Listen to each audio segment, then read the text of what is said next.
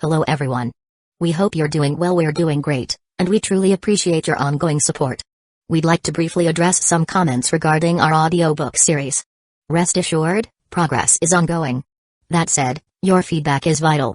If there's a novel you particularly enjoy and want to hear more of, please let us know in the comments.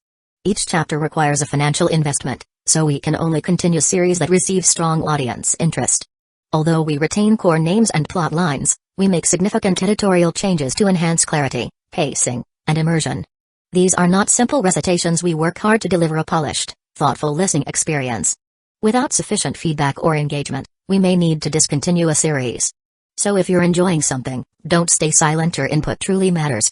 Note, our default audio speed is 3x. If that's too fast, let us know. We're happy to adjust it. Interested in early access to unreleased audiobooks? Visit our Patreon. You'll get to experience new content before it reaches YouTube. Just to clarify, I'm a fan like you. I've purchased these novels and adapted them with care, while respecting all rights and guidelines. For updates, follow us on Facebook and Twitter, X. YouTube update: recently, YouTube flagged some of our content for including mature themes, realistic violence, and darker story elements. As a result, we've decided to stop uploading anything that violates YouTube's guidelines. If you'd like access to the full, uncut versions including the more intense or mature content, you can find them on our Patreon page, where we upload everything first. Available now on Patreon: Shattered Innocence transmigrated into a novel as an extra. Transmigrating over 10,000 years late, I was forced to become a mighty presence. I, the celestial dragon, rule the heavens through the double gate, reigning supreme in countless worlds with peace taming, Tower of God sequence strength, cultivation when you take things to the extreme. Naruto is an Uchiha with cyst. WTF, the centuries-old ancestor in our family take concubine again. Plus 18, Ichi, reincarnated in Bleach as a wizard. Thanks for listening and happy listening. Chapter 1, Awakening Day. Good news, he had transmigrated into a game world centered around beast taming. Bad news, he wasn't a lore enthusiast. Lee Kung-soo was filled with regret. If only he had taken the time to patiently go through the game's storyline instead of skipping it. Thinking about the hidden opportunities in the plot that had slipped away, his remorse deepened. The regret on Lee Kung-soo's face stood out starkly against the lively and excited atmosphere of the classroom, catching the attention of his deskmate. Chen-Lu poked Lee Kung-soo's arm with her finger and asked with concern, "What's wrong? Did something happen?" "It's nothing." Lee Kung-soo belatedly turned to look at his deskmate, Chen-Lu. She was the kind of beautiful girl you'd only see in anime. Her eyes sparkled like the brightest stars in the night sky, radiating liveliness and energy. She was like a carefree fawn in the forest, full of vitality and vigor. On the first day of school, was it normal for a beautiful girl like her to be so familiar with him? Lee Kung-soo's suspicious nature kicked in.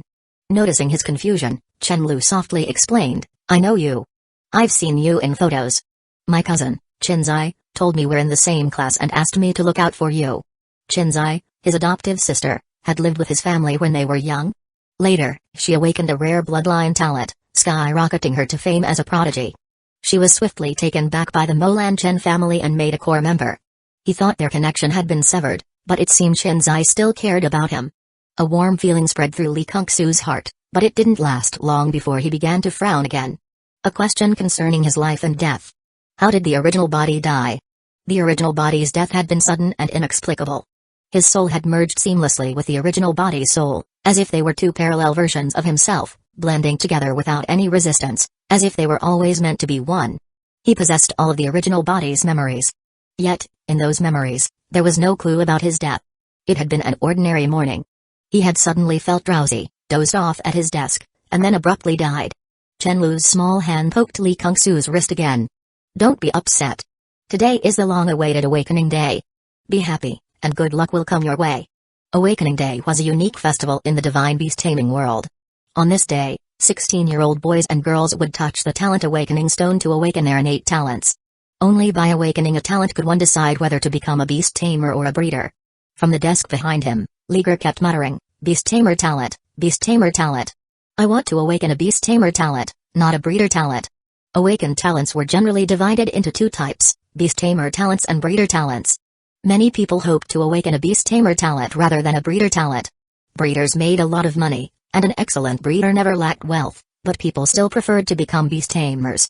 Breeders earned their money steadily, while beast tamers ventured out to explore and claim resources, essentially grabbing money. Grabbing money was more appealing than earning it. Due to the demands of war, society favored beast tamers, and many people idolized them. Lee Kung-soo's expectations weren't high. Whether it was a beast tamer talent or a breeder talent, as long as he awakened something, it would be fine. The worst outcome would be awakening nothing at all.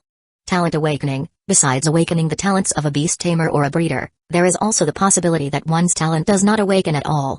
Even without awakening a talent, one can still become a beast tamer. However, those who do not awaken a talent cannot enjoy the resource support policies of the Alliance and will be looked down upon wherever they go. The homeroom teacher, Kao Xianzu, walked into the classroom holding a stone that emitted a rainbow-colored light. Instantly, the classroom fell silent, and everyone's eyes were fixed on the talent awakening stone. Kao Xianzu spoke up, "Now we will begin the talent awakening. Please remain quiet and proceed in an orderly manner. Report truthfully what type of talent you have awakened. As for the specific talent, you can choose whether to disclose it or not. My suggestion is to consider carefully, and it's best not to reveal it to avoid leaking information and being targeted by malicious individuals. Number 1, Xiangbei, come up to the stage." A boy with an exceptionally robust build stood up.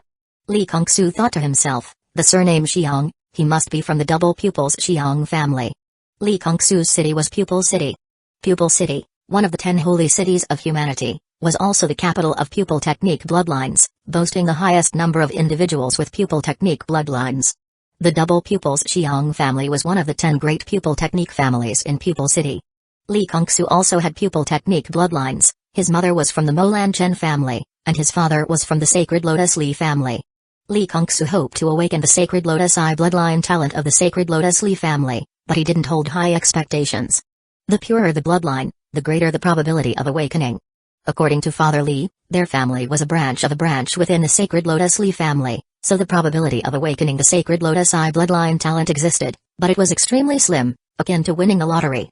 Don't set your expectations too high. The greater the expectation, the greater the disappointment. The smaller the expectation, the smaller the disappointment. Without expectation, there is no disappointment. Xiangbei stepped onto the stage and touched the talent awakening stone. In an instant, the stone lit up with a blue light. Kao Xianzu's lips curled up, unable to suppress his smile. A great start. The first one to awaken a rare blue talent. Talents were divided into 5 levels: white common, green elite, blue rare, purple epic, and golden legendary. For ordinary people, awakening an elite level talent was already quite good. Kao Xianzu eagerly asked, "Is it a beast tamer talent or a breeder talent?" Xiangbei's arm veins bulged as he lifted the podium desk. "It's the beast tamer talent, monstrous strength. Monstrous strength, blue rare, beast tamer talent, grants the beast tamer and their contracted beast monstrous strength." Kao Xianzu's smile widened, almost splitting his face. Monstrous strength, a power-type talent, was highly practical in battles. Despite awakening the monstrous strength talent, Xiangbei was not happy. He had not awakened his bloodline talent, double pupils. Bloodline talents and normal talents did not conflict, they could coexist. If Xiangbei had also awakened his bloodline talent, he would have possessed both, monstrous strength, and double pupils, making his path as a beast tamer smooth and unobstructed as long as he remained diligent. There were 3 ways to awaken a bloodline talent. First, innate awakening, where the bloodline talent awakens at birth. These individuals have extremely pure bloodlines. Second, self-awakening, where the bloodline talent naturally awakens as one grows. The probability of self-awakening is highest before the age of 16. The bloodline purity of these individuals is not as high as the former, but it is still good. Third, stimulation by the talent awakening stone. Touching the talent awakening stone has a small probability of awakening a bloodline talent. Xiangbei failed to awaken a bloodline talent this time when he touched the talent awakening stone, and it's highly unlikely he will awaken one in the future. Double pupils is a purple epic level talent, 1 tier higher than monstrous strength. Failing to awaken it, Xiangbei couldn't possibly be happy. Number 2, Wu Wei, step onto the stage.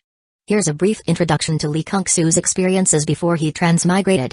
He was paralyzed for a year after being hit by a car. A year later, the virtual reality game Divine Realm was released, and he played it for 40 years. For the first 20 years, Divine Realm was incredibly glorious. In the latter 20 years, as other virtual reality games emerged, the player base of Divine Realm dwindled significantly. Since the old game pods were incompatible with other virtual reality games, Lee Kung-soo played Divine Realm alone for 20 years. Chapter 2, Divinity Endowment. Number 24, Liger, come up to the stage. Most of the students awakened ordinary white talents that emitted a white glow. Occasionally, 1 or 2 green talents appeared, and aside from Xiang Bei, no one else had a blue talent. White was the norm, green was an anomaly, and blue was a pleasant surprise. Of course, some awakened talents, while others did not. For instance, Liger, who sat at the back, did not awaken any talent. Number 29, Chen Lu, come up to the stage. As Chen Lu's fingertips touched the talent awakening stone, a dazzling purple light burst forth in the classroom. Excellent! Cao Xianzu exclaimed in ecstasy, unable to contain his excitement. It was purple, and not just any ordinary purple, it was a deep, rich purple. A single purple talent wouldn't make the talent awakening stone shine so brilliantly. Only 2 purple talents could make the stone radiate such a dazzling light. In that moment, Chen Lu's pupils transformed into a distinct black and white ink orchid. Chen Lu had awakened the Ink Orchid Eye, a talent of the Ink Orchid Chen family. Ink Orchid Eye, Purple Epic, Beast Tamer talent, 2 pupil techniques, Ink Orchid Mechanism and Ink Orchid Protection. Ink Orchid Mechanism, anything with insight can be assembled into a functional mechanical device. Ink Orchid Protection, conjures an Ink Orchid to shield oneself, providing absolute defense. As long as the pupil energy is not exhausted, the enemy cannot break through the Ink Orchid. Cao Xianzai asked with a hint of nervousness, is the other talent a Beast Tamer talent or a Breeder talent? A Beast Tamer talent would be fine, but if it were a Breeder talent, the teachers from the Breeder class would come to snatch her away. After all, who wouldn't covet a purple talent, especially a dual purple one as magnificent as a grand refrigerator? Chen Lu frowned slightly, it is both a Beast Tamer talent and a Breeder talent. Among the awakened talents, there was a special category that combined the effects of both Beast Tamer and Breeder talents. Cao Xianzai smiled. As long as it could be classified as a Beast Tamer talent, no one could take his student away, and no one would have an excuse to do so.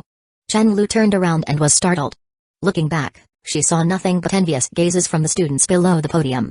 With 2 purple talents, as long as she didn't die, she was destined to become a dominant force just below the level of a king. Li Kongsu could foresee that after school, the Chen family would surely come to take Chen Lu away, elevating her from an ordinary branch member to a core member. This was the usual practice of bloodline families. While bloodline talents were indeed advantageous, the alliance actually favored civilian geniuses who had not awakened any bloodline talents. Bloodline talents provided great convenience in the early stages but became the biggest obstacle in the later stages. For those with bloodline talents, the difficulty of breaking through to the king level was 5 to 10 times greater than for those without. Breaking through to the king level was already challenging, and adding the difficulty of a bloodline talent made it even harder. Very few could achieve it. This was evident from the number of king-level beast tamers in the alliance. Out of every 3 king-level beast tamers, only 1 came from a prestigious family, while the other 2 were from civilian backgrounds. In fact, not awakening a bloodline talent wasn't a big deal.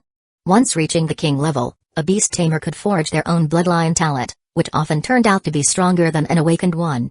Number 30, Li Kongsu, come up to the stage. It was Li Kongsu's turn. With a heart full of excitement, he stepped onto the stage. The moment he touched the talent awakening stone, time seemed to stand still. In fact, it wasn't that time had stopped, but Li Kongsu's consciousness had accelerated to the point where it created the illusion that time around him had ceased. Would you like to use the God's Life Pearl? A line of text appeared before his eyes. The God's Life Pearl? Li Kongsu's breathing suddenly became rapid, his pupils dilated, his blood flow accelerated, and his heart pounded uncontrollably. This heaven-defying item had actually crossed over with me. The God's Life Pearl was the reward Li Kongsu received for defeating the final boss and completing the main storyline of Divine Dominion. The effects of the God's Life Pearl were so powerful that they could be described as heaven-defying. Its effect was to randomly awaken a unique legendary talent. The so-called unique talent would only appear once in the world. Unless the owner died, future generations would have a chance to possess it again. Use it. Li Kongsu said with a trembling heart. Usage successful. Congratulations on awakening Divinity Endowment. Divinity Endowment? Divinity Endowment. Li Kongsu recalled this talent and took a sharp breath. He had actually randomly awakened it. Li Kongsu was familiar with the Divinity Endowment talent, having fought against the time projection of the Black Hell Incarcerator, a boss who possessed this talent. In the game's lore, the Black Hell Incarcerator, due to his terrifying potential, was discovered by the Time Observer, the future prophet. Fearing the Black Hell Incarcerator's monstrous talent potential, the future prophet allied with numerous final bosses at the time to trap the Black Hell Incarcerator, whose spatial system was not yet fully developed, into a black hell created by a massive black hole. Divinity Endowment, Golden Legend, Unique, Beast Tamer Talent, grants a pet an infinite growth potential talent, The awakening of the unique talent did not cause any commotion because the talent awakening stone could not detect unique talents. Therefore, unique talents were also known as colorless uniques. The divine artifact conceals itself, which is good. Wait, no, it's not good. Since the talent awakening stone didn't light up, wouldn't it seem to others that I hadn't awakened any talent? Lee Kung-soo alternated between joy and worry. The next moment, his worries dissipated as the talent awakening stone emitted a blue light. After using the God's Life Pearl, I can still awaken a talent, and luckily, it's a rare blue tier talent. I celebrated too early. It's a breeder talent. Bountiful pasture, breeder talent, blue rare, makes a pasture incredibly fertile, abundant with fruits, and thriving with livestock. Cao Xianzu asked, what type of talent is it? Lee Kung-soo hesitated for a moment, wondering if he should pretend it was a beast tamer talent. After some thought, he decided it wasn't necessary. Even if he had awakened a breeder talent, he could still be a beast tamer, though others might not view him favorably. Moreover, pretending to have a beast tamer talent would require hiding the bountiful pasture talent. Hiding bountiful pasture would mean not being able to use it, as this talent required a pasture to function, and using it would inevitably expose it. To hide it, Lee Kung-soo would have to never use it in his lifetime. What's the point of awakening a talent if you don't use it? Especially a blue-tier talent. Wasting such a treasure would surely invite divine retribution. It's a breeder talent, bountiful pasture. Cao Xianzu was somewhat disappointed. Why a breeder talent? If it had been a beast tamer talent, he would have gained a promising candidate with 1 purple and 2 blue talents, surely exceeding this year's performance targets and securing an excellent teacher award. If Lee Kung-soo knew Cao Xianzu's thoughts, he would say, "Teacher, you're still too naive. The purple card among the 1 purple and 2 blue cards, you can't hold on to it. Not only can you not keep it, but the school can't either. This purple card would most likely be snatched away by the number 1 high school, which has better educational resources." Cao Xianzu asked, "Will you choose to become a beast tamer or a breeder?" Without a moment of hesitation, Lee Kung-soo replied, "Beast tamer." Chapter 3, Contract Slots. Beast tamers enjoy benefits such as resource subsidies and guidance from renowned mentors, while breeders only receive the benefit of mentorship. Moreover, breeders have to learn a vast array of knowledge and must engage in practical training at breeding gardens, leaving them with little time to train their pet beasts. It is common for young people to aspire to become beast tamers. Cao Xianzu offered a few words of advice, speaking highly of the breeder profession, but Lee Kung-soo remained unmoved. His goal had always been clear, to become a beast tamer. Becoming a skilled breeder takes about 10 years, much like the medical profession in his previous life. Although it can be lucrative, it requires extraordinary effort. Encouraging someone to study medicine is like inviting a thunderbolt, they say. The same applies to breeders. Encouraging someone to become a breeder is akin to inviting a thunderbolt. Cao Xianzu clapped his hands and said, "Everyone, quiet down. Next, we'll complete our second task, testing contract slots. Contract slots determine how many pet beasts a beast tamer can contract. Contract slots are randomly assigned. Some people have as many as 100, while others have none at all. Even with talent, without contract slots, one cannot contract pet beasts and thus cannot become a beast tamer. Contract slots can be expanded using expansion items. However, expansion items are extremely difficult to obtain. For a genius like Chen Luxiang, who possesses a rare purple tier talent, the Chen family would only grant her an expansion item if she made significant contributions to the family. As for obtaining expansion items through school, Lee Kung-soo's number 17 high school couldn't provide even one, as the school's treasury had none. Even if they did, they would be snatched up immediately. Only schools like Tongta number 1 high school, with abundant resources, would offer expansion items as rewards. There are restrictions on using expansion items. Using the same type of expansion item is only effective the first time. The second time, it is useless. I wonder how many contract slots I have? Lee Kung-soo thought. In his previous life, players didn't have this worry. Their contract slots were fixed at 12. Though it was said to be 12, in reality, only 6 were available initially. The remaining 6 could only be unlocked after reaching the king level. Cao Xianzu carefully retrieved the contract slot detector from the safe. Number 1, Xiangbei. Another auspicious start. Xiangbei was found to have 9 contract slots. The qualifying line for contract slots is 6, as beast taming battles often involve 6v6 matches. If one can't even muster 6, how could they compete? Number 2, Wu Wei. Number 29, Chen Lu. The testing proceeded quickly, and soon, almost the entire class had been tested. Among them, Liger had the most contract slots, with a staggering 36. The moment the result was revealed, Liger jumped with excitement. He had thought that without awakening a talent, he couldn't become a beast tamer, but now, the situation had taken a turn for the better. Next was Chenlu, who had 15 contract slots. Her calm expression suggested she had already been tested beforehand. As for the contract slot detector, as long as one had money, they could acquire one. However, talent awakening stones were another matter. No amount of wealth or influence could buy them, as they were strictly controlled by the Alliance. After school, the school would immediately return the talent awakening stones to the Alliance. Losing even one would be treated as a major incident. Number 30, Li Kongsu. It was Li Kongsu's turn. As for the number of contract slots, Li Kongsu didn't have excessive expectations. He only hoped for at least 6. Cao Xianzu looked at the detector's result. 3 contract slots. Huh?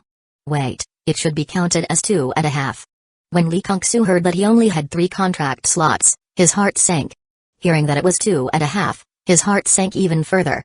The classmates below were puzzled. Aren't contract slots supposed to be whole?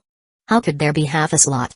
Cao Xianzu explained, one of your contract slots is a defective contract slot, something rarely seen in a century. A defective contract slot is very special and rare. Because it is defective, it cannot contract high-level or high-quality pet beasts. It can only contract low-level, low-quality pet beasts, such as green cotton worms, red weak carps, slimes. In other words, Li Kongsu's contract slots consisted of 2 regular slots and 1 defective contract slot. Cao Xianzu said, I'm sorry, student, but with so few contract slots, you cannot become a beast tamer. Li Kongsu replied, if I have few contract slots, I can use expansion items to increase them. Cao Xianzu flipped through Li Kongsu's file and shook his head. Given Li Kongsu's family situation as recorded in the file, Cao Xianzu didn't believe he could obtain expansion items. Moreover, Li Kongsu wasn't just missing 1 contract slot, he was missing 3. This meant Li Kongsu would need to acquire 3 extremely rare and expensive expansion items just to meet the basic requirement of 6 contract slots for a beast tamer's pet beast team. Cao Xianzu said, student, given your situation, you are most suited to become a breeder. Li Kongsu insisted, no, I want to be a beast tamer. This wasn't stubbornness on Li Kongsu's part. In the world of divine beast taming, the profession of a beast tamer was the path to greatness. This was a world where strength was everything. If you had strength, you had everything. And a beast tamer was synonymous with strength. As for a breeder, that was synonymous with support. Cao Xianzu said, I will report your situation to the school, but don't get your hopes up. Your situation is special, with so few contract slots, you are not suited to be a beast tamer. Moreover, you have awakened a blue breeder talent. It is highly likely that you will be forcibly transferred to the breeder class. Cao Xianzu spoke very tactfully. Highly likely? That meant he would definitely be transferred to the breeder class. Li Kongsu frowned. Ignoring personal wishes, is the school really that domineering? Can I transfer to another school? Cao Xianzu shook his head. It doesn't matter which school you transfer to, they will all move you to the breeder class and make you a breeder. This isn't about being domineering, it's the policy of the Alliance. The trend of aspiring to become beast tamers was too severe. Everyone wanted to be a beast tamer, and no one wanted to be a breeder. Yet society couldn't function without breeders. To prevent talented individuals who could become breeders from going astray and wasting their potential by stubbornly pursuing a path as a beast tamer with limited prospects, the Alliance had introduced a series of related policies. Li Kongsu's head ached. The 2.5 contract slots had disrupted his plans for the future. Returning to his seat, Chen Lu whispered comfortingly, actually, being a breeder isn't so bad. You don't have to go out and take risks, you can earn money just by staying in the city. Li Kongsu said, I wanted to earn money to raise pet beasts by competing in matches. If I become a breeder, I won't be able to participate in matches. The school regularly held small competitions, and the rewards for these competitions were very generous. If Li Kongsu could win these rewards, he could grow quickly, like a snowball rolling bigger and bigger. These small competitions were held for students in the beast tamer class. Students in the breeder class couldn't participate. Breeding is a vast field of study that requires learning a great deal. Schools won't allow students in the breeder class to waste time on competitions where they're destined to achieve no results, as it would hinder their studies. In fact, the school's approach is quite correct. Breeders are generally weaker than beast tamers, and with their heavy academic workload, participating in competitions would only mean being an also-ran. Apart from wasting time and hindering their studies, it's simply not worth it. Therefore, breeders are not allowed to participate. Chapter 4, The Wealthy Lady and the Eccentric Sister. Chen Lu asked in confusion, The competition doesn't specify that breeders can't participate. This year, the first contestant in the Star Silver tournament was a female breeder. Lee Kung-soo explained, "My bad for not being clear. The competition I was referring to is the one held at school, not the official events organized by the Alliance." Cao Xianzu reminded everyone to be safe on their way home and not to casually reveal their innate talents before announcing the end of the school day. There wasn't much going on today, so keeping the students at school didn't make much sense. As for classes, they would officially start tomorrow after the class assignments. As soon as Cao Xianzu left, the classroom immediately became noisy. Many girls surrounded Chen Lu, adding her pet communication account, while Lee Kung-soo was pushed out of his seat by the surge of girls. On the way home, apart from discussing who had awakened impressive talents, most of the conversation revolved around choosing which pet beast to get. Those with money planned to buy their pet beasts from the creature pet store, while those without money waited to select the free pet beasts provided by the Alliance. The potential of pet beasts from the creature pet store was much better than those given for free by the Alliance. However, the vast majority chose the Alliance's free pet beasts because pet beasts were simply too expensive. A regular pet beast cub cost at least 100,000, and one with better qualifications could cost several hundred thousand, which was unaffordable for most families. As they stepped out of the school gate, a red sports car caught their attention. It wasn't the car that was eye-catching, but the stunningly beautiful girl inside. Her hair fluttered in the wind, and her star-like eyes gazed at the world, unconsciously captivating everyone's attention. Several people, distracted by her beauty, bumped into the lampposts on either side of the school gate, and one even tumbled into the flower bed by the roadside. The principal, watching this scene from the rooftop, twitched his lips a few times. The quality of this year's students is a bit concerning. The girl waved her hand, and Chen Lu ran over to her. Lee Kung-soo guessed that this was probably someone from the Molan Chen family coming to pick up Chen Lu. The girl whispered a few words to Chen Lu, who then got into the car and waited, while the girl stepped out and walked towards Lee Kung-soo. "Looking for me?" "Probably not." Lee Kung-soo didn't know such a beauty. When the girl reached Lee Kung-soo, she said with a hint of annoyance, "Why are you staring at me?" "Everyone's staring, but you're only picking on me?" Lee Kung-soo was furious. "Are you looking for trouble?" Lee Kung-soo was angry but didn't act on it. There's a rule in the game deity control: the more beautiful the person, the more dangerous they are. With this girl's looks, she could be the face of the 10 holy city capital. Such a beauty was not to be trifled with. Lee Kung-soo's thoughts raced, and he quickly came up with a solution. "Apologize. As long as I apologize quickly, no one in the capital can mess with me." Before Lee Kung-soo could apologize, the girl spoke. "Don't you know how to call me sister?" "Huh?" The girl pinched both of Lee Kung-soo's cheeks. "Call me sister." "Who are you? Am I that easy?" "Sister." The girl said discontentedly, "That didn't sound sincere at all." "Say it again." "Don't push it." "Sister." The girl said, "Little Sue, you still haven't recognized me. I'm so disappointed." "She knows my nickname? Could she be someone I know?" "She knows Chen Lu. Could she be?" Lee Kung-soo tentatively asked, "Chen's eye?" "It seems you haven't forgotten me." Chen's eye nodded in satisfaction, then put her hands on her hips and said angrily, "Why didn't you call me Sister Chen's eye?" This woman changes her expressions so smoothly, like a Szechuan opera face-changing master. Chen's eye straightened Lee Kung-soo's collar and asked, "What talent did you awaken?" "Bountiful pasture." "That's a great talent.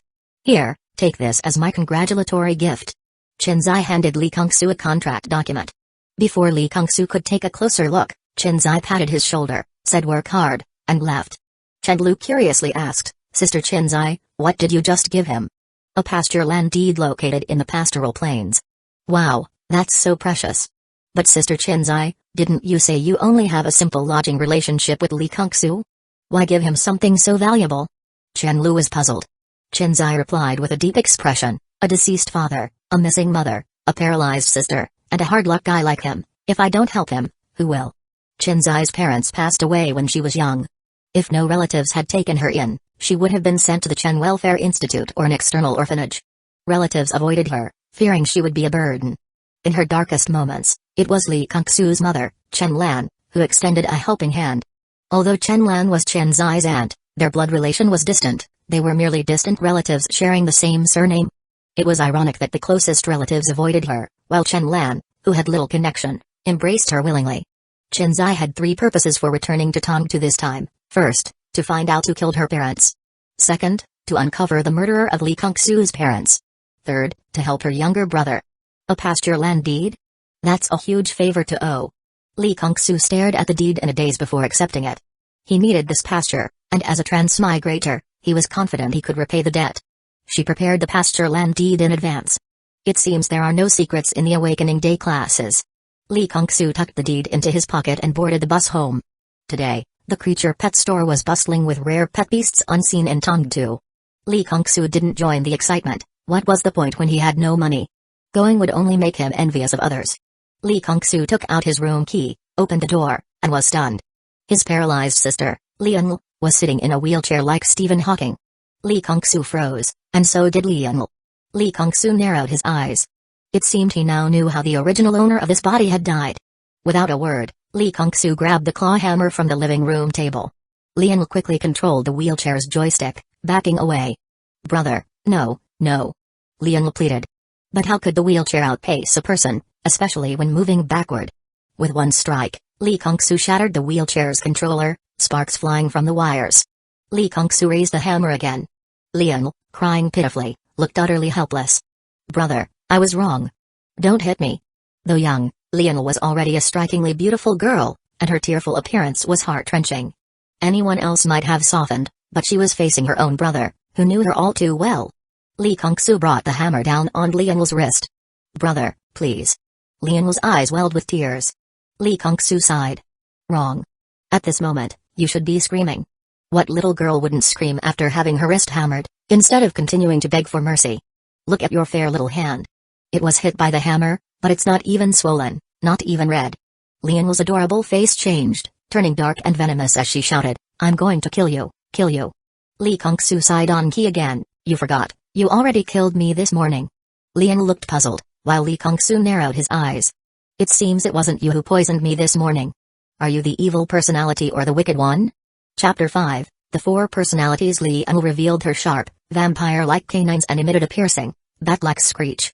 Li Kongsu said, "So it's the blood personality." Lianl's condition was unique, so unique that even in his previous life, Li Kongsu had never encountered a similar case in the game. Lianl wasn't paralyzed due to an accident, her paralysis was man-made, and the one who caused it was none other than her original self. The original self had driven 72 spirit restriction nails into Lianl's body, rendering her immobile and bedridden. Was the original self a pervert? Of course not. Far from harming her, he was actually protecting her. 100 years ago, humans in the deity control world occupied 70% of the continent's territory.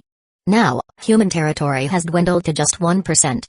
100 years ago, the population of the deity control world was 75 billion. Now, it stands at 740 million, just 1% of what it once was. The drastic reduction in territory and population was all due to a great catastrophe, and the culprits behind this disaster were the Outer Four Gods. The peculiarities in Lianl's body originated from the Outer Four Gods. The powers of these four heretical gods had corroded Lianl, turning her into a cunning and vicious monster. The Outer Four Gods hailed from 4 different worlds, and their powers were incompatible. To contain the powers of all 4 gods within a single, immortal body was something Li Kongsu had never seen before, truly one of a kind. Her personality had been influenced by the 4 gods, splitting into 4 malicious sub-personalities. Her sister wasn't entirely beyond saving. The main personality was a good one, but the branches were stronger than the trunk. The main personality was suppressed by the 4 sub-personalities, and it could only take control of the body for a very short time each day. Even when it did, it couldn't communicate with Li Kongsu. All 4 sub-personalities had a talent for acting. Each would pretend to be the main personality, trying to win Li Kongsu's sympathy in an attempt to remove the spirit restriction nails. Li Kongsu couldn't tell whether it was the main personality or sub-personality speaking. The original self had immobilized Lianl with the spirit restriction nails to prevent her from going out and harming others, and also to protect her from being eliminated by the Alliance as a heretic. Lianl had always been immobile, but today she suddenly moved and even climbed onto her wheelchair. Adding to that, the original self had suddenly died this morning. Li Kongsu had reason to suspect that Lianl had gotten up, poisoned his breakfast, and killed him. As for where the poison came from, Lianl's blood was the most terrifying poison. However, this is just my one-sided speculation. To verify it, I need to ask Lianl. Deep down, Li Kongsu still harbored a sliver of reluctance to believe. He didn't want to believe that his sister would harm him, even if she had become an uncontrollable monster. In the blink of an eye, midnight arrived. Li Kongsu questioned the blood personality, the evil personality, the heretical personality, and the demon personality. My guess seems to be wrong. It wasn't my sister who killed me. The other three personalities showed no knowledge of the event. Although Lian's heretical personality admitted to killing him, Li Kongsu could tell at a glance that the heretical personality was lying. Although Lian's four sub-personalities were all cunning, they had too little experience in this area. Their acting skills weren't up to par, and they couldn't deceive Li Kongsu. If it wasn't my sister who killed me, then who did? Lian, lying on the couch, suddenly spoke up, "Brother, I'm missing one spirit restriction nail inside me." The only one who would tell him that she was missing a spirit restriction nail inside her body had to be her main personality, his sister. The four evil sub-personalities would only conceal the truth. Upon hearing this, Li Kongsu immediately fetched the spirit restriction tuning fork made of spirit restriction iron to verify. He struck the tuning fork with the spirit restriction ram horn hammer, causing it to vibrate and resonate with the spirit restriction nails inside Lian's body. He counted the nails that lit up. 1, 2, 3. 71. 71 nails. Indeed, one was missing. The spirit restriction nail in her right wrist had disappeared. Li Kongsu's expression turned grim. Lian couldn't move, she couldn't have removed the nail herself. So who had taken it out? Why had they only removed one nail? Why not remove all of them and completely free Lian? How did the person who removed the nail from Lian's body know that there were nails inside her in the first place? Could they have already discovered Lian's secret? And then there was the sudden death of his original body earlier that morning. Could it have been their doing? Li Kongsu paced back and forth anxiously in his home. Who was this person, or perhaps, who were they? No, I can't keep obsessing over their identity. I'm in the light, they're in the shadows. Guessing won't help me figure out who they are. Let's make a hypothesis. That person is the one who caused my sudden death this morning. If they hear that I'm still alive, what would they do? They'd probably act again. Set a trap to catch them. No, I don't know how strong they are. Besides, I'm not a beast tamer yet. I don't have the strength to capture them. Call the police. I don't have solid evidence. There's no way to convince the police that someone is secretly trying to harm me. Even if he requested police protection, what good would it do? Even if he stayed at the police station, he'd have to leave eventually. There's no such thing as being on guard forever. Moreover, involving the police might risk exposing Lian's secret, something Li Kongsu could not accept. This won't work, that won't work. What should I do? Li Kongsu tugged at his hair, his anxiety growing. Panicking won't help you come up with a solution, Li Kongsu. Stay calm, stay calm. Saying stay calm doesn't actually calm someone down. But Li Kongsu knew that only by thinking calmly could he find a glimmer of hope. Unable to calm down, he forced himself to use a physical method to cool his mind. He filled the bathtub with cold water, fetched a large block of ice from the freezer, and tossed it in. The icy water submerged his head, extinguishing the restlessness in his heart and restoring clarity to his mind. Let's hypothesize, if I hadn't transmigrated and revived, if I had died normally, everything would have gone according to their plan. What would have happened? I would have died, and the school would have informed my family, my only family being my paralyzed sister. When my sister learned of my death, she would have been devastated. The four sub-personalities might not have broken down, but the main personality, my sister, certainly would have. In despair, people can unleash terrifying power, especially my sister, who has been corrupted by the power of the four gods. Moreover, with one of the 72 spirit restriction nails missing, the seal would have been compromised. In her despair, my sister would have broken free from all restraints, fully embraced the power of the four gods, and transformed into a monstrous being. So, their target was never me. It was my sister. Li Kongsu analyzed the situation calmly, and as he reached the end, his eyes grew brighter. Understanding the enemy's goal allowed Li Kongsu to devise a countermeasure. Boom! A bolt of lightning struck, illuminating the entire city. The lightning was like a warrior's bugle, sounding the signal for attack. The rain followed its call, pouring down in torrents. In the blink of an eye, the outside was drenched in a heavy downpour. Li Kongsu gazed at the rain outside the window and muttered, "Heaven is on my side. Your goal is my sister, but I will make sure you fail." Chapter 6, Contracting the Slime. Li Kongsu took out a long dusty oil lamp, poured in the guardian eye oil, put on a raincoat, and also draped one over his sister. Armed with a shovel, he headed out. He tied his sister to his back with a rope, mounted his bicycle, and rode to the pastoral plains. He randomly chose a spot, dug a hole, and buried his sister, Lian, inside. This was the plan Li Kongsu had devised to deal with the mysterious person who had extracted a spirit restriction nail. Since the target was Lian, he decided to bury her in the ground to hide her from the mysterious figure. Lian pleaded in a pitiful tone, "Brother, don't bury me in the ground. I'm afraid of the dark." "Which personality are you trying to deceive me with this time?" Blood? Evil? Wicked? Demon? The real Lian isn't afraid of the dark. She loves it. When we were kids and played on the bed, she would always close the curtains, turn off the lights, and play in the dark, Lee Kong-soo reminisced with a nostalgic expression.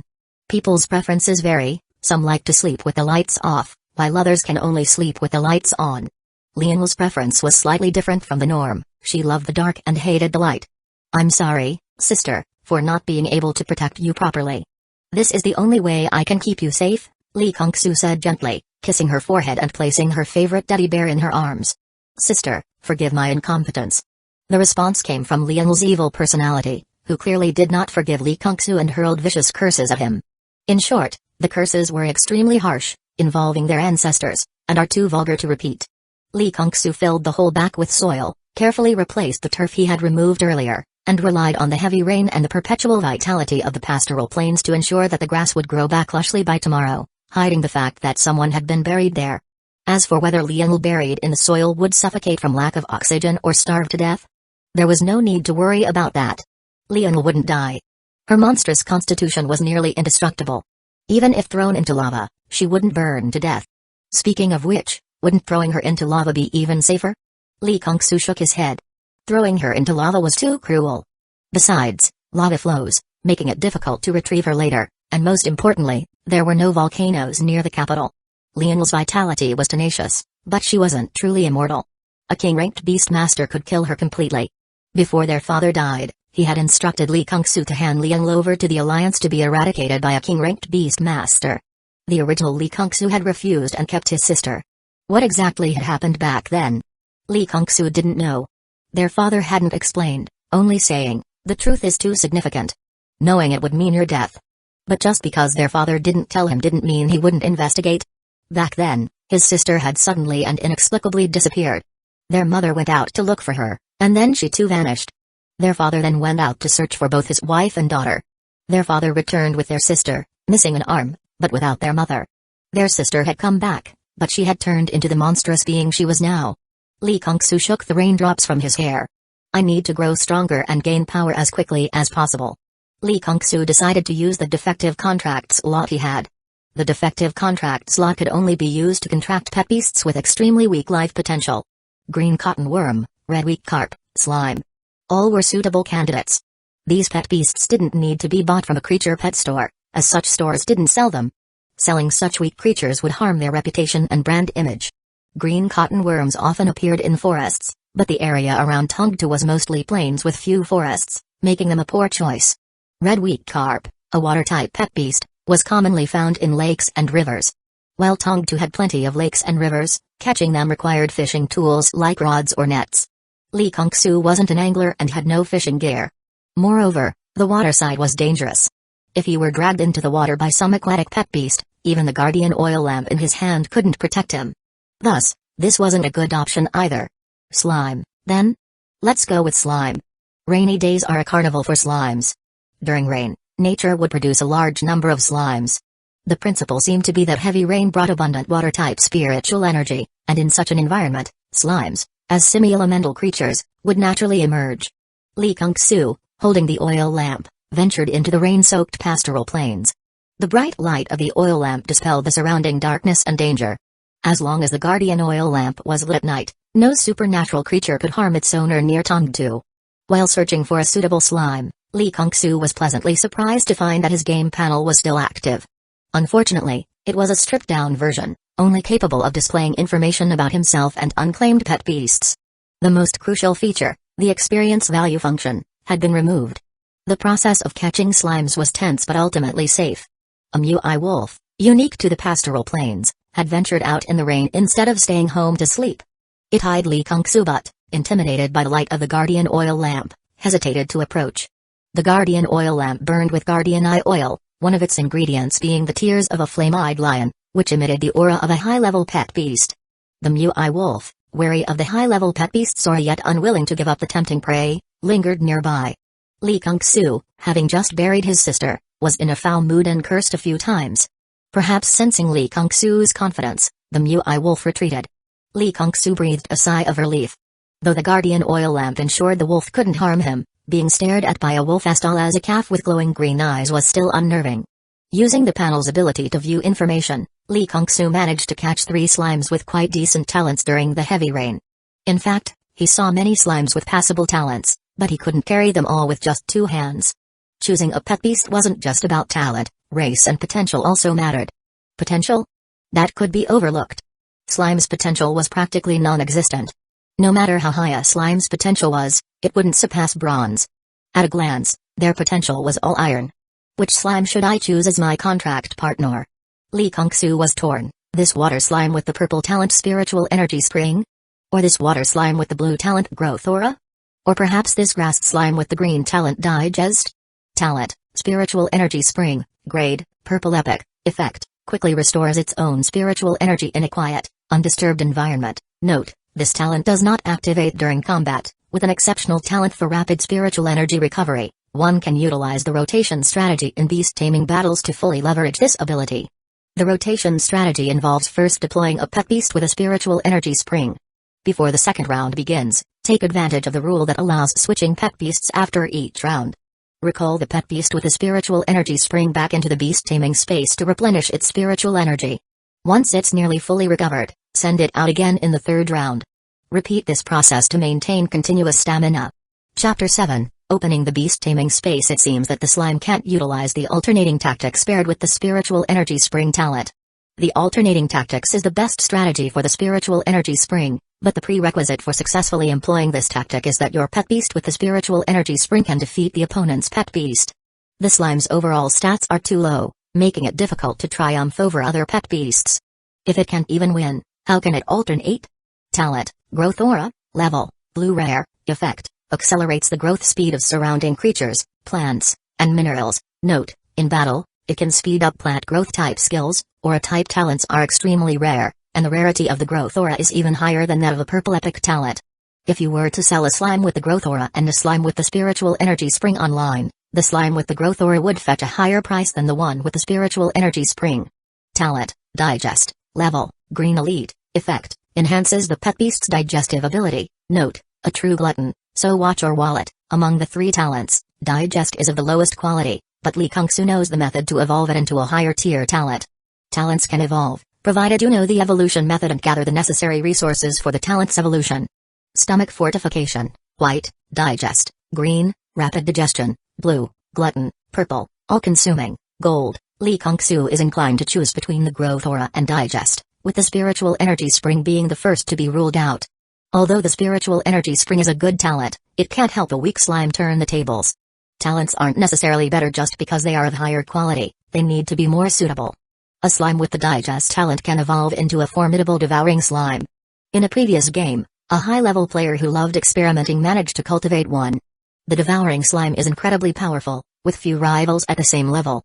The cost, however, is that it consumes too many resources. The resources that could have been used to cultivate 10 Lord-level pets were spent on just one gold-level devouring slime. That high-level player who loved experimenting only managed to cultivate the devouring slime to the gold level before stopping. The reason was that it was too resource-intensive. If he continued, he would have run out of resources to cultivate his main pet beast and would have fallen out of the ranks of top-tier players in divine taming. After some hesitation, Lee Kung-soo picked up the slime with the growth aura. The cost-effectiveness of cultivating a devouring slime is too low.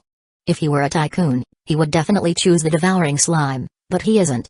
Aside from the low cost-effectiveness of the devouring slime, there are 2 other reasons for choosing the slime with the growth aura.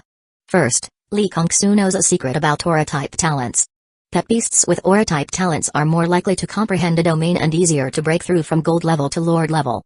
There is a vast chasm between gold level and lord level, and only by crossing this chasm can one be called a true powerhouse. This chasm is extremely difficult to overcome, and many talented individuals have been stuck at this stage, ending their lives in frustration.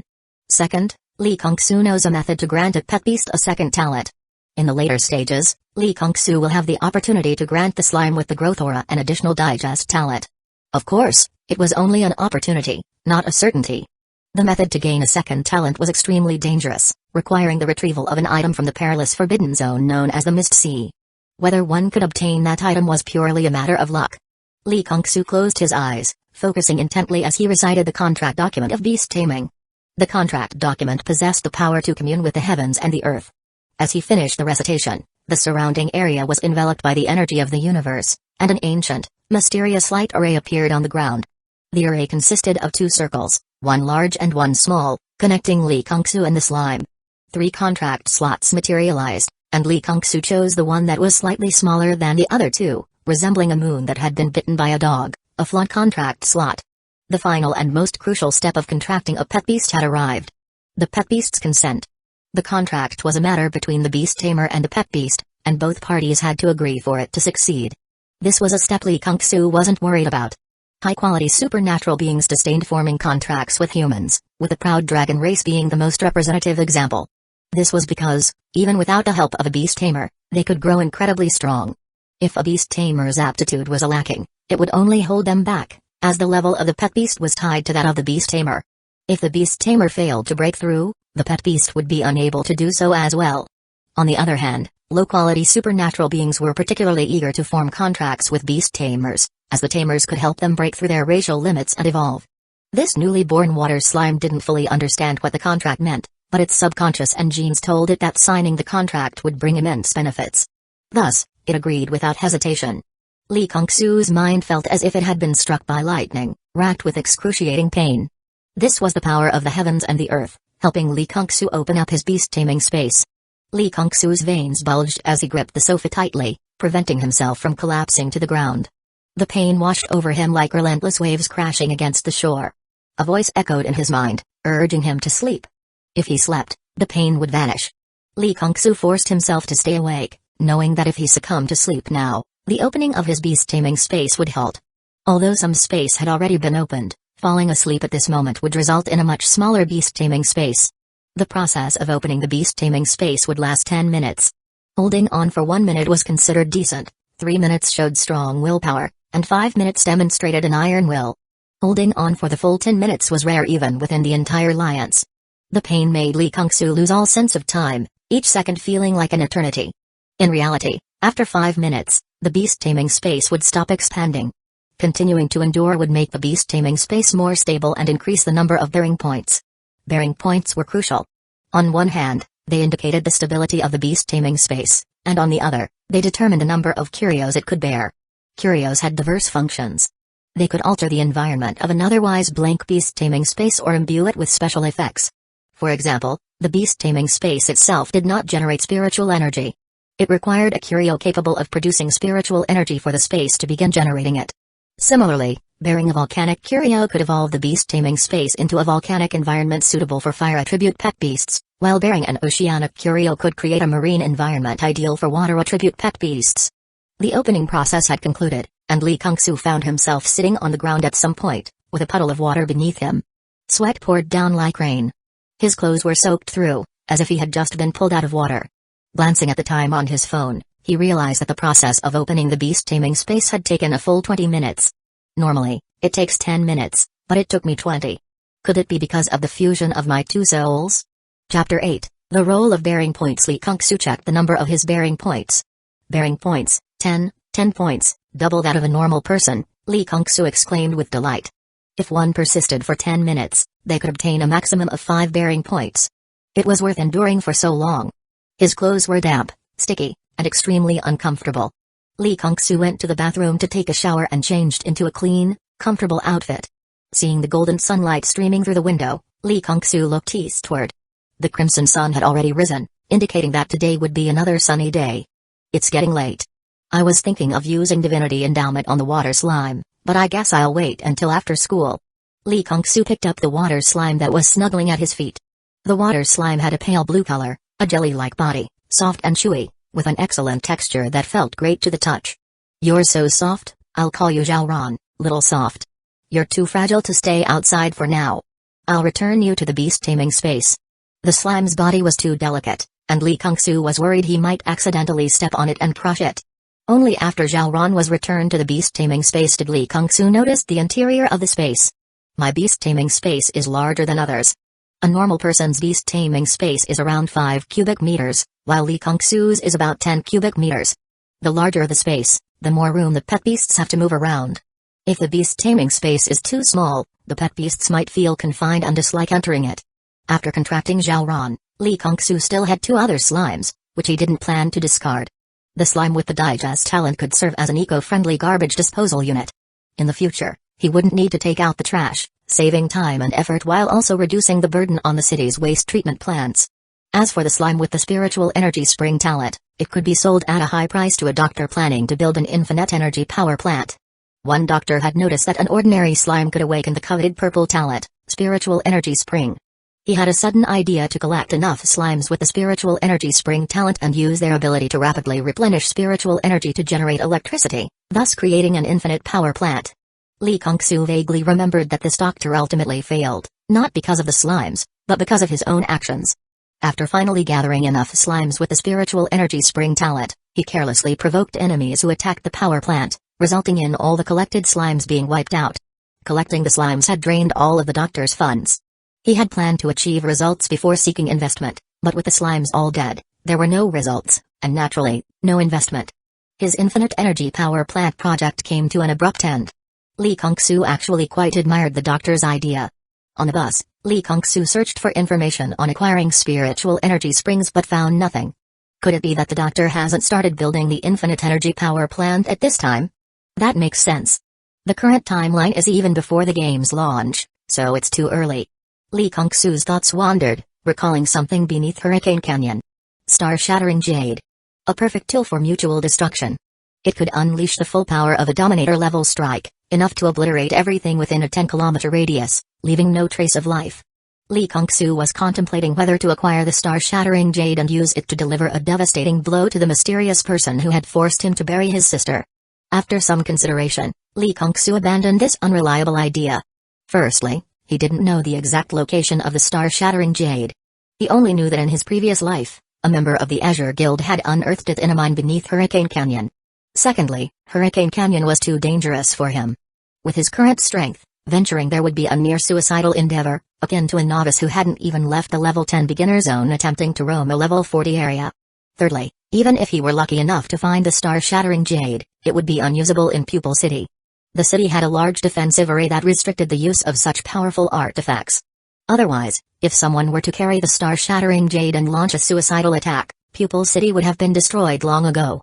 When he arrived at the classroom, he didn't see his deskmate Chen-Lu until class started. It seemed she had already transferred schools. Cao Xianzi entered the classroom with a dark expression. He had lost the purple card he had drawn in his own classroom, and it was no wonder he wasn't in a good mood. Cao Xianzi looked at the list in his hand and said, "The students whose names I call will be transferred to the breeder class. Xiang Feng, Chen Zhu, Liu Yao, Lee Kung-soo." Lee Kung-soo raised his hand. "Teacher, I don't want to be a breeder." Cao Xianzi replied, "This is Vice Principal Shi's decision. If you have any issues, go talk to him." Lee Kung-soo knocked on the door of the Vice Principal's office. "Come in." Vice Principal Shi Jintang had a pair of neatly groomed mustache and sharp eyes, giving Lee Kung-soo the impression of a cunning individual. But how could the Vice Principal be a cunning person? This habit of judging people by their appearance is not good. Lee Kung-soo reflected on his bad habit. Shi Jintang put away his pen and asked, "Who are you?" "Lee Kung-soo." Shi Jintang had no recollection of the name and asked again, "Who's your homeroom teacher?" "Cao Xianzu." Following the name of the homeroom teacher, Shi Jintang flipped through Lee Kung-soo's file and saw the section on his talents. "So it's you. What can I do for you?" "I don't want to be a breeder. I want to be a beast tamer and don't wish to transfer to the breeder class." Blue breeder talent, 3 contract slots, one of which is a flawed contract slot that's rare even in a century. Born into a commoner family, your situation isn't suitable for becoming a beast tamer. Being a breeder is your best path forward. Even if you transfer to another school, you won't be able to become a beast tamer. Is there really no other way at all? Lee Kung-soo asked with a sense of unwillingness. His obsession with becoming a beast tamer was unusually strong. In his previous life in the game, he had only played the beast tamer route and never the breeder route. Given his second chance at life, Lee Kung-soo preferred to follow the path he was familiar with rather than venture into an unfamiliar one. The original owner of this body also had a strong desire to become a beast tamer, yearning to grow stronger and uncover the truth behind his parents' death. "No, there isn't. But don't lose heart. The school is willing to lend you a ranch to develop your talent," Shi Jintang consoled him. Lee Kung-soo's eyes lit up. Although Chinzai had already gifted him a ranch, for his bountiful pasture talent, the more ranches he had, the better. How will the profits from the ranch be distributed? Shi Jintang frowned, visibly displeased, and spoke with righteous indignation. What do you mean by the distribution of benefits? Classmate, don't be so materialistic. You should know how rare it is to have a ranch where you can hone your talents. I don't give this opportunity to just anyone. Does bountiful pasture need honing? It's a passive talent, whether you train it or not, it remains the same. Do you think I'm a novice who doesn't understand talents? Chapter 9 Shameless. Finding a ranch owner who understands the bountiful pasture talent and renting a ranch from him would be a straightforward affair. The owner would gladly agree and even offer Lee Kung-soo a 30% share of the ranch's profits. Why? Simply because having the bountiful pasture talent active on his ranch would bring in greater benefits. But what about Shi Jinjiang? Forget about profit sharing, he wouldn't even offer a single reward. Lee Kung-soo finally understood, this guy wanted to freeload on his talent while expecting gratitude for allowing him to train his talent on the ranch. Thankfully, he asked a few more questions, or he would have been scammed. Damn, he was thoroughly disgusted. Should he curse him? No need. Someone who could shamelessly say such things without batting an eye wouldn't be affected by words. Cursing him would just be a waste of breath. Such a person didn't even deserve to be cursed by him. In the future, when he's stronger, he'll just put a sack over his head and beat him up. You can give this opportunity to someone else, Lee Kung-soo said with a dismissive wave. What kind of attitude is that? Shi Jinjiang retorted, displeased. As the principal, I'm giving you a chance to train, and you're not even grateful. I don't want the ranch. Whoever wants it can have it. Lee Kung-soo was afraid he'd lose his temper and start cursing, and it would get messy. Arriving at the assigned breeder class, Lee Kung-soo felt a headache coming on as he looked at the pile of books handed out, which was almost as tall as a small hill. And this was just for one semester. Half of the books were about the habits of pet beasts and how to interact with them correctly, while the other half focused on methods for making spirit food. Spirit food, crafted by breeders for pet beasts, had various effects. Some could enhance a pet beast's strength, while others could boost its speed. After attending a morning of breeder classes, Lee Kung-soo realized the lessons were useless to him. The classes on pet beast habits? In his previous life, he was a seasoned player with 40 years of gaming experience. He knew more about pet beast habits than the teacher lecturing at the podium.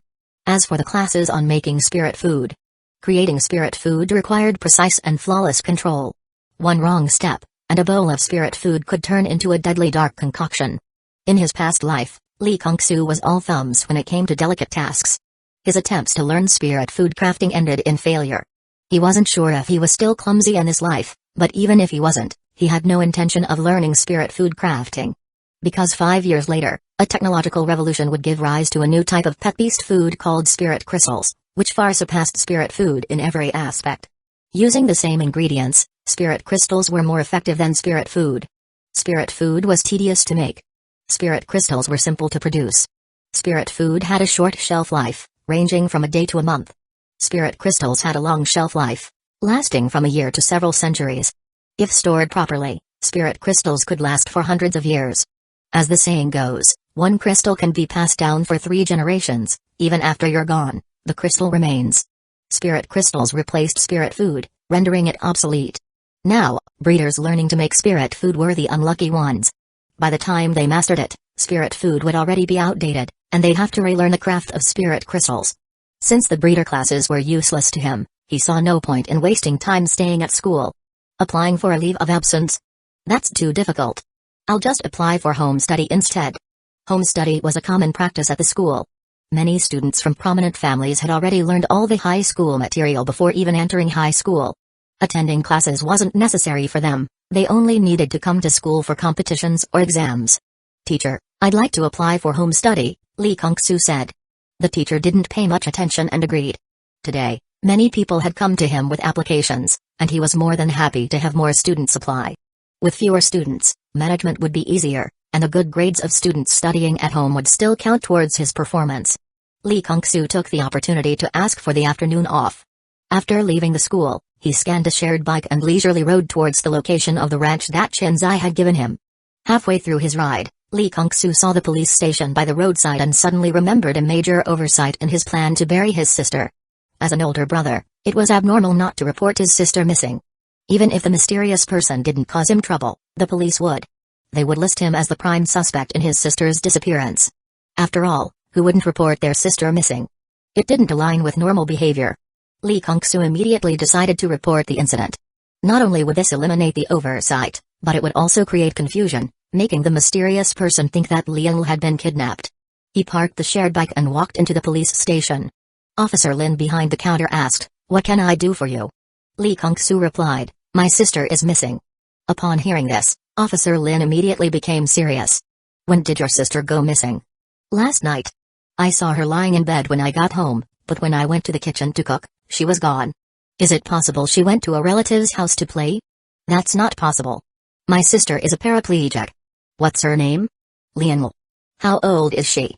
"She's 13 this year." "Do you have a photo of her?" Lee Kung-soo took out his phone and showed a picture of his sister. Officer Lin looked at the photo on the phone and then at Lee Kung-soo. "Cousin? Biological sister? Half-sister? Full sister, same parents?" Lee Kung-soo replied with a dark expression. Officer Lin stared at the photo, pondering. They don't look alike. Lionel looked like a stunning beauty, while Lee Kung-soo? He wasn't bad-looking, with a delicate and somewhat scholarly appearance. But when comparing their looks, the difference was stark. One resembled a princess of an emperor, the other a beggar under the emperor's rule. In fact, Lionel didn't always look like this. It was only after being influenced by the power of the four gods that she became increasingly beautiful, to the point of being a femme fatale. The police asked many detailed questions. After finishing, Officer Lin went to Lee Kung-soo's house to investigate. Seeing Officer Lin's serious and responsible demeanor, Lee Kung-soo couldn't help but feel a bit guilty. Officer Lin summoned the long-eared hound and said, "Sandy, smell the scent of the girl left in this room. Sandy, can you track the girl's scent?" The long-eared hound sniffed all the way to the door, shook its head, and then pointed to a small puddle by the roadside. Officer Lin muttered to himself, "Can't track it. Did last night's heavy rain wash away the scent?" Officer Lin continued searching for clues in the room, pausing thoughtfully in front of a raincoat. "Did you go out last night during the heavy rain?" "My sister was missing, so naturally, I went out to look for her." "Your sister went missing last night. Why did you only report it at noon today?" "I didn't sleep all night, searching for my sister. I was in a daze and only remembered to report it when I passed the police station on my way back after taking leave at noon." After saying this, Lee Kung-soo sneezed and quickly took some cold medicine. Lee Kung-soo's explanation was perfect, but for some reason, Officer Lin couldn't shake the feeling that this older brother was highly suspicious. Officer Lin patted Lee Kung-soo on the shoulder and said, "Don't worry, the police will definitely help you find your sister. Do you have any of her personal belongings? I'll take them back for divination and location."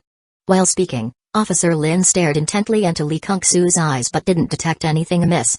Chapter 10, Slime Soul Kingdom. Lee Kung-soo fetched the comb he often used to brush his sister's hair. He wasn't worried at all about his sister's location being divined. His sister was protected by the power of the four gods, involving four evil gods.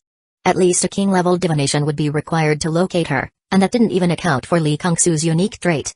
His sole innate talent was a naturally high-tier status, which could multiply the difficulty of divination several times over. Unless someone with king-level strength and a unique legendary fate divination talent performed the divination, no one else could possibly divine her location. By the time Officer Lin left, it was already 3 p.m. Lee Kung-soo had no interest in visiting the ranch anymore and decided to meditate at home instead. As night fell, Lee Kung-soo finished his instant noodles, opened a hidden door, and descended into the basement to summon Zhao Ran. As soon as Zhao Ran appeared, it wanted to cuddle, its enthusiasm overwhelming. Lee Kung-soo couldn't help but play with it for a while. "Alright, I almost forgot the main task while playing with you. Stand still, don't move."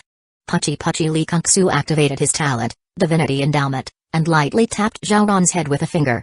The moment his finger made contact, Zhao Ran's light blue body erupted with a dazzling golden light. Lee Kung-soo instinctively closed his eyes. The golden light was so bright that even through his eyelids, his vision was filled with a golden glow. Good thing I had the foresight to activate this in the basement. Otherwise, it would have attracted the neighbors' attention. As the golden light faded, Lee Kung-soo immediately checked Zhao Ran's status panel.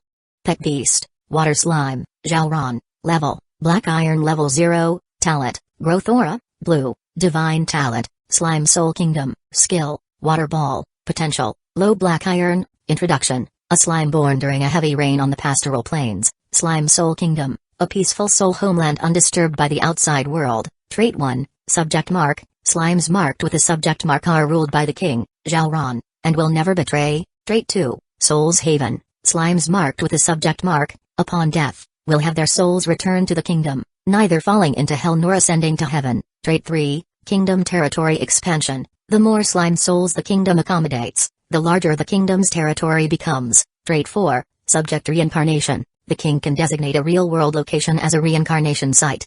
Slime souls within a kingdom will be reincarnated and revived at this location. Trait 5, Kingdom's Tax. A monthly tax of 1% of attributes is levied on all slime subjects. Lee Kong-soo was ecstatic. This wasn't just a growth talent, it was the embryonic form of a divine kingdom. With this talent, Zhao Ron's potential was no less than that of a pure blood dragon, perhaps even surpassing it. Especially the 5th trait, the Kingdom's Tax, which allowed Zhao Ron to collect attribute taxes from all slime subjects, continuously growing stronger. Suddenly, Lee Kong-soo understood why the future prophet would go to such lengths to seal the Black Hell Incarcerator, who possessed the Divinity Endowment talent. If he were the future prophet, he would do the same. The potential of the Divinity Endowment talent was simply too terrifying. Then, Lee Kong-soo realized a serious issue. If the Black Hell Incarcerator with the Divinity Endowment talent was sealed, wouldn't he, who also possessed the Divinity Endowment, be feared and sealed as well? Lee Kong-soo pondered this question seriously and concluded that he had no reason to worry about it. The future prophet could detect the Black Hell Incarcerator because he also possessed the unique legendary talent of future simulation. However, Lee Kong-soo's era did not allow the emergence of unique divination-type legendary talents. Because this was the era of the 4 gods. The 4 gods would not permit a human prophet to foresee their schemes. Once a human prophet appeared, the 4 gods would not hesitate to descend and eliminate him. Otherwise, the prophet would constantly disrupt the 4 gods' plans, making it impossible for them to dominate this world. Neither the human faction nor the 4 gods faction would allow a prophet to exist. Firstly, the 4 gods were not united. If a prophet emerged under one evil god, the other 3 would surely eliminate him to prevent anyone from gaining too much power. Even if the 4 evil gods reached an agreement to spare the prophet, the human faction would not allow a prophet from the evil god's side to survive. Although humanity had suffered calamities, they remained the dominant force in this world and were not to be trifled with. The next day, while attending school, Lee Kong-soo received some bad news. All the students who had applied for home study had been approved, except for him. The teacher said, "Vice Principal Shi did not approve your application. He said if you have any issues, you can go and talk to him." Lee Kong-soo, somewhat angrily, went to find Shi Jinjiang. "May I ask why Vice Principal Shi did not approve my home study application?" Shi Jinjiang replied smugly, "You lack respect for your teachers and elders. Someone like you, what could you possibly learn at home? Only in school can you correct your disgraceful behavior." Lee Kong-soo understood now. He had offended Shi Jinjiang by not allowing him to freely exploit his talent from the bountiful pasture the day before, and now Shi Jinjiang was deliberately targeting him. To get his home study application approved today, he would probably have to let Shi Jinjiang exploit his talent. But why should he? Faced with injustice, why should he silently endure it? Lee Kong-soo didn't argue with him and silently walked out of the vice principal's office. Argue? Arguing with him was pointless and a waste of time. The smug look on Shi Jinjiang's face showed that he thought he had Lee Kong-soo cornered. Lee Kong-soo couldn't be bothered to waste his breath on someone who didn't deserve it. He went to the bulletin board, to the section listing the school's faculty. The faculty listed was from last year. This year's list hadn't been updated yet. Last year's faculty list did not include Vice Principal Shi Jinjiang. Shi Jinjiang is indeed new here, with no prior experience as a principal, Lee Kong-soo muttered to himself. An experienced principal would not needlessly antagonize students, as in this world, fortunes could change dramatically over time. If a principal offended a student in the course of education, and the student later succeeded and sought revenge, the Education Bureau and the Alliance would intervene, labeling the student as ungrateful and unfit for important roles. But if a principal oppressed a student, and the student later succeeded and sought revenge, the Education Bureau and the Alliance would turn a blind eye. In severe cases, the principal might even be dismissed. After all, the one in the right was the student, not the principal. Moreover, a principal who oppressed students would often face retaliation not just from one student, but from a group of successful students. A newcomer, yet he was parachuted into the position of vice principal. It seems this vice principal has the backing of a powerful family. Shi Jinjiang had the backing of a powerful family, but Lee Kong-soo was not intimidated. If Shi Jinjiang had a family behind him, didn't Lee Kong-soo have the Alliance behind him as well? Shi Jinjiang's surname is Shi. Could he be from the Stone Eye family? The Stone Eye family is a third-tier bloodline family, with the bloodline talent of the Stone Eye, green. The Stone Eye can petrify those who make eye contact, though its petrification effect is inferior to Medusa's eye. Once eye contact is broken, the petrification of the person affected is lifted. Chapter 11, Mechanical Pet as a student, and he as the vice principal, 17th high school is his territory. No matter what, I can't win against him on his turf. Since I can't win, I'll just change the battlefield. Lee Kong-soo had a clear understanding of his situation. Did Shi Jintang think that just because he didn't approve, Li Kongsu couldn't study at home? Ridiculous. This world belongs to the Alliance, not to him alone. Having figured out a solution, Li Kongsu went to his teacher to ask for leave. The teacher hesitated. I'm sorry, but the vice principal has instructed me not to grant you any leave. Li Kongsu nodded, understanding the situation. I apologize for putting you in a difficult position. If he couldn't get leave, did that mean he couldn't leave? Were his legs just for show? Shi Jintang was truly laughable. Li Kongsu went to the sports field, and seeing no one around, he climbed a sycamore tree and scaled a wall to get out. Once outside the school, Li Kongsu headed straight to the Education Bureau to report Shi Jintang for oppressing students, feeling unjustly treated at 17th High School, and requested a transfer. Reporting to the Education Bureau in the deity control world was highly effective. If students complained about the poor quality of food in the school cafeteria, the Bureau would send undercover agents to experience it firsthand. If the food was indeed bad, the Bureau would order the school to make improvements. If the situation didn't improve the following year, the Bureau would downgrade the school's rating and reduce its annual funding. A downgraded rating would result in fewer students enrolling, and reduced funding would make the principal and the finance director anxious. To prevent students from making frivolous complaints, the Education Bureau had a verification process. A staff member brought over a small stone statue of a unicorn-like creature. The stone creature was actually an honesty beast, capable of detecting lies, and was unique to the Alliance Police Department. This one was borrowed from the neighboring police station. Li Kongsu repeated what he had said earlier and added, I am willing to take responsibility for my words. Seeing that the honesty beast did not strike Li Kongsu with a stone horn on its head, the staff member confirmed that Li Kongsu was telling the truth. Student, please go back first. We will process your transfer request as soon as possible. Alright, thank you. Li Kongsu rode his bicycle to the pastoral plains. Along the way, Li Kongsu was still fuming. Just reporting him isn't enough to vent my anger. Li Kongsu glanced at a bookstore by the roadside, went in, and bought a black notebook and a pen. New calendar year 100, September 3rd. Shi Jintang failed to exploit me and instead oppressed me. I have noted this grievance. In the future, I will repay him with 10 beatings. A gentleman's revenge is never too late. Today, Li Kongsu decided to emulate the ancient gentleman and record his grievances. Upon arriving at the pastoral plains, Li Kongsu found the ranch Chinzai had given him, according to the deed. The signboard on the ranch gate was decayed, hanging precariously, ready to fall at any moment. Hearing the sound of someone approaching, the guard dog barked a few times, and a person emerged from the dilapidated wooden cabin. This person was a bit strange, wearing a camouflage cloak in broad daylight. As the person approached, Li Kongsu could see the face hidden beneath the cloak. It was a fully metallic mechanical face, with gears turning at the corners of the eyes. The face looked somewhat familiar. Li Kongsu stood on tiptoe to look behind the person and saw what appeared to be a hunting rifle on their back. Li Kongsu knew who this was. This wasn't a person but a humanoid mechanical pet beast, the mech hunter.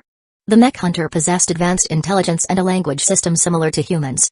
Except for its non-human body, it was essentially no different from a person. Li Kongsu checked the other party's panel, but nothing was displayed. The panel couldn't view owned pet beasts, nor could it view the guard dog following at the feet of the mech hunter. The mech hunter took out a photo from his pocket and compared it to Li Kongsu, speaking in a hoarse voice. Excuse me, are you Mr. Li Kongsu? Yes, I am. Hello, I am the ranch bodyguard hired by Miss Chinzai, specifically to protect you and the ranch. You can fully trust me. Fully trust? What a lofty expectation. Li Kongsu found it impossible to do so. The mech hunter glanced down at the guard dog and said, both Huang and I owe our lives to Miss Chinzai, and we are sworn to protect your safety. Li Kongsu asked, can you show me around the ranch? Of course. After touring the ranch, Li Kongsu was somewhat incredulous. The ranch was actually 10 times larger than the 17th middle school. Did I come to the wrong ranch? Mr. Li Kongsu, you are not mistaken. Don't call me Mr. It's too awkward. Just call me by my name. Calling you by your name directly would be too impolite. Then let's change the title. Call me the ranch owner. Li Kongsu thought for a moment. Alright, ranch owner. The mech hunter went to the small wooden cabin and brought out a card, handing it to Li Kongsu. Li Kongsu was puzzled. What's this? The mech hunter explained, this is a bank card Miss Chinzai left for you. It contains 1 million, to be used for managing the ranch. Li Kongsu fell silent. The ranch had nothing but dilapidated fences and endless green grass. Purchasing supplies was necessary, but that required money. Although his parents had left him a considerable inheritance, he had spent it all on spirit restriction nails to pin down his sister. Unless he sold the house, But the house held memories of his parents. Unless absolutely necessary, Lee Kong-soo didn't want to sell it. Lee Kong-soo accepted the bank card. Since he was already in debt, he didn't mind owing a bit more. He believed he would be able to repay it in the future. Since this is a ranch, cows are essential. But before buying cows, we need to repair the cowshed. Lee Kong-soo looked at the cowshed, which had collapsed into ruins, and his lips twitched. How long had this ranch been abandoned? Lee Kong-soo found a construction team online with a good reputation and credibility. Shortly after, a car stopped at the ranch gate. A girl in denim overalls got out, with a wooden hammer and a wrench hanging from her waist, and a lollipop in her mouth. "Excuse me, are you Lee Kong-soo, who contacted the Lin construction team?" Lin Seok-soon asked. "Yes, that's me. What do you plan to build?" "I want to rebuild a cowshed and build a wooden house for myself to live in." Lee Kong-soo pointed at the dilapidated wooden cabin where the mech hunter lived. "And renovate his cabin." Lee Kong-soo turned his gaze to the guard dog, but the mech hunter shook his head. "Ah Huang doesn't need a doghouse. He lives with me." Lee Kong-soo stared at the ranch and thought carefully. "Also, build a warehouse. We can build other things later." Lin Seok-soon asked again, "How big should the cowshed be? How big should the wooden house be? And the warehouse?" Lee Kong-soo explained his requirements to Lin Seok-soon. The cowshed should accommodate 30 cows, the wooden house should be around 100 square meters, and the warehouse should be small. Lin Seok-soon took out her notebook and said, "The cowshed is 15,000, the wooden house is 10,000, the warehouse is 25,000, and the renovation of the other wooden house can be considered free, since it's an EW client. That makes a total of 45,000. Will you be paying by card or cash?" "By card." As soon as the card was swiped, Lin Seok-soon immediately smiled. Chapter 12, 100 Wood Eyes. Where do you plan to build the cowshed? I'm not very familiar with this. Where do you think would be the best location? Lin Seok-soon said, "It's better to build it downwind. If you raise cows with a strong odor, it will prevent you from being overwhelmed by the smell."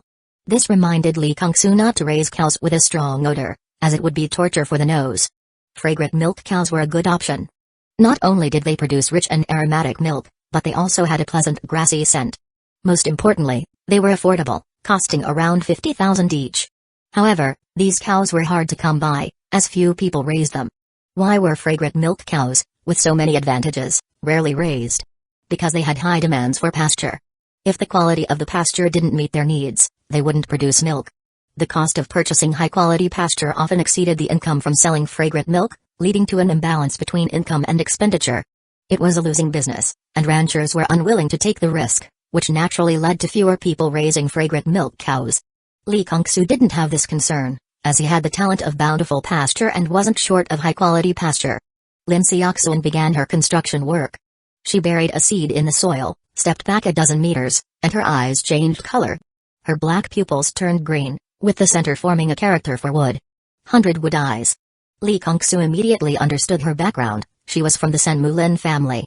The Senmu Lin family ranked 4th among the top 10 families in Pupil City and was the most populous family in the city. The bloodline talent of the Senmu Lin family was quite unique. Unlike other bloodline talents that were difficult to awaken, theirs was very easy to awaken and could even advance. The advancement chain of the Senmu Lin family's bloodline talent was 100 Wood Eyes, green, 1,000 Forest Eyes, blue, 10,000 Forest Eyes, purple. Lin Seok-soon's eyes glowed with a vibrant green light, and the seed buried in the soil quickly sprouted and grew, rising from the ground. Thick vines, like pythons, wriggled and soon formed the framework of the cowshed. The main vines branched out into smaller vines, which coiled and curled to form neatly arranged wooden planks, creating a roof to shield against wind, rain, and the scorching sun. Lin Seok-soon followed the same method to create a warehouse and a wooden house, and she also took the opportunity to repair the wooden house of the mech hunter. Lee Kong-soo went inside the wooden house to take a look. The structure was quite beautiful, with several wooden chairs and a rattan chair inside, saving the cost of buying chairs. The master bedroom had a wooden bed, and all it needed was a mattress to be ready for sleeping. Of course, if one didn't mind the hardness, it was already suitable for sleeping. The clear sky suddenly darkened, and clouds gathered. Lee Kong-soo looked at the uncooperative sky and remembered that thunderstorms were frequent in the pastoral plains. He felt a bit annoyed and said, "I was so focused on the affordability of wooden houses that I forgot they aren't resistant to lightning. No need to worry about that." Lin Seok-soon clapped her hands. "Greenwood ape, come out and get to work." A greenwood ape, with vines wrapped around its body and long arms, was summoned. The greenwood ape returned to the car, carried 2 buckets of paint from the back seat, skillfully opened the paint, took out a brush, climbed onto the roof, and started painting. Lee Kung-soo was puzzled. The paint was transparent. What was the point of painting it? Lin Xiaoxuan noticed Lee Kung-soo's confusion and explained, "This is lightning protection paint. Once applied, it prevents the house from being struck by lightning and protects it from fire." Lee Kung-soo gave a thumbs up and praised, "Professional." Lin Xiaoxuan smiled happily. Suddenly, Lee Kung-soo thought that since Lin Xiaoxuan was so professional, she must have visited many ranches for construction work. "Miss Lin, are you familiar with the surrounding ranches?" Upon hearing this, Lin Xiaoxuan's expression darkened. "Familiar? When you can't secure business in the city, you have to pick up small jobs in the suburbs. How could I not be familiar? Miss Lin, you're young and capable, and you've awakened the 100 Wood Eyes. You're bound to achieve great things in the future. By the way, Miss Lin, do you know which nearby ranch has fragrant milk cows?" Lee Kung-soo comforted her and took the opportunity to ask his question. "Fragrant milk cows? Why are you asking about that? Do you want to raise them?" Lin Xiaoxuan inquired. Lee Kung-soo nodded. Lin Xiaoxuan, who was familiar with fragrant milk cows, advised, "Fragrant milk cows are a money pit. They're extremely expensive and only produce milk if they're fed high-quality pasture. Only wealthy families or large corporations can afford to raise them." Lee Kung-soo replied, "My talent is bountiful pasture." Lin Xiaoxuan exclaimed in surprise, "You've awakened that famous breeder talent. No wonder you want to raise fragrant milk cows." There was a well-known show in the Alliance called I Love Talents, which introduced various talents. However, with millions of talents out there, one show couldn't cover them all, so it focused on the most exceptional ones. Bountiful pasture had been featured on this show. Lin Xiaoxuan said, "I have an uncle who owns fragrant milk cows. I'll ask him if he's willing to sell them." With that, Lin Xiaoxuan took out her phone and called her uncle. "Third uncle, do you have a few fragrant milk cows on your ranch?" "Yes, why do you ask?" "Someone wants to buy them." "How many do you have?" "There are." The voice on the other end of the line hesitated. From his tone, Lin Xiaoxuan could tell that her third uncle didn't want to sell. "Third uncle, your fragrant milk cows neither produce milk nor breed. What are you keeping them for?" Keeping them." Third uncle struggled to come up with a reason. Lin Xiaoxuan insisted, "Third uncle, sell them quickly, or I'll tell third aunt about this." Third uncle panicked, "Why are you meddling in my fragrant milk cow business? If you don't, how can I get fresh fragrant milk?" Lin Xiaoxuan recalled the fragrant fresh milk she had as a child and swallowed her saliva in anticipation. Lin Xiaoxuan cooed, "Third uncle, just sell them, okay?" Third uncle on the other end of the line shivered, all right, Xiaoxuan. Don't act cute in broad daylight, it's creepy." Lin Xiaoxuan giggled and said to Lee Kung-soo, "Done." Lee Kung-soo thanked her, "Thank you." Lin Xiaoxuan replied, "If you really want to thank me, reserve a portion for me when the fragrant milk cows produce milk." "Sure." Lin Xiaoxuan and Lee Kung-soo exchanged trust tokens, and then Lin Xiaoxuan shared the address of her third uncle's ranch with Lee Kung-soo. Lightning protection paint emits some gases that are harmful to the human body. It's best to ventilate for 3 days before moving in. The same goes for the cowshed. After saying this, Lin Xiaoxuan put on her sunglasses, stepped on the gas, and the car shot forward. In a few breaths, her speed had reached 200 miles per hour. Lee Kung-soo wasn't surprised by this. Such speeds were common in Pupil City, as pupil technique talents usually came with dynamic vision abilities. At 200 miles per hour, it felt like 20 miles per hour in the eyes of dynamic vision, slowed down by 10 times. However, not everyone can drive at such high speeds. You must obtain a certification proving that your dynamic vision can handle the rapid pace, otherwise, you could be arrested by traffic police for illegal speeding and subjected to a 7-day corrective education program. Moreover, such high-speed driving is only permitted in sparsely populated suburban areas and is strictly prohibited within city limits. Chapter 13, Taming the Slime. Lee Kung-soo said to the mech hunter, "The house is coated with lightning protection paint, so it's uninhabitable for humans. Why don't you come home with me?" The mech hunter removed its hood, revealing its mechanical head. "Ranch master, I'm a mechanical pet. Harmful gases don't affect me. Let the home guard dog accompany you back. It can protect your safety." Suddenly, Lee Kung-soo remembered the mysterious figure lurking in the shadows and felt less inclined to return home. "Forget it, I won't go back. I'll stay here." Lee Kung-soo rode his bicycle home to fetch a tent and some daily necessities, bringing them back to the ranch. The tent was both new and old, new because it had never been used, and old because it had been purchased long ago. The original owner of this body had been terrified that the Alliance would discover his sister Leon's secret and arrest her. With the tent, he could take his sister and flee, wandering the world. Back then, The original owner was still young and naive, unaware of the true, terrifying power of the Alliance. If they were discovered, there would be no chance to use the tent. Setting up the tent was a struggle. After half a day of effort, it still wasn't erected. The mech hunter couldn't stand watching any longer and stepped in to help. In just 2 minutes, 2 tents were set up. As a professional hunter, the mech hunter was an expert at pitching tents. One tent was for Lee Kung-soo, and the other was for the home guard dog. By the time the tents were set up, it was already dusk. The evening scenery on the grassland was exceptionally beautiful. As for the dark clouds, the weather on the pastoral plains was unpredictable, and the clouds had already dispersed.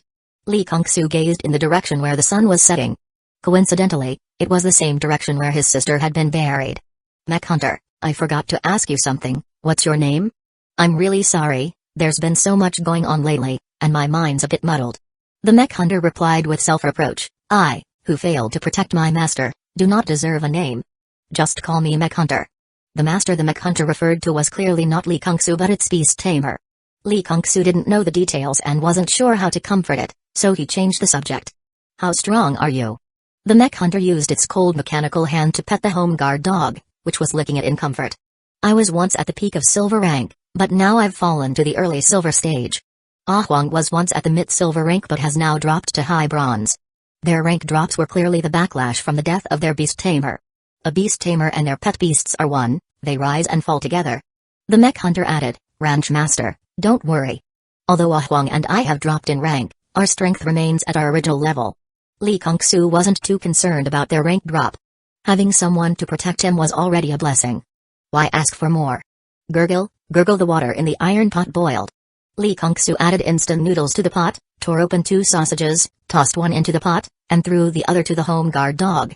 Lee Kung-soo asked the mech hunter, Mech, what do you eat? In the game, Lee Kung-soo had never played with a mechanical pet and only had a vague understanding of them. Mechanical pets were powerful and incredibly cool, especially when piloting a Gundam, they were downright awesome. So why didn't Lee Kung-soo play with them? Mechanical pets were too expensive. In the later stages, even the cost of repairing a single screw or gear could be astronomical. Only wealthy players could afford mechanical pets. Do you consume oil, metal or something else? Lee Kung-soo vaguely remembered that mechanical pets had quite a varied diet, some ate wind, some ate water, some ate soil. The mech hunter said, we consume fuel.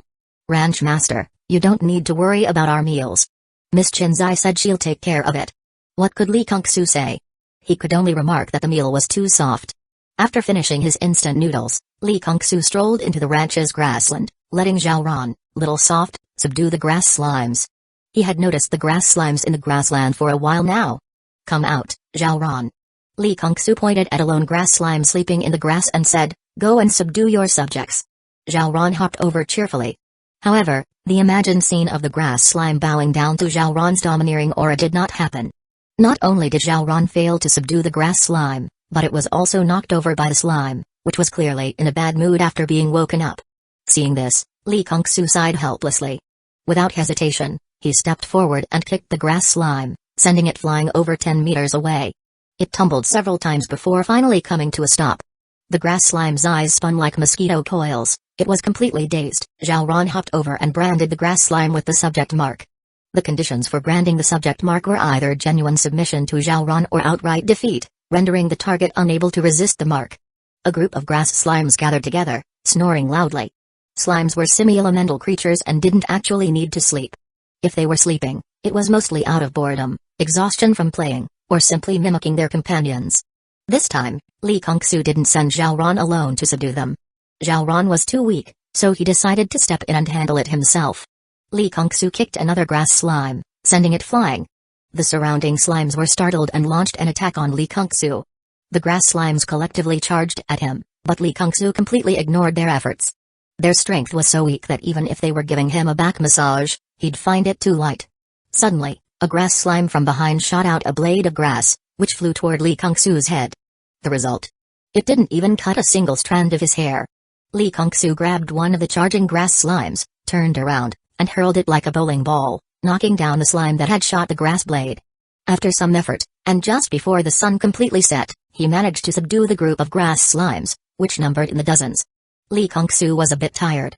Fighting slimes wasn't difficult, but controlling his strength was.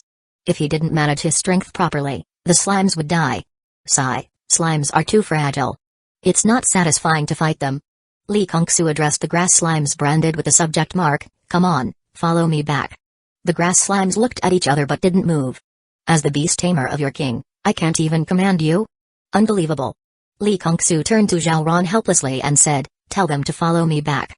Zhao Ran chirped at the grass slimes. Puji puji. The grass slimes obediently followed behind Li Kongsu. The slimes branded with the subject mark seemed to sense Zhao Ran's domineering aura and followed its commands without question. The mech hunter patrolled the ranch and returned to the wooden cabin, only to find many grass slimes gathered around Li Kongsu. Li Kongsu was standing in front of a large pot, seemingly brewing something. The mech hunter looked at the green goo in the pot and asked curiously, "What is this?" "Slime nutrient solution." Li Kongsu stirred the green paste with a wooden stick, casually grabbing a handful of soil and sprinkling it into the pot. Simply put, it's a mixture of grass, soil, and water. The diet of most slimes is quite simple: drinking some water and eating grass and soil can fulfill their daily needs.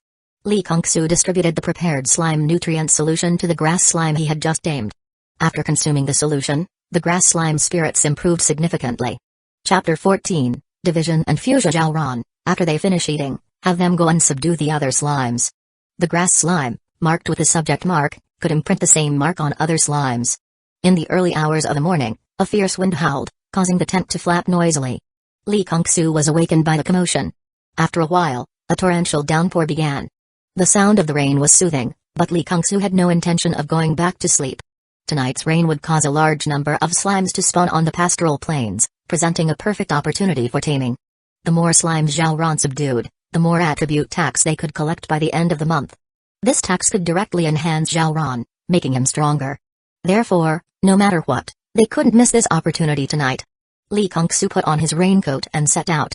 He hadn't taken more than a few steps outside the tent when the home guard dog emerged. The light in the wooden cabin on the other side also turned on, and the mech hunter quickly climbed out through the window. "Boss, are you still in your right mind?" "In my right mind? What do you mean?" Li Kongsu was momentarily stunned. Seeing the mech hunter holding a double-barreled shotgun and cautiously scanning the surroundings, he finally understood what the mech hunter meant. "Are you suspecting that I was lured out of the tent by something like the mermaid soul-stealing song?" Li Kongsu asked, both amused and exasperated. The mech hunter nodded. Li Kongsu laughed. "I wasn't lured out of the tent. I left on my own." The mech hunter was skeptical. It was late at night, and it was raining. Why would Li Kongsu leave the tent instead of sleeping? Li Kongsu held Zhao Ran in his arms and explained, "This is related to Zhao Ran's talent. He needs to subdue a large number of slimes, and it just so happens that the rain will cause many slimes to spawn." Li Kongsu didn't hide the fact that Zhao Ran could subdue slimes. Anyone who isn't blind could see it. So, there was no need to keep it a secret. Moreover, hiding it would slow down the process of subduing slimes, indirectly delaying Zhao Ran's growth. Besides, being secretive would only raise more suspicions. It was better to be open about it. No matter how talented or powerful Zhao Ran was, he was still a slime. He wouldn't provoke envy or jealousy from others. The general perception of slimes was that they were useless, trash like pet beasts, perhaps not even worthy of being called pet beasts. Some people were even discussing removing slimes from the pet beast registry. No matter how good a talent was, if it appeared in a slime, it was considered a waste. The mech hunter half believed him but wasn't entirely convinced. "I'll come with you. After all, I'm a mechanical pet and don't need sleep." Seeing the mech hunter's vigilant expression, as if he wouldn't let Li Kongsu go unless he agreed, Li Kongsu realized that the mech hunter suffered from severe post-war trauma syndrome. Li Kongsu had seen too many pet beasts with post-war trauma syndrome in the game, so he immediately recognized the overly cautious mech hunter's condition. Most pet beasts developed post-war trauma syndrome because their beast tamers treated them as mere tools for battle, neglecting the fact that pet beasts had emotions. Pet beasts could laugh, cry, and even suffer from depression, just like humans. The mech hunter was a mechanical pet. Shouldn't mechanical pets be like cold, emotionless machines? How could they also suffer from post-war trauma syndrome? This was because, when humans created mechanical pets, they infused emotions into their souls, giving them the ability to think for themselves. At the same time, they also inherited the troubles of sentient beings. In the grassy field drenched by heavy rain, many grass slimes were born. Li Kongsu, wielding a straight wooden stick, knocked them out one by one. The stick was effective, more so than using his fists and feet, but Li Kongsu had underestimated the fragility of the newborn slimes. Out of 10 he struck, 5 were knocked unconscious, while the other 5 were killed. Silently, Li Kongsu tossed the stick aside. Mech Hunter watched for a while and then said, "Boss, are you trying to knock out these slimes?" "Yes." "Leave it to me." Hunter's Intimidation. Mech Hunter activated the skill Hunter's Intimidation, and an invisible pressure enveloped the entire area, causing all the slimes present to faint in fear. Lee Kong-soo was overjoyed. "This is much faster than using my fists and feet." "But, Mech, I remember this skill can mark both allies and enemies. Next time, don't scare our own slimes unconscious." Lee Kong-soo had no choice but to summon Zhao Ran to imprint the subject mark. Halfway through the imprinting process, some of the slimes that had already been marked woke up and joined in imprinting the others, significantly speeding up the process. After finishing the imprinting of this batch of slimes, Lee Kong-soo gave Zhao Ran an order to follow Mech Hunter and continue subduing other slimes, then returned Zhao Ran to the beast-taming space. Zhao Ran was quite unhappy about this. The beast-taming space was bare, with nothing to do, and it could only sleep inside. Moreover, it really wanted to stay close to Lee Kong-soo. Lee Kong-soo knew this wasn't ideal. Zhao Ran was young, and this could easily lead to a future aversion to entering the beast-taming space. But Lee Kong-soo still returned Zhao Ran to the space. In the pitch-dark night and heavy rain, sudden incidents like attacks could occur, and Zhao Ran's soft body wouldn't withstand a single blow. So safety was paramount, and it was better for Zhao Ran to stay quietly in the beast-taming space. Mech Hunter was responsible for intimidating and knocking out the slimes, while the marked slimes followed closely behind to imprint the subject mark, creating an efficient assembly line. Lee Kong-soo said to Mech Hunter, "Head towards the river. The most slimes are born along the river bank." Basically, there wasn't much for Lee Kong-soo to do now. Mech Hunter handled the knocking out, and the marked slimes handled the imprinting. "What should I do? Go back to sleep?" But he was wide awake. "Never mind." Lee Kong-soo thought for a moment and remembered something. Next month would be the game's launch time. He knew a certain plot was about to unfold. It was the Pupil City garbage accumulation incident. The incident began when a corrupted red-tailed poison scorpion, tainted by the power of the uncrowned evil god, escaped into the sewers of Pupil City and killed a large number of sludge monsters that lived in the sewers and handled the garbage, causing a sharp decline in their numbers. Pupil City was a metropolis with a population of millions, also home to a vast number of pet beasts. The daily amount of garbage produced was enormous. Without the sludge monsters to clean the sewers and process the waste, the city's few garbage treatment plants couldn't handle the load. In just a few days, the once clean and tidy Pupil City turned into a dirty city and stinky city. I can capture a batch of slimes with the digestion talent, ready for the opportunity. Ordinary slimes couldn't handle garbage, but those with the digestion talent could. Lee Kong-soo selected slimes with the digestion talent from those he had already subdued. Slimes with the digestion talent were rare. After a whole night, Lee Kong-soo had only found 5. The vast majority of slimes had the Kindred Division talent.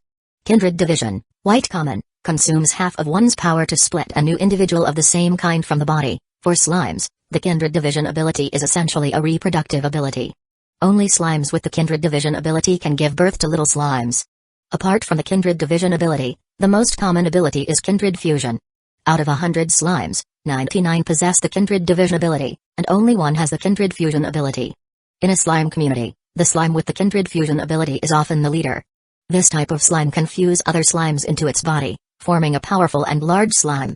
Kindred Fusion, Green Elite, fuses with others of the same kind, concentrating power into one entity. Kindred Fusion is a beneficial ability for slimes, but for other supernatural creatures, it is not a good ability. In fact, it is the worst possible ability. Chapter 15, The Familiar Car Conspecific Fusion has a fatal flaw. Once the fusion is successful, it cannot be undone. The fusion is permanent unless one of the fused individuals possesses the conspecific division talent. The original 9-headed dragon was a victim of the conspecific fusion talent. The 9-headed dragon fused into a single dragon, its power skyrocketing, and it became one of the world's top-tier powerhouses in one leap. Enjoyment for a moment, suffering for a lifetime. If possible, the original 9-headed dragon would have preferred not to fuse. With 9 heads came 9 minds, and if even one mind disagreed, nothing could be accomplished. The original 9-headed dragon spent its entire life doing 2 things. First, arguing, as none of the 9 heads would submit to the others, each wanting to control the body and be the leader. Second, working together to find a dragon with a conspecific division talent to undo their fused state. Conspecific division is common among slimes, but among other pet beasts, it is 100 times rarer than a golden legend grade talent. Throughout its 9,000-year lifespan, the original 9-headed dragon never found a single dragon with a conspecific division talent in the deity control world. Lee Kong-soo carried the 5 slimes with the digestion talent back into the tent. Newborn slimes are extremely fragile, more brittle than glass. If left under the sun, they would be scorched to death. This is why, although many slimes are born after heavy rains, only a few remain after a few days. Other slimes also need to avoid direct sunlight, otherwise, more than half of the slimes we captured tonight will be gone. Although Zhao Ron's talent allows dead slimes to be reincarnated and revived, there is a limit to the number of revivals. Only 1% of the slimes in the Soul Kingdom can be reincarnated each day. The warehouse and the cattle shed can provide shelter from the sun for the slimes. Li Kongsu wasted no time. He released Zhao Ron and directed the slimes to enter the warehouse and cattle shed in an orderly manner. There were quite a few slimes, and the warehouse and cattle shed couldn't accommodate all of them. In reality, the space in the warehouse and cattle shed was sufficient, but the newborn slimes were too fragile to be stacked. The slimes at the bottom would be crushed to death. Should I build a shelter specifically for the slimes? Building a shelter for the slimes would be easy. All that was needed was to modify the warehouse and add a few more floors. After some thought, Li Kongsu abandoned the idea of building a shelter. He came up with a more cost-effective solution. The primary food of earth slimes is soil. Given enough time, they can eat their way into creating a cave. And the cave would perfectly meet the need for newborn slimes to avoid direct sunlight. It's just that we captured too few earth slimes. The birth of slimes is also related to the surrounding environment. For example, in grassy areas, grass slimes are mostly born near water bodies, water slimes are mostly born near volcanoes, fire slimes are mostly born. The pastoral plains are lush with grass and have many rivers. The slimes captured tonight were mainly grass slimes and water slimes, with only a dozen or so earth slimes. It seems that before the next heavy rain, I need to harvest a patch of grass, Li Kongsu pondered. Getting earth slimes is simple, cut the grass in a grassy area, leaving only bare yellow soil. The next time it rains, earth slimes will be born on the yellow soil. Those dozen or so were captured on a patch of bare land. During the day, the slimes were kept in the warehouse, and at night, they were released to graze on the ranch's grass. Once the grass was completely eaten, Li Kongsu sowed the seeds of the premium grass he had specially purchased. This type of pasture grass is called black iron pasture. It thrives in favorable environments and can evolve into bronze pasture, silver pasture, and ultimately golden pasture. The highest level is golden pasture. 3 days passed in the blink of an eye. Li Kongsu woke up early and got ready for the day. He planned to buy some fragrant milk cows today. Ding dong, his phone chimed with a notification. The Education Bureau had sent him a message informing him that his school transfer had been processed. The message instructed him to report to Pupil City No. 18 High School tomorrow. Li Kongsu's expression turned strange. No. 18 High School was a newly built high school, but its full name was Pupil City Girls' School, an all-girls institution. How could he have been assigned to a girls' school? Li Kongsu narrowed his eyes. Could Shi Jintang be behind this? Li Kongsu's guess was correct. It was indeed Shi Jintang's doing. When Shi Jintang found out that Li Kongsu had reported him to the Education Bureau, he was furious and smashed his favorite teacup on his desk. He wanted revenge on Li Kongsu.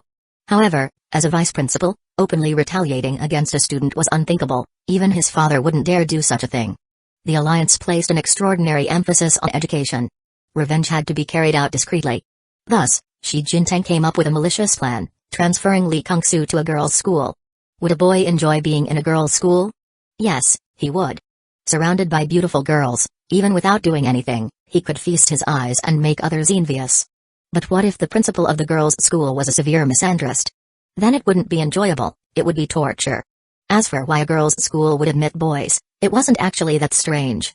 The Alliance had abolished the girls' school system this year. The Alliance had always aimed to reclaim territories lost by humanity. One of the necessary conditions for such a campaign was a sufficient population. To increase the population, more children needed to be born. Some experts believe that purely girls' schools hindered teenagers from dating and, consequently, hindered childbirth. Thus, the girls' school system was abolished. Following the address Lin Xiaoxuan had given him, Li Kongsu arrived at Yellow Crown Ranch. This ranch was enormous, at least 10 times the size of Li Kongsu's ranch. It had vast orchards and herds of yellow crown dairy cows. Li Kongsu gazed at the seemingly endless herd of cows. A mature yellow crown dairy cow costs 1 million, and this ranch probably has over 1,000 of them. Her third uncle is rolling in wealth. Li Kongsu couldn't help but wonder, how could someone who could afford to raise over 1,000 yellow crown dairy cows not manage to raise a few milk-producing fragrant milk cows? Lin Xiaoxuan's third uncle, Lin Jiuzhen, wasn't particularly eager to sell the fragrant milk cows. He wore a sour expression as he said, 10 fragrant milk cows for 500,000. We accept card payments and QR codes. Card payment. Lin Jiuzhen glanced at the bicycle behind Li Kongsu and asked, "Are you going to transport the fragrant milk cows yourself, or should I arrange it?" "I don't have a cattle transport truck." "Where is your ranch?" Li Kongsu opened his phone's map and showed Lin Jiuzhen the location of his ranch. Lin Jiuzhen said, "Transporting there will cost 300. Li Kongsu paid with his card. A black sedan slowly drove into Yellow Crown Ranch. Li Kongsu stared at the black sedan for a long time. It felt so familiar, as if he had seen it somewhere before. A dignified and elegant lady stepped out of the car, followed by a girl wearing a black cloak. Seeing the car enter the ranch, Lin Jiuzhen immediately abandoned Li Kongsu, whom he had been attending to. "Darling, you're back. How is King Y's illness?" "What did Andy say?" Lin Jiuzhen asked with a beaming smile. Madame Lin sighed sorrowfully. "It's very bad, there's no cure. My elder sister said she's never seen this illness before. She suspects it might not be a disease, but some kind of curse." Upon hearing this, Lin Jiuzhen's heart sank to the depths of the ocean, icy cold. The elder sister he referred to was the director of Pupil City's Holy Healing Hospital. If even she said there was no cure, then it was likely truly incurable. He thought of his daughter, only 16 years old, in the prime of her youth. How could she have contracted such a strange illness? Lin Jiuzhen's eyes turned slightly red as he comforted his emotionally distraught wife. "It's alright, the medical facilities in the capital are more advanced. I'll take King Y there for treatment tomorrow." "A curse?" Hearing the word curse, Li Kongsu became intrigued. In the game, Li Kongsu specialized in curses and poisons. These attributes weren't particularly strong, but they were dirty. Even when facing an opponent he couldn't defeat, he could still make their life miserable. In the game's arena, players would rather match against the top-ranked player than face Li Kongsu, who was ranked 99th. The former would be a quick defeat, but the latter would be a torturous ordeal. Even if they won, there would be no sense of victory. A top player once commented on Li Kongsu's playstyle, saying it was purely about taking revenge on society. In reality, Li Kongsu was indeed taking revenge on society, because at that time, his heart was filled with darkness. The reason for this darkness was that he had been hit by a car and turned into a vegetable, lying motionless in a hospital bed. His consciousness was present, but his body couldn't respond to reality. He couldn't even die, and the pain was an endless abyss of despair. Fortunately, not long after becoming a vegetable, the virtual reality game Divine Taming was released. It allowed players to connect their brain consciousness to play the game, even if they were in a vegetative state. Chapter 16, The Cursed Maiden Curses? May I take a look? I have some knowledge about curses. Madame Lin didn't hesitate for a moment. Of course. Lin Jiuzhen frowned, clearly displeased. He thought Li Kongsu was here to cause trouble. If even the director of Holy Healing Hospital couldn't discern the curse, he didn't believe a young lad like Li Kongsu could. However, since Madame Lin had already agreed, Lin Jiuzhen couldn't say much. "Please, remove her hood." The girl took off her cloak's hood, revealing an exceptionally beautiful face. The only flaw was the hideous golden dragon scales covering both sides of her cheeks.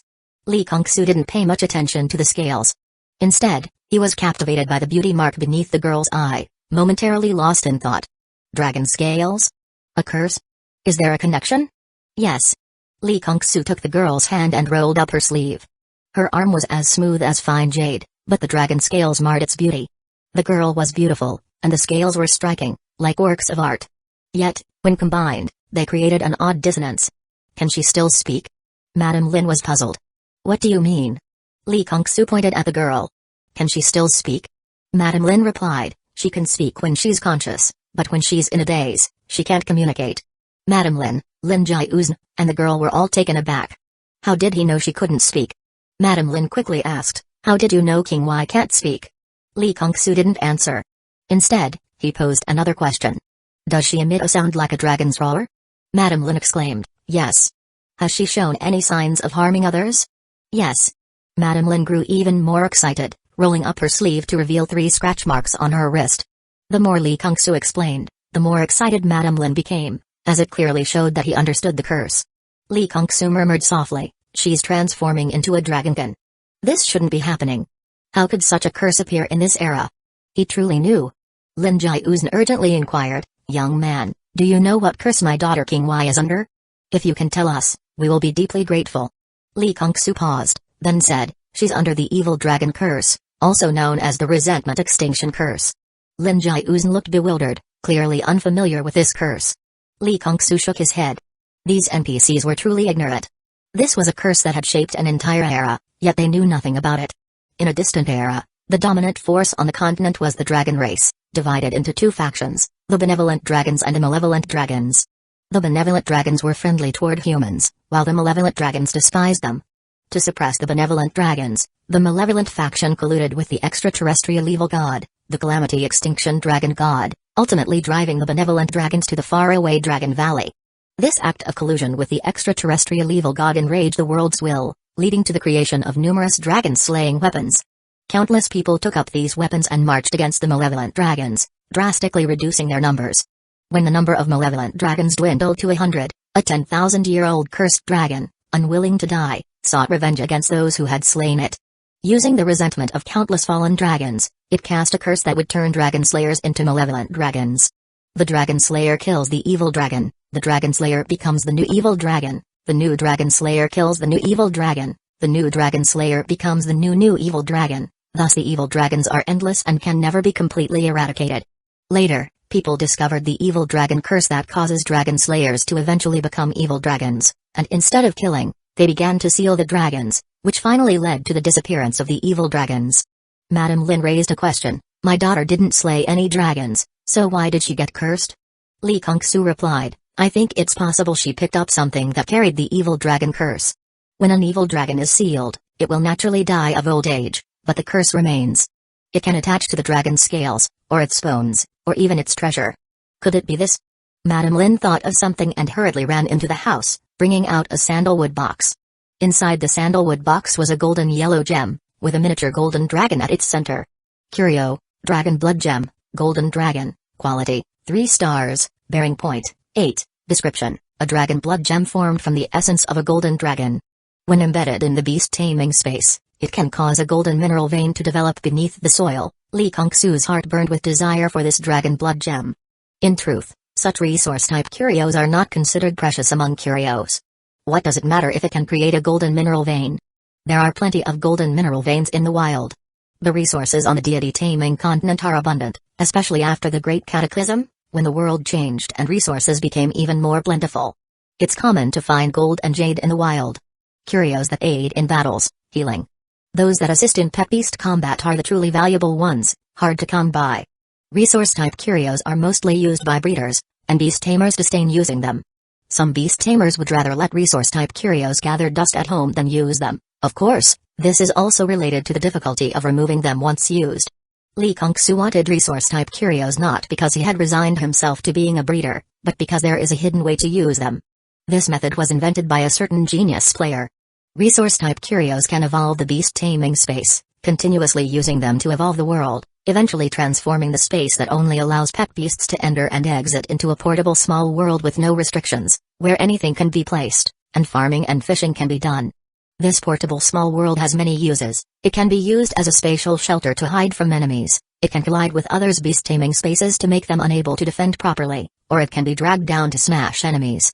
A whole world crashing down, you tell me if that's not scary. Madame Lin said, King Wai picked this up before she got sick, could it be the carrier of the curse? Li Kongsu looked at the girl's dragon scales, golden and yellow, very much like the scales of a golden dragon. It should be it. Where did you find it? King Wai found it in the river across from here. Madame Lin pointed to the small river by the door. What incredible luck, it's hard to say whether it's good or bad. Li Kongsu asked, have you touched this dragon blood gem? Madame Lin was a bit nervous and scared. My husband and I both touched it, are we cursed too? How many days has it been since you touched it? 7 days. Then you're fine. Li Kongsu felt a tinge of disappointment. Both Madame Lin and Lin Jiuzhen had touched the dragon blood gem, but after so many days, there was no sign of them transforming into dragons. This indicated that the evil dragon curse on the gem was a one-time deal. His disappointment wasn't because Madame Lin and Lin Jiuzhen hadn't been cursed, but because he himself couldn't be affected by the evil dragon curse. The evil dragon curse would turn a person into a mindless, malevolent dragon, committing countless atrocities. To others, this was the worst possible fate, but in the eyes of a grand curse master, it wasn't a curse at all, it was the lost power of the evil dragon. Lin Jiuzhen asked the question that concerned him the most, how can the evil dragon curse be lifted? The evil dragon curse has no cure. How can there be no cure? Are you perhaps not skilled enough, young man? Lin Jiuzhen said. Li Kongsu was a bit displeased. How could he speak like that? If he, Li Kongsu, wasn't skilled in curses, then there were few in the world who could claim to be. Suppressing his dissatisfaction, Lee Kung-soo explained, the evil dragon curse is tied to the resentment of an era of evil dragons' deaths. It's impossible to lift, even a king-ranked beast master specializing in curses couldn't do it. However, I have a way. Seeing the suspicion on Lin Jiuzhen's face, Lee Kung-soo remembered the principle of not revealing too much to someone he wasn't deeply acquainted with, and swallowed the words he was about to say. It was no wonder Lin Jiuzhen didn't believe him. Lee Kung-soo had just said that even a king-ranked beast master specializing in curses couldn't solve it, and the next second, he claimed he had a way. Could it be that an underage brat like you knows more about curses than a king-ranked beast master specializing in them? Chapter 17, It's Her? Instantly, Lin Jiuzhen felt that Lee Kung-soo, this young man, was unreliable. The evil dragon curse, you can look it up yourself. By the way, don't let anyone else know about her being cursed by the evil dragon, or she'll be locked up by the Human Crisis Response Bureau, never to see the light of day again. With that, Lee Kung-soo left. On his way home, Lee Kung-soo kept recalling the girl's face. He felt like he had seen her somewhere before. They called their daughter King Y, and the ranch owner is Lin Xiaoxuan's third uncle, so she should have the surname Lin. That girl's name must be Lin King Y. Lin King Y. Lin King Y. Huh? Suddenly, Lee Kung-soo's mind exploded. He remembered. Lin King Y was his original body's classmate. From kindergarten, elementary school, and middle school. No wonder Lee Kung-soo found that black car so familiar.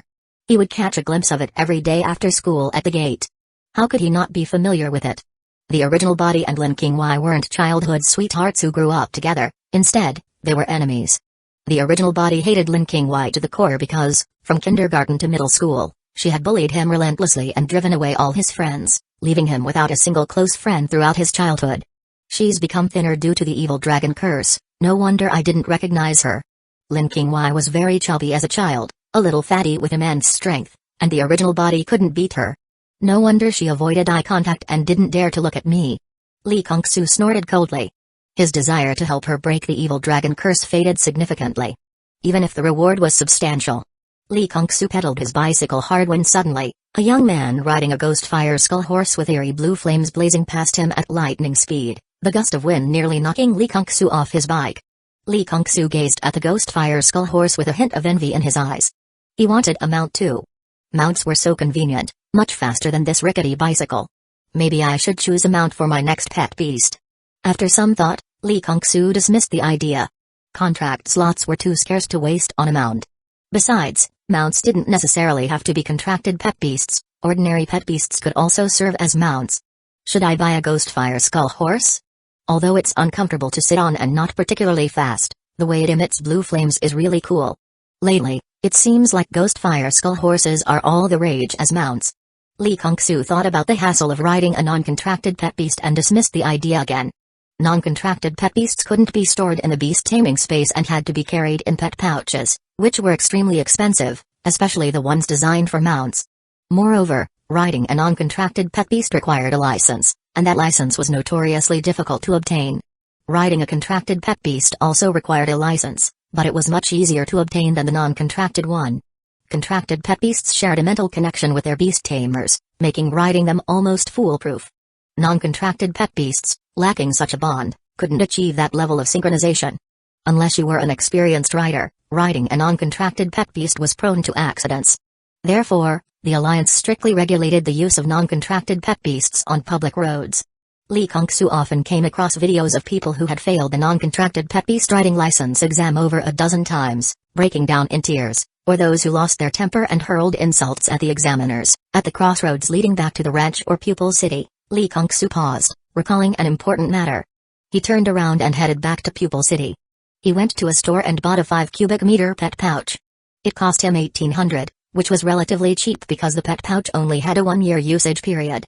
After that, the space inside would collapse, and if there were any pet beasts inside, they would be automatically ejected.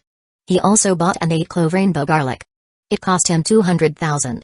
The 8-clove rainbow garlic could temporarily destabilize a pet beast's genes and was commonly used as a supplementary ingredient in pet evolution elixirs. The 8-clove rainbow garlic couldn't be used recklessly, as misuse could lead to mutations in the pet beast. Lee Kung-soo bought the 8-clove rainbow garlic with the intention of making a slime mutation needle. The slime mutation needle had a chance to cause a slime to mutate. It was invented by a player in a game from his past life, and Lee Kung-soo had bought it from him. Lee Kung-soo wanted to use the slime mutation needle to mutate a curse slime. The curse attribute was one of the most niche in divine taming. Even those who played the poison attribute, which was also niche, outnumbered curse players by 1,000 times. The curse attribute had its strengths, but the cost was too high. The curse attribute had a flaw: casting curses came with a price. The stronger the curse, the greater the cost, and these costs would accumulate in the body until they erupted one day. This was why curse pet beasts and curse masters were often sickly and weak. In the game, the cost manifested as permanent negative buffs. In the game, Lee Kung-soo had a pet beast with a divine level curse talent, cost sharing, blue, which could share the cost of curses. However, this talent had a limitation: the target of the cost sharing had to be a curse pet beast. The curse attribute was so niche partly because curse pet beasts were extremely rare, even rarer than pure blood dragons. To fully utilize the cost sharing talent, Lee Kung-soo came up with the idea of mutating a curse slime. As it turned out, Lee Kung-soo's idea was correct. He successfully mutated a curse slime and elevated the curse attribute to new heights. Returning to the ranch cabin, Lee Kung-soo took 1 clove from the 8-clove rainbow garlic, squeezed out its juice, and mixed it with gray stone powder, old tree roots, and other ingredients. After stirring and letting it sit for half an hour, he extracted the clear liquid from the top and divided it into 10 doses. The slime mutation needle was ready, and it had to be used immediately, as the potency would dissipate within half a day. He injected the slime mutation needle into 10 slimes, 6 of which had the digestion talent. Lee Kung-soo didn't inject Xiaoran, as it would be useless for her. No matter how she mutated, it wouldn't surpass her Slime Soul Kingdom talent. He placed the 6 slimes with the digestion talent into the pet pouch and then rode his bike to an environmental organization next to the Environmental Protection Bureau, where he joined the organization. After completing the membership procedures, Lee Kung-soo approached the receptionist and requested environmental tasks. "Sister, could you show me the simpler environmental tasks?" The receptionist filtered out the simpler tasks, and Lee Kung-soo glanced at them, feeling they were all quite straightforward. Select all? No, he wasn't yet sure about the digestive capabilities of the slimes with the digestion talent. It was better to play it safe and complete one task first. He chose the simplest task, cleaning up a trash-clogged river. "Are you going to do the task now?" "Yes." The receptionist turned her head and spoke to the row of recording parrots reading by the bookshelf. "One parrot, follow him." Among the reading recording parrots, one flew onto Lee Kung-soo's shoulder, but he didn't feel any weight at all. Lee Kung-soo speculated in his heart, this recording parrot's talent must be as light as a swallow. Following the directions on his phone, Lee Kung-soo arrived at the mission location. This section of the river wasn't long, with bridges on both sides, about 15 meters in length. The river was piled with all sorts of garbage: soda cans, plastic bottles, white plastic lunchboxes, shopping bags, milk cartons. Time to eat, slimes. Lee Kung-soo released 6 slimes with digestion talent. Under Zhao Ran's command, the slimes jumped into the river and began cleaning up the trash. One by one, the garbage was swallowed by the slimes, and in no time, it was decomposed and digested. A bit slow. The slime's digestion speed was indeed not great, but Lee Kung-soo didn't mind. Digestion talent needed practice. The more they digested, the more stomach acid they would produce, and the faster their digestion would become. Sure enough, after an hour, the slime's digestion speed increased, and the garbage in the river disappeared at a visible rate.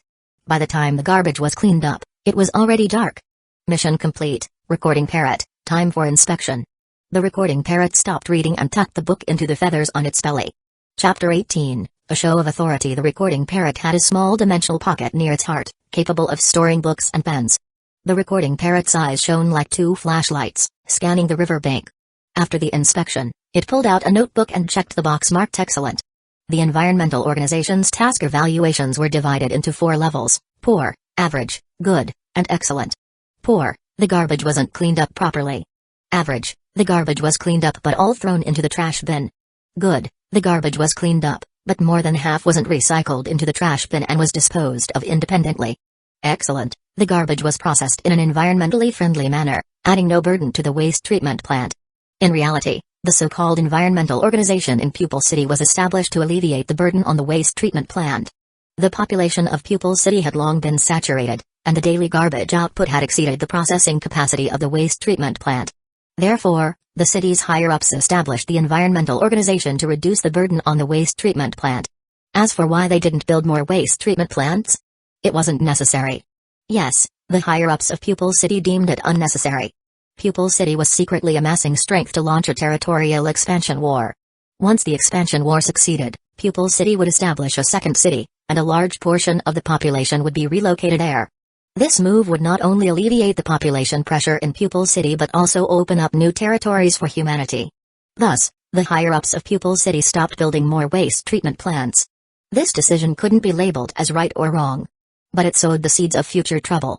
It led to the Pupil City garbage pile-up incident. Thousands of people died indirectly as a result. The piled-up garbage bred garbage-related pet beasts, such as stench flies, blood-sucking mosquitoes, and toxic garbage beasts. These pet beasts carried multiple pathogens, causing various infectious diseases, and the thousands of deaths were due to these diseases. The garbage also polluted the environment, with wastewater flowing downstream and contaminating the ecological environment, angering the pet beast kings downstream. Coincidentally, downstream of Pupil City was a particularly strong forest king deer, who was especially protective of the environment. The forest king deer was both a fighter and a healer, and it knew how to escape. This made the strong individuals of Pupil City extremely frustrated, forcing them to take environmental protection seriously. More importantly, this forest king deer knew its limits. It didn't kill people, it punished them. Every time it was angered, it would bring a fog-like cloud of itching powder, making the people of Pupil City suffer for days. As the recording parrot was about to fly back, Lee Kung-soo gave it a bag of flying bird cookies. Flying bird cookies were snacks specifically developed for bird-type pet beasts and were highly popular among them. The recording parrot really wanted to eat them, swallowing its saliva, and said, "Thank you for your kindness, but there's a rule against accepting food." In the past, some parrots were poisoned by offerings. The recording parrot flew away, and Lee Kung-soo rode his bike back to the ranch cabin.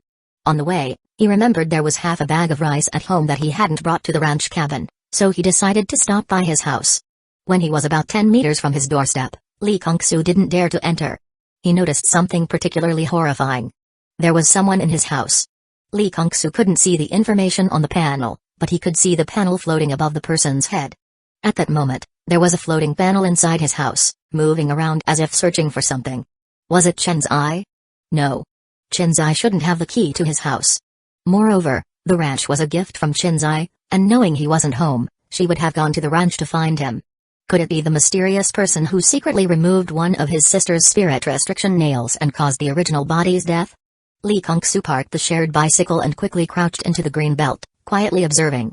Suddenly, Lee Kung-soo remembered a setting in the game Divine Taming: strong individuals are highly sensitive to being watched. If he kept staring like this, the other party might easily detect him. Use a mirror. The refraction of a mirror can somewhat reduce the sensitivity of strong individuals to being watched. The problem was, Lee Kung-soo wasn't a girl, so he didn't carry a makeup mirror in his bag. Moreover, the reflection from a mirror would also attract attention. Why keep staring? Forget it, I'll leave. Realizing that continuing to watch would easily expose him, Lee Kung-soo decisively decided to leave. Too bad there's no surveillance in the neighborhood. Otherwise, I could have figured out what's going on. However, it was precisely because there was no surveillance that Lee Kung-soo dared to hide with his sister in the rain. Surveillance wasn't widespread in the Divine Taming world. It gave off a sense of being watched, which strong individuals detested. Some even went out of their way to destroy surveillance equipment. Many strong individuals could use small tricks to remotely damage surveillance, leaving no trace of the culprit afterward. Lee Kung-soo rode several kilometers in one go before finally relaxing. I can't go home. But this is also a good thing. It proves that my suspicion of a mysterious person lurking in the shadows is true. I'm not just fighting with thin air. The next day, Lee Kung-soo's environmental account received 50 environmental points. Environmental points could be exchanged for resources at environmental organizations. 1 point was worth about 10 yuan, so 50 points were equivalent to 500 yuan. Not bad, a no-cost deal. Lee Kung-soo got up and washed up. Today, he was going to report to the 18th middle school. After washing up, Lee Kung-soo eagerly opened the door to the second bedroom. Inside the second bedroom were the 10 slimes that had been injected with the slime mutation needle yesterday. Disappointingly, the slimes showed no changes. After being injected with the slime mutation needle, slimes had a high probability of mutating within the first 3 days. After 3 days, the chance of mutation became almost negligible. Lee Kung-soo packed 6 slimes with the digestion talent into his pet pouch and set off on his bike. He had to leave early because the ranch was in the suburbs, quite far from the 18th middle school in the city. Fortunately, the people here had the physique of Shinjuku superhumans. Even riding a bicycle wasn't much slower, especially since the original owner was a bicycle enthusiast, making him faster than the average person. Arriving at the 18th middle school, Lee Kung-soo was mercilessly stopped by the gatekeeper under the astonished eyes of many students. The female gatekeeper said expressionlessly, "This is the 18th middle school. Boys are not allowed inside." Lee Kung-soo explained, "I'm a new student here to report." The female gatekeeper looked skeptical and said coldly, "The reporting period for new students has long passed. Besides, this is a girls' school. We don't admit male students. I have a text message from the Education Bureau." Ridiculous lie. You can't fool me. Guardian Knight, immobilization spell. Before Lee Kung-soo could pull out his phone, the female gatekeeper summoned a Guardian Knight without hesitation. The knight held a shield in one hand and a spear in the other, clad in full steel armor. The Guardian Knight's eyes glowed red, and Lee Kung-soo was immobilized on the spot. The Guardian Knight's proficiency with the immobilization spell wasn't masterful, so it couldn't move while casting, leaving it standing guard alongside Lee Kung-soo. Lee Kung-soo remained immobilized until nearly noon. Only after a phone call did the female gatekeeper order the Guardian Knight to release the immobilization spell. The female gatekeeper offered a half-hearted apology. "Sorry, the principal didn't notify us about a male student reporting in, so we had to immobilize you. You should head to the principal's office now." Lee Kung-soo rubbed his legs, which had been standing all morning. He could see through the facade. It wasn't a lack of notification, it was clearly intentional, a way to put him in his place. If there had truly been no notification, the female gatekeeper would have either chased him away or called the police to arrest him, not immobilized him and made him stand for an entire morning. Lee Kung-soo said nothing, simply staring at her with a gaze so intense it sent chills down her spine. He would remember this grudge. After all, he was a master of curses, and those who dealt in curses were never known for their magnanimity. For now, he was powerless, but that might not always be the case. As Confucius once said, even a grudge spanning 10 generations can be avenged. He was just that petty. Lee Kung-soo stared for a while longer, then turned and walked away without a word. The female gatekeeper, however, was left unnerved by his gaze. After he left, she shook her head, her tone a mix of disdain and self-reassurance. "Little brat, trying to scare me with his theatrics." Lee Kung-soo knew the hierarchy well. The female gatekeeper was just the enforcer, the principal was the true mastermind. Without the principal's orders, a mere gatekeeper wouldn't dare to make him stand for no reason. This is troublesome. If this is how it is on the first day of transferring schools, it's not going to be easy to stay here. But it didn't matter. If things got too bad, he could always transfer again. After all, he was in the right. Chapter 19, The Serpentine Beauty. Given what had just transpired, it was entirely reasonable for Lee Kung-soo to request a transfer from the Education Bureau. But Lee Kung-soo didn't do that. Doing so would have played right into the principal's hands. This was a show of force, a tactic to pressure Lee Kung-soo into transferring schools. The other party had made Lee Kung-soo extremely uncomfortable. She wanted him to transfer, but he was determined not to back down. He was ready to stand his ground. If the other party had approached him politely and asked him to leave, he might have considered it. But their arrogance was too much. How did Lee Kung-soo figure out their intentions? The Guardian Knight beside him had been using psychological suggestions on Lee Kung-soo. For a moment, Lee Kung-soo felt a strong urge to leave in anger. But he didn't leave. First, his soul was a fusion of two souls, giving him twice the mental resistance of an ordinary person. Second, the Guardian Knight's psychological suggestion was poorly executed, its influence limited and ultimately unsuccessful. Instead, it allowed Lee Kung-soo to detect their intentions. The Guardian Knight had two attributes, mental and psychic. The Guardian Knight primarily focused on mental, with psychic as a secondary attribute. Clearly, the female gatekeeper's Guardian Knight was inadequately trained, having fully invested in mental and completely neglected psychic. As for why Lee Kung-soo was certain that the principal was the one who wanted him to transfer? So far, at the 18th school, he had only directly or indirectly interacted with two people, the female gatekeeper and the principal. If it wasn't the principal, then who else could it be? He knocked on the door of the principal's office. "Come in."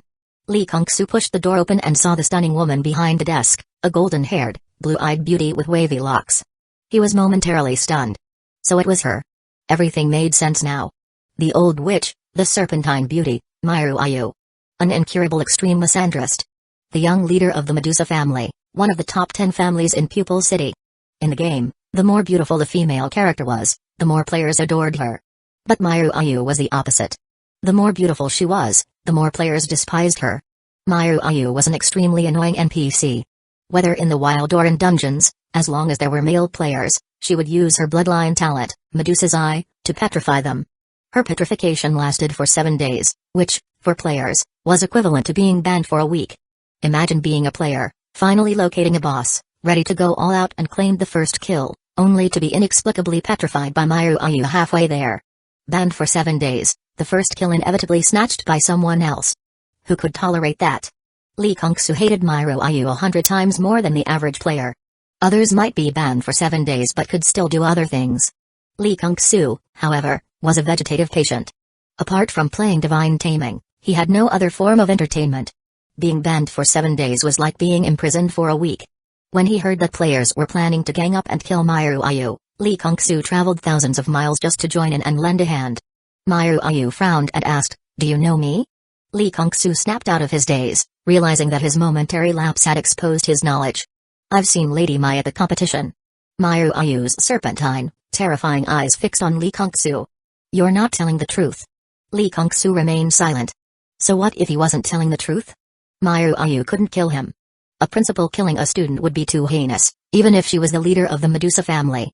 She would still have to pay the price. Ayu said with a hint of threat, "The 18th school is a girls' school. Men are not welcome here. You'd better transfer, or else." Lee Kung-soo shrugged. "I didn't want to come to the 18th high school either, but Shi Jintang, the vice principal of the 17th high school, messed with me. He's the one who got me transferred here."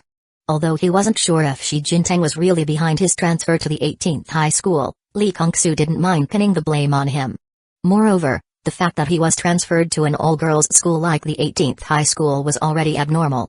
According to the normal transfer procedure, he should have been sent to the 16th high school instead. Ayu whispered, "Shi Jintang from the 17th high school, I'll remember him." Hearing this, Lee Kung-soo felt a bit gleeful. This old witch was as venomous as a snake, with a strong sense of vengeance.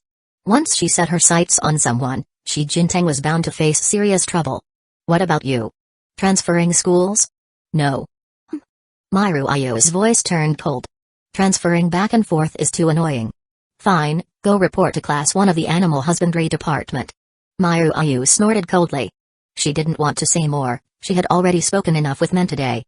If she continued, she might just vomit. As for whether Lee Kung-soo would transfer or not, his wishes didn't matter. She had plenty of ways to make him drop out. Lee Kung-soo arrived at Class 1. At this moment, during the break, the noisy classroom suddenly fell silent. Many girls couldn't understand why a boy had appeared in their all-girls school. "He looks familiar. Have I seen him somewhere before? Isn't that the boy who was standing at the school gate as punishment? Why wasn't he chased away by the security guard? Instead, he's come to our classroom." Lee Kung-soo scanned the classroom and spotted a familiar face. Chen Lu. The seat next to Chen Lu was empty. Under the astonished gazes of all the girls in the class, Lee Kung-soo sat down beside Chen Lu.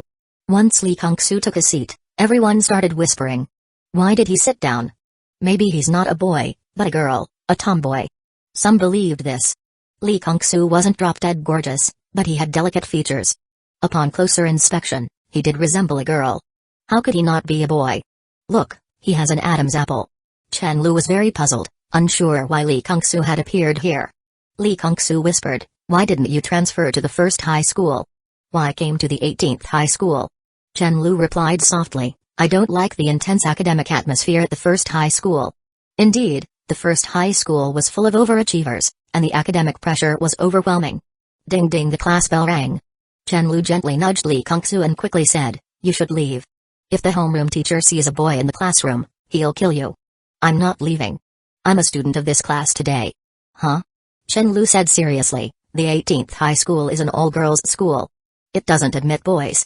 From today onwards, it's no longer a purely all-girls school."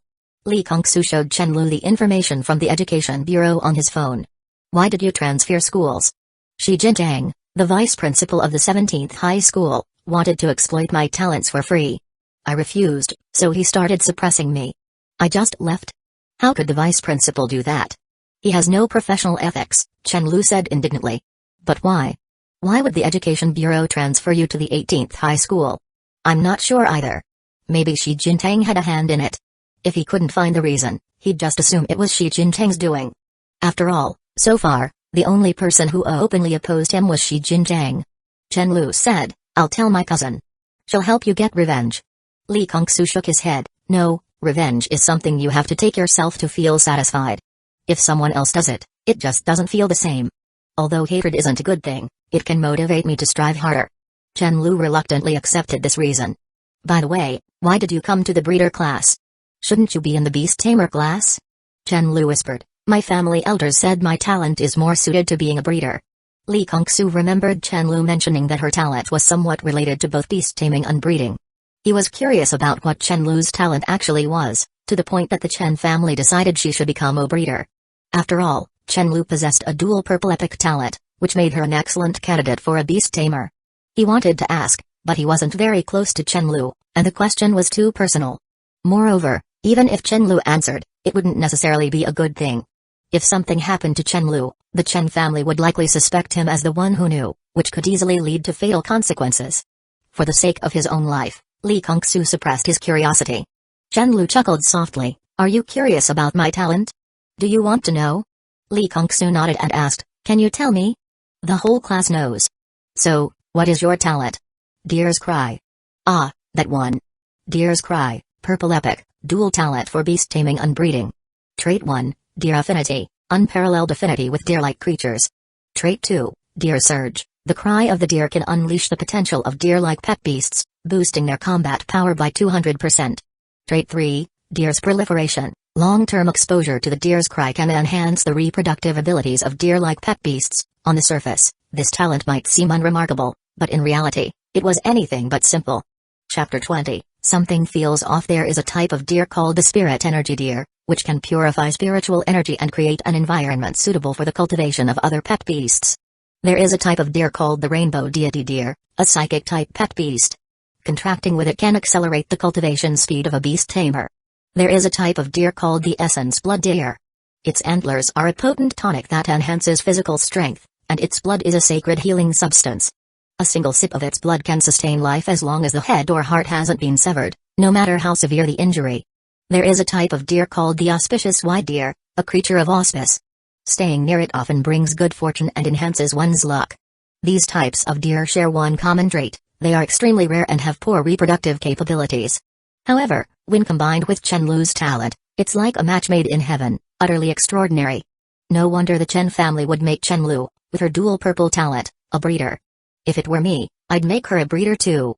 She's a talent who can increase the family's legacy. The homeroom teacher of Class 1 entered the classroom. Li Kongsu glanced over and saw another familiar face. Myru Ifeng, a member of the Medusa family and a loyal subordinate of Myru Ayu, an NPC of little importance in the game. Li Kongsu remembered her because her daughter was the next leader of the Medusa family. Myru Ifeng was teaching a class on making spirit food. To make fire egg rice, you must strictly control the heat. The fire eggs should be added to the pan when the oil is 90% hot, and the rice should be added when the eggs are 70% cooked. Myru Ifeng tapped the blackboard with the eraser. The male student whispering to his deskmate, stand up. Li Kongsu's expression stiffened. Explain the key points of making fire egg rice. Having not paid attention in class, how could he possibly answer? I don't know. Stay standing. After a while, Myru Ifeng asked again, the student standing, answer this, what are the forbidden combinations when making fire-type spirit food? I don't know. You know nothing. I don't see the point of you being in school. Go stand outside. Li Kongsu obediently went out to stand in punishment. Myru Ifeng was deliberately targeting Li Kongsu, and he had no choice. Students are naturally at a disadvantage against teachers, especially since Li Kongsu genuinely hadn't been paying attention. Li Kongsu also lacked the motivation to listen because he knew that in the future, spirit crystal art would be developed, rendering spirit food techniques obsolete. Suddenly, Li Kongsu froze. In the game of his past life, spirit crystal art was developed by a player who grew frustrated with the complexity of spirit food techniques and complained to a doctor. Inspired by the player's unique perspective, the doctor developed spirit crystal art. In this life, without player interference, could that doctor still develop spirit crystal art? That was a question mark. How could Li Kongsu be sure players wouldn't appear? Because he had searched the news and found no signs of beta or public test players. There's no player interference, but I can interfere. But what's the name of the doctor who developed spirit crystal art? Where does he live? Who would bother remembering the name of a doctor from a game? Without spirit crystal art, wouldn't I have to learn spirit food techniques? After thinking for a long time, Li Kongsu decided he still wouldn't learn spirit food techniques. They were too complicated, too demanding in terms of skill, and too time-consuming to master. Moreover, he had seen spirit crystals that were far superior to spirit food. Asking him to learn how to make spirit food? He really had no interest. Just like guns, once you have a pistol, who would bother learning to use a red-tasseled spear? A pistol is far more convenient than a spear. If there were no spirit crystal art in the future, he would develop it himself. He knew the principle of spirit crystal art, extracting the essence of ingredients and compressing it into spirit crystals. It was that simple. Of course, there were many technical challenges, but that didn't matter. There were successful examples from his past life, and he could just follow the same path. Could he really fail to replicate it? Ding ding, the bell rang, signaling the end of class. Maru Ifeng said coldly, "Come with me to the office." Li Kongsu had already guessed what was coming next. A lecture in the office. In the teacher's office, only Maru Ifeng was present, the other teachers hadn't returned yet. Li Kongsu had a sudden idea. If she was going to lecture him, he would strike first. "Teacher Mai, I want to apply for home study." "No, I don't agree. You couldn't even answer a simple question about fire egg rice. I don't think you meet the criteria for home study." Maru Ifeng rejected him without hesitation. If he applied for home study, how could she find trouble with him? How could she expel him from the 18th high school? And how could she fulfill Principal Maru Ayu's instructions? Li Kongsu chuckled softly, leaning in to whisper in Maru Ifeng's ear. "Teacher Maru Ifeng, you wouldn't want Principal Maru Ayu to find out you have a daughter hidden away, would you?" Li Kongsu was too close, making Maru Ifeng uncomfortable. She was about to push him away with her delicate hand, but upon hearing his words, her hand froze midair. "What? What are you talking about? Teacher Ru Ifeng, should I repeat it?" Li Kongsu smirked mischievously. "I don't know what you're talking about. I've heard the infighting in the Medusa family is brutal. Mrs. Ru Ifeng, you wouldn't want anything to happen to your daughter, would you?" Li Kongsu provocatively lifted Maru Ifeng's chin. Maru Ifeng was so shocked by his words that she didn't even notice his rude gesture. How did he know? How did he know? The Medusa family's epic-level talent, Medusa's Eye, wasn't something that benefited from having more wielders. In fact, the fewer, the better. When there was only one pair of Medusa's Eyes in the world, the quality of the talent would reach the legendary level. A legendary Medusa's Eye was absurdly powerful. While an epic-level Medusa's Eye required eye contact to petrify, the legendary version didn't need direct eye contact, just seeing the target was enough to petrify them. Therefore, the leaders of the Medusa family would go to great lengths to eliminate other awakened Medusa's Eye talents. Maru Ifeng's daughter was an awakened Medusa's Eye talent, and a natural one at that. She had awakened the talent at birth. Maru Ifeng had been hiding her daughter, fearing that Maru Ayu would discover her. Exposed, Maru Ifeng was momentarily thrown into panic, but then a flash of malice crossed her eyes. If she could just eliminate Li Kongsu, her daughter's secret would remain safe. Maru Ifeng was no mere ornament, nor was she someone to be trifled with. Filled with killing intent, she said in a low voice, "Aren't you afraid I'll kill you?" Li Kongsu stretched his neck and sneered, "Teacher Ru Ifeng, if you think you can cover up the Buddha-nurturing kangaroo's causal lock, then go ahead." The Buddha-nurturing kangaroo was the pet beast of the Alliance's former chairman, one of the 7 or 8 ultra-rare Calamity-type pet beasts in the world. Within the Alliance's jurisdiction, if a teacher harmed a student, the Buddha-nurturing kangaroo could detect it through casualty. Maru Ifeng deflated. "How did you know?" Can't say, can't say. "What do you want me to do?"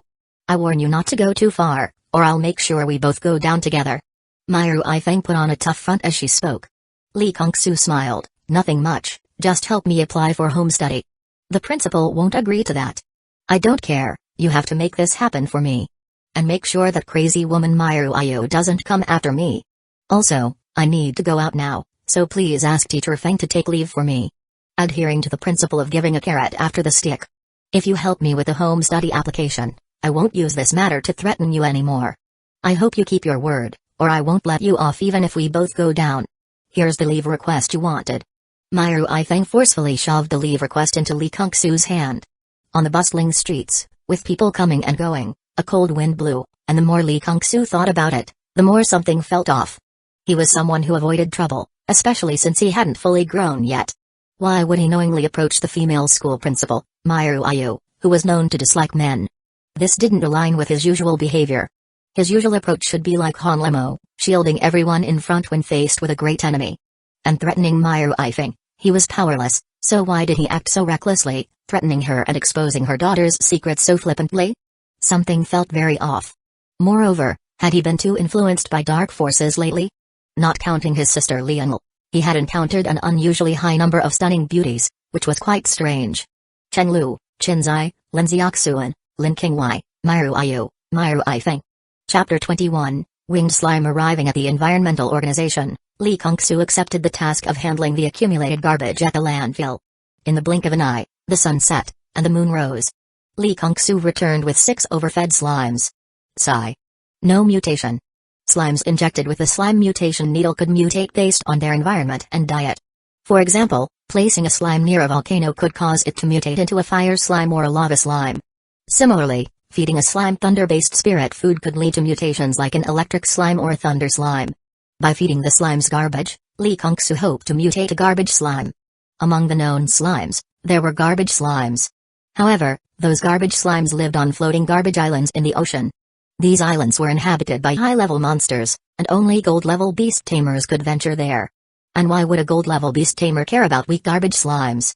Since obtaining a garbage slime from the garbage island was impossible in the short term, Lee Kung-soo had to rely on the mutation needle. Returning to the ranch cabin, Lee Kung-soo stared at the ceiling in astonishment. Among the 4 slimes left in the room that had been injected with the mutation needle, one had actually mutated. Under the dim light, a slime with a pair of pure white wings fluttered around, seemingly unaccustomed to its new appendages, bumping into the ceiling like a headless fly. Pet beast, winged slime, talent, light wings, white, skills, charge, gust, light wings, white common, reduces the weight of the wings. The talent has changed too. I remember this one originally had the conspecific division talent. Although the winged slime is quite weak, it looks cute and could be sold as a companion toy for children. Lee Kung-soo's eyes sparkled with greed. That very night, he registered an online store for children's toys. There was a small issue. This winged slime didn't have the conspecific division talent, so it couldn't reproduce other winged slimes. But for Lee Kung-soo, this wasn't a problem. He had a solution. How did it mutate into a winged slime? Could it have been that bag of flying bird cookies from last night? He had specifically bought the flying bird cookies for the recording parrot, but the parrot hadn't eaten them due to regulations. Upon returning, Lee Kung-soo, not wanting to waste them, fed the cookies to the 4 slimes in the room. The ingredient list of the flying bird cookies included flying bird grass, a wind-based black iron level resource, which could indeed induce a slime to mutate into a winged slime. The next day, Lee Kung-soo rode his bike back to the environmental organization. Yesterday's mission earned me 80 points, plus the 50 points from the day before, so I have 130 points now. And the mud monster breeding potion only costs 10 points. Lee Kung-soo said to the receptionist, "Give me 13 mud monster breeding potions." Like slimes, mud monsters reproduce through cell-like division, but mud monsters rarely possess the conspecific division talent. As a result, mud monsters reproduce slowly. Though this slowness has its benefits, mud monsters with ample food supplies are less likely to overpopulate. People found the mud monster's reproduction rate too slow, so they asked scientists to develop the mud monster breeding potion to increase their population. The mud monster breeding potion allows mud monsters without the conspecific division talent to reproduce and speeds up the reproduction of those with the talent. The body of the sludge monster is somewhat similar to that of a slime. The mud monster breeding potion can also be used on slimes, and its effect is even better than on sludge monsters. Then, Lee Kung-soo went to the garbage dump and threw 6 slimes onto the garbage mountain, asking the recording parrot to keep an eye on them. Returning to the ranch, he put down a large bag of promotional plastic bowls from the supermarket and unloaded the blue water barrel from the back of his bicycle. He dragged the barrel to the riverside, filled it with water using a ladle, poured in a mud monster breeding potion, and stirred it with a wooden stick. He arranged the plastic bowls and filled them one by one with water. Lee Kung-soo summoned Xiaoran and released the winged slime from his pet pouch. Xiaoran, let the winged slime drink the water. Next, Lee Kung-soo had Xiaoran direct the other slimes to drink the water. The slimes with the conspecific division talent immediately split into another slime after drinking the diluted mud monster breeding potion, then fell into a weakened state. Seeing this, Lee Kung-soo brewed some slime nutrient solution to replenish the energy and nutrients of the weakened slimes. After 4 or 5 hours, the slimes that had split once before split again, producing new slimes. The newborn slimes didn't need to be marked with the subject mark, they were born with it. With nothing else to do, the mech hunter and the home guard dog joined in, helping Lee Kung-soo distribute the water. 10 hours after drinking the water, the winged slime split into a small winged slime. Lee Kung-soo specifically checked the talent of this small winged slime. It had the conspecific division talent. Now selling winged slimes is a sure thing. Good news kept coming. One of the 6 slimes that had been eating garbage at the dump mutated into a garbage slime. Pet beast, garbage slime, talent, rapid digestion, blue. The mutation actually evolved the talent. What a stroke of luck. The original digestion, green, had evolved into rapid digestion. Blue, Li Kongsu also fed the garbage slime the diluted breeding potion to expand the garbage slime population. The mech hunter said, the number of slimes has increased again. The grass in the ranch might not be enough for them to eat. We might need to release some. No need. Li Kongsu shook his head. Zhao Ran, have the slimes that haven't drunk the breeding potion fight to the death. And so, a grand slime battle began. Water slimes spat water balls, and grass slimes threw grass blades. But how to put it? They were too weak, their skills did no damage. Water balls and grass blades flew everywhere, but there were 0 casualties. Li Kongsu couldn't stand it anymore and intervened in the battle. Zhao Ran, give the slimes the con-specific fusion talent. Let them fuse with other slimes to become bigger slimes and fight. If they can't find a slime to fuse with, have them charge. The battle lasted 3 hours, with thousands of slimes participating. By the end, only a few hundred remained. However, the benefits were immense. The surviving slimes had leveled up. Most of them had risen by 2 or 3 levels. The highest had reached Black Iron level 5. Their skills were now more effective and could even harm Li Kongsu. This was the magical rule of the deity taming continent: as long as you fought and defeated your opponents, you could exchange potential to raise your realm. Previously, the slimes had only quantity, not quality. Even if Zhao Ran collected taxes, it wasn't much. Now, the quantity had decreased, but the quality had improved, and Zhao Ran's tax collection had actually increased. The number of slimes had decreased, but it didn't matter. With a breeding potion and Zhao Ran's reincarnation and revival, they weren't truly dead in the literal sense. The number of slimes wouldn't drop too much. This was also why Li Kongsu had joined the environmental organization. Only the environmental organization could exchange for the mud monster breeding potion. It couldn't be bought anywhere else. After the slime melee, the ground was left covered in sticky slime gel, grass clumps, and pure water orbs. Slime gel was a material that would always drop when a slime died. It could be used to make glue or synthetic rubber. The grass clumps could be fed to cows and horses, as they were high-quality fodder. The pure water orb was a round water sphere with a thin film on the surface. Bite through the film, and you could drink the clean water inside. Li Kongsu checked the purchase price of slime gel and exclaimed that it was too low. 1 piece of slime gel can only sell for 0.1 zhao. Even thousands of slime gels left behind by the deaths of thousands of slimes can only fetch a few dozen yuan. Might as well not sell it. I remember slime gel can also be used to make spirit food. Li Kongsu searched online. Slime gel could be used to make a spirit food called slime jelly. The effect of slime jelly was quite niche. It only worked on slimes, slightly enhancing their physique and spirit energy capacity. The method for making slime jelly was incredibly simple, the easiest spirit food recipe Li Kongsu had ever seen. Add water to slime gel, soak it overnight, grind ice jelly seeds into powder, pour it in, add lime water, mix well, refrigerate for an hour or 2, and it's done. No skill required at all. The journey of a new book is fraught with challenges. If you like it, I humbly ask for your recommendation votes to support it. Thank you. Chapter 22, Turning the Tables. Myru I think called. I've arranged for you to study at home. Li Kongsu, thank you, Teacher Feng. Myru I think, remember what you promised earlier. Li Kongsu, don't worry, I'll keep my word. Myru I think, also, try to come to school less, or better yet, don't come at all. The principal isn't too fond of you. Li Kongsu, got it. Li Kongsu had no intention of going to school anyway. The 10 fragrant milk cows from Yellow Crown Ranch had arrived, albeit a bit late. Hurry up and get down. The delivery guy waved the herding whip to drive the 10 fragrant milk cows down. Li Kongsu thought to himself, perhaps I should get a herding whip too. The herding whip, woven from the hair of high-level pet beasts, has a suppressive effect on lower-level pet beasts. It can also serve as a practical weapon in beast-taming battles. In official beast-taming battles, each beast-tamer is allowed to bring 1 weapon. Next, the delivery guy drove 2 warmth sheep off the truck. Hey, stop. You made a mistake. I didn't order any warmth sheep. The delivery guy replied, no mistake here. These 2 warmth sheep are a gift from the boss. Over the past few days, Lin Jiuzhen had been verifying the truth of the evil dragon curse Li Kongsu mentioned. After confirming it was true, he sent the gift along with the 10 fragrant milk cows. Li Kongsu clicked his tongue and said, your boss is too generous. The wool of warmth sheep provides excellent warmth during cold winters, and their milk can keep you warm all day. Therefore, an adult warmth sheep can sell for over 500,000. 2 warmth sheep would fetch over 1 million. He herded the cows and sheep to graze on the grass. In just 2 or 3 days, the black iron pasture Li Kongsu had planted had sprouted, showing signs of lush greenery. The rapid growth characteristics of black iron pasture, The fertile soil of the pastoral plains, Zhao Ran's growth aura, and Li Kungsu's bountiful ranch, all four buffs combined, made it no surprise that the black iron pasture was growing quickly. Zhao Ran had the earth slimes start gnawing at the ground to dig a hole. It would take the earth slimes a long time to eat through the ground, so Li Kungsu wasn't in a hurry. 7 days later, heavy rain poured down on the pastoral plains once again. Dark clouds blotted out the sky, and the torrential rain seemed like it would flood the entire pastoral plains. Inside the wooden house, the lights were bright.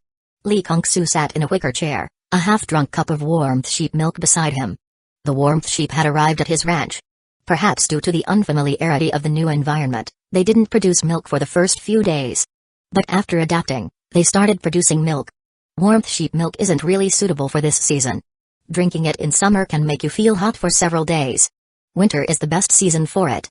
Li Kungsu didn't waste the freshly produced warmth sheep milk, he sold it to food ingredient suppliers.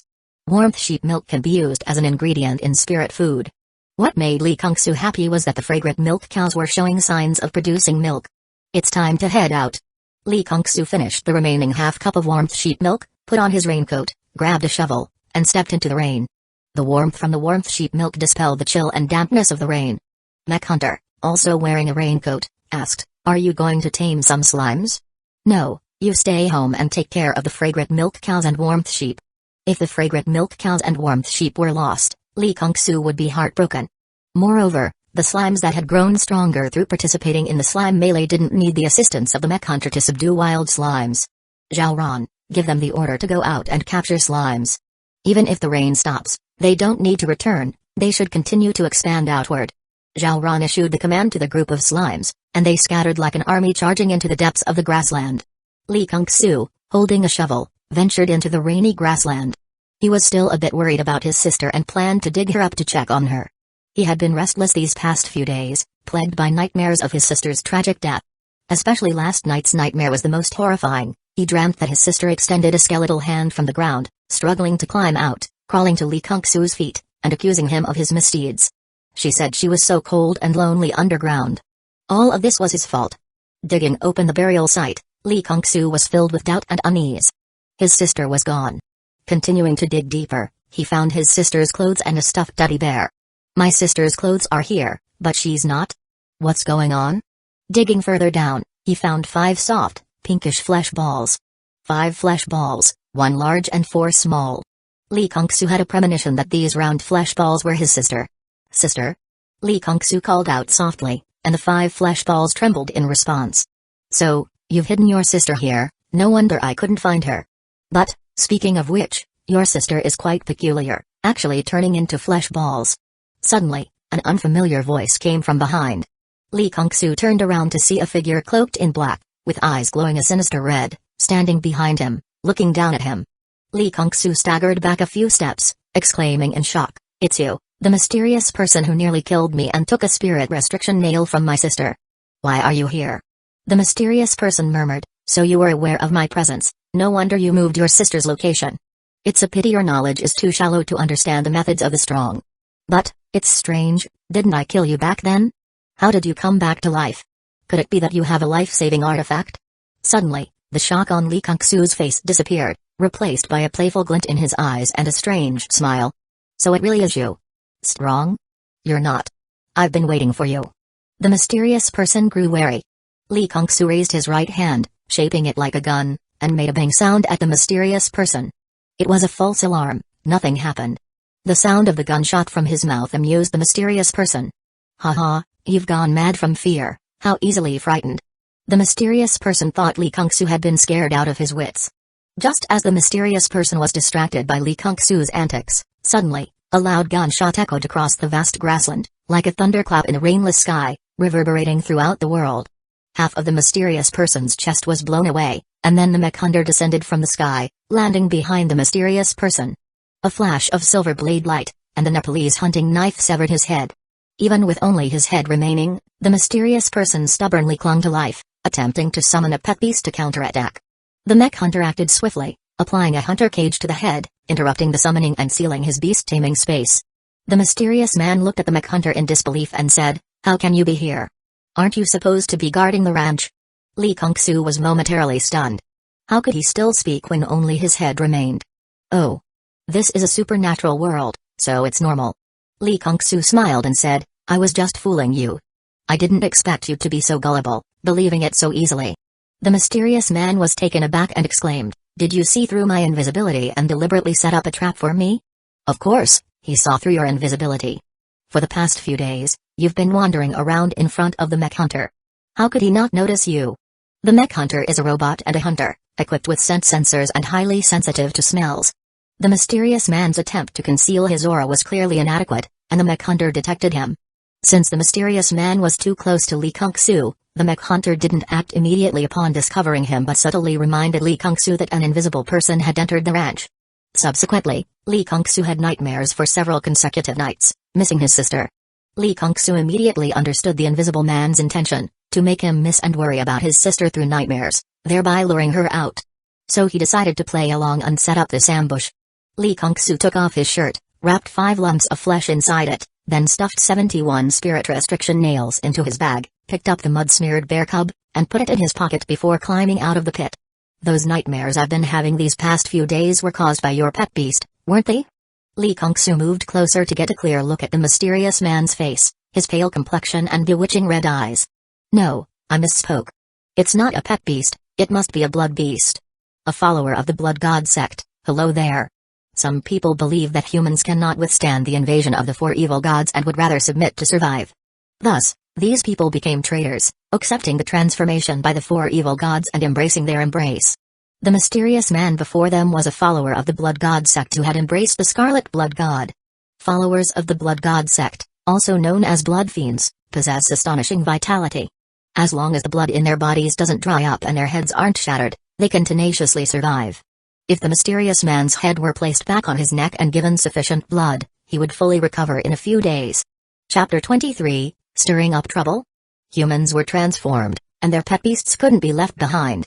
Pet beasts would be transformed into blood beasts by the power of the scarlet blood god, gaining an incredibly strong life recovery ability in addition to their original powers. Their weakness was a strict hierarchy, they couldn't oppose stronger blood beasts. When encountering a stronger blood beast, even if it demanded their life, they couldn't resist. The mysterious man said, want to know which pet beast gave you nightmares? Release my restraints, and I'll summon it for you. Do I look like a fool to you? Still trying to give yourself a chance to turn the tables. Lee Kung-soo rolled his eyes and slapped him, the mysterious man glaring back in anger. The mysterious man was a silver-level beast tamer and a blood cultist. Without a sneak attack, the mech hunter might not have been able to win, and even if he did, it would have been a Pyrrhic victory.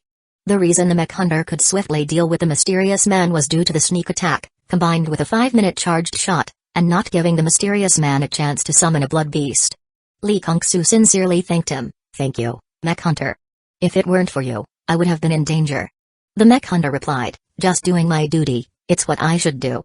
Returning to the ranch, Lee Kung-soo went to squeeze a cup of fresh goat milk to drive away the chill once more. Closing the door, Lee Kung-soo began interrogating the mysterious man. What's your name? The mysterious man remained silent. If you don't speak, I'll toss your head into the cesspool for a rinse. The mysterious man still didn't speak. Lee Kung-soo picked up the mysterious man's head and walked towards the toilet.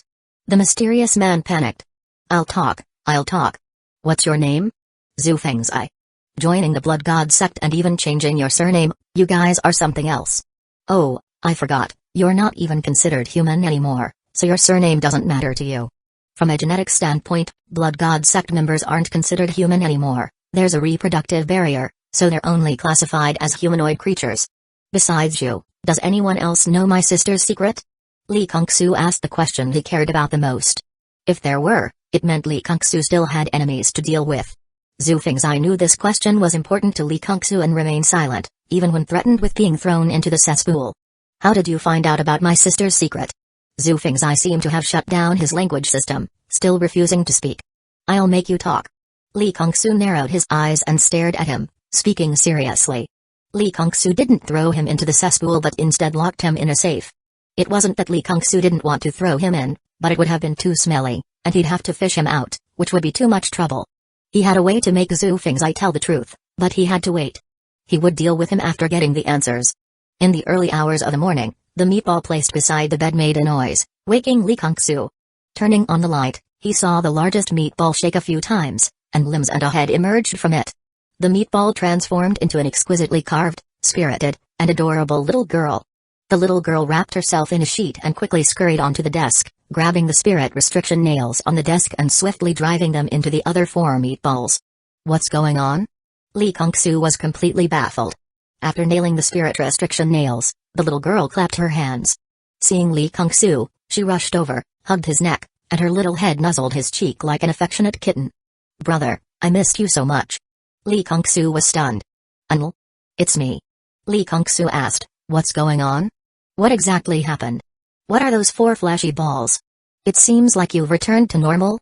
Those 4 fleshy balls are also me, to be precise, my 4 personalities, blood, evil, wickedness, and demon. Gurgle gurgle, Lian's stomach growled. Lian put on a pitiful, endearing expression. Brother, I'm hungry. Wait here. Lee Kung-soo went out and squeezed a cup of fresh goat milk for Lian. This will do for now. I'll make you some instant noodles later. Okay. Lian obediently took the milk. Lee Kung-soo tore open a packet of instant noodles and poured hot water from a thermos. After taking a sip of the goat milk, Lian said, being buried underground in complete darkness was too lonely. Blood, evil, wickedness, and demon started chatting, and somehow, they ended up discussing how, since they all share the same body, one being the leader and the other 3 inevitably disagreeing, it would be better to split the body into 4, each having their own body without interfering with each other. This decision was agreed upon by all 4 personalities. When they were dividing the body, I suddenly struck. The 4 personalities, having overlooked the main personality, me, were successfully backstabbed by me, allowing me to seize the torso of the body, while they only got the limbs. Since my body was formed from the torso, it had more energy than theirs, so I was the first to recover. Lee Kung-soo gave a thumbs up and praised, clever. After finishing the goat milk and wiping her mouth, Lian suddenly changed her expression, becoming extremely gloomy. Brother, do you really trust the main personality so much? Aren't you afraid that I might be one of the other sub-personalities in disguise? Lee Kung-soo pushed the prepared instant noodles in front of Lian and gently tapped her nose. Don't be silly, you couldn't possibly be one of the other sub-personalities. Your 4 sub-personalities are all cruel and malicious. After being imprisoned by me for so many years, they must hate me to the bone. If you were one of them, you would have killed me just now. Earlier, when Lian rushed up to hug Lee Kung-soo, he didn't even have time to react before he was embraced and couldn't push her away. This showed that Lian's strength far surpassed his, and it would have been easy for her to strangle him. Congratulations, you've finally rid yourself of the torment of those 4 evil sub-personalities. Thank you, brother, for taking care of me all these years. Otherwise, I would have been killed by them before I could free myself. We're family, no need for such formalities. Lee Kung-soo ruffled his sister's yellow baby hair. Lee Kung-soo gestured towards the 4 fleshy balls nailed with spirit restriction nails.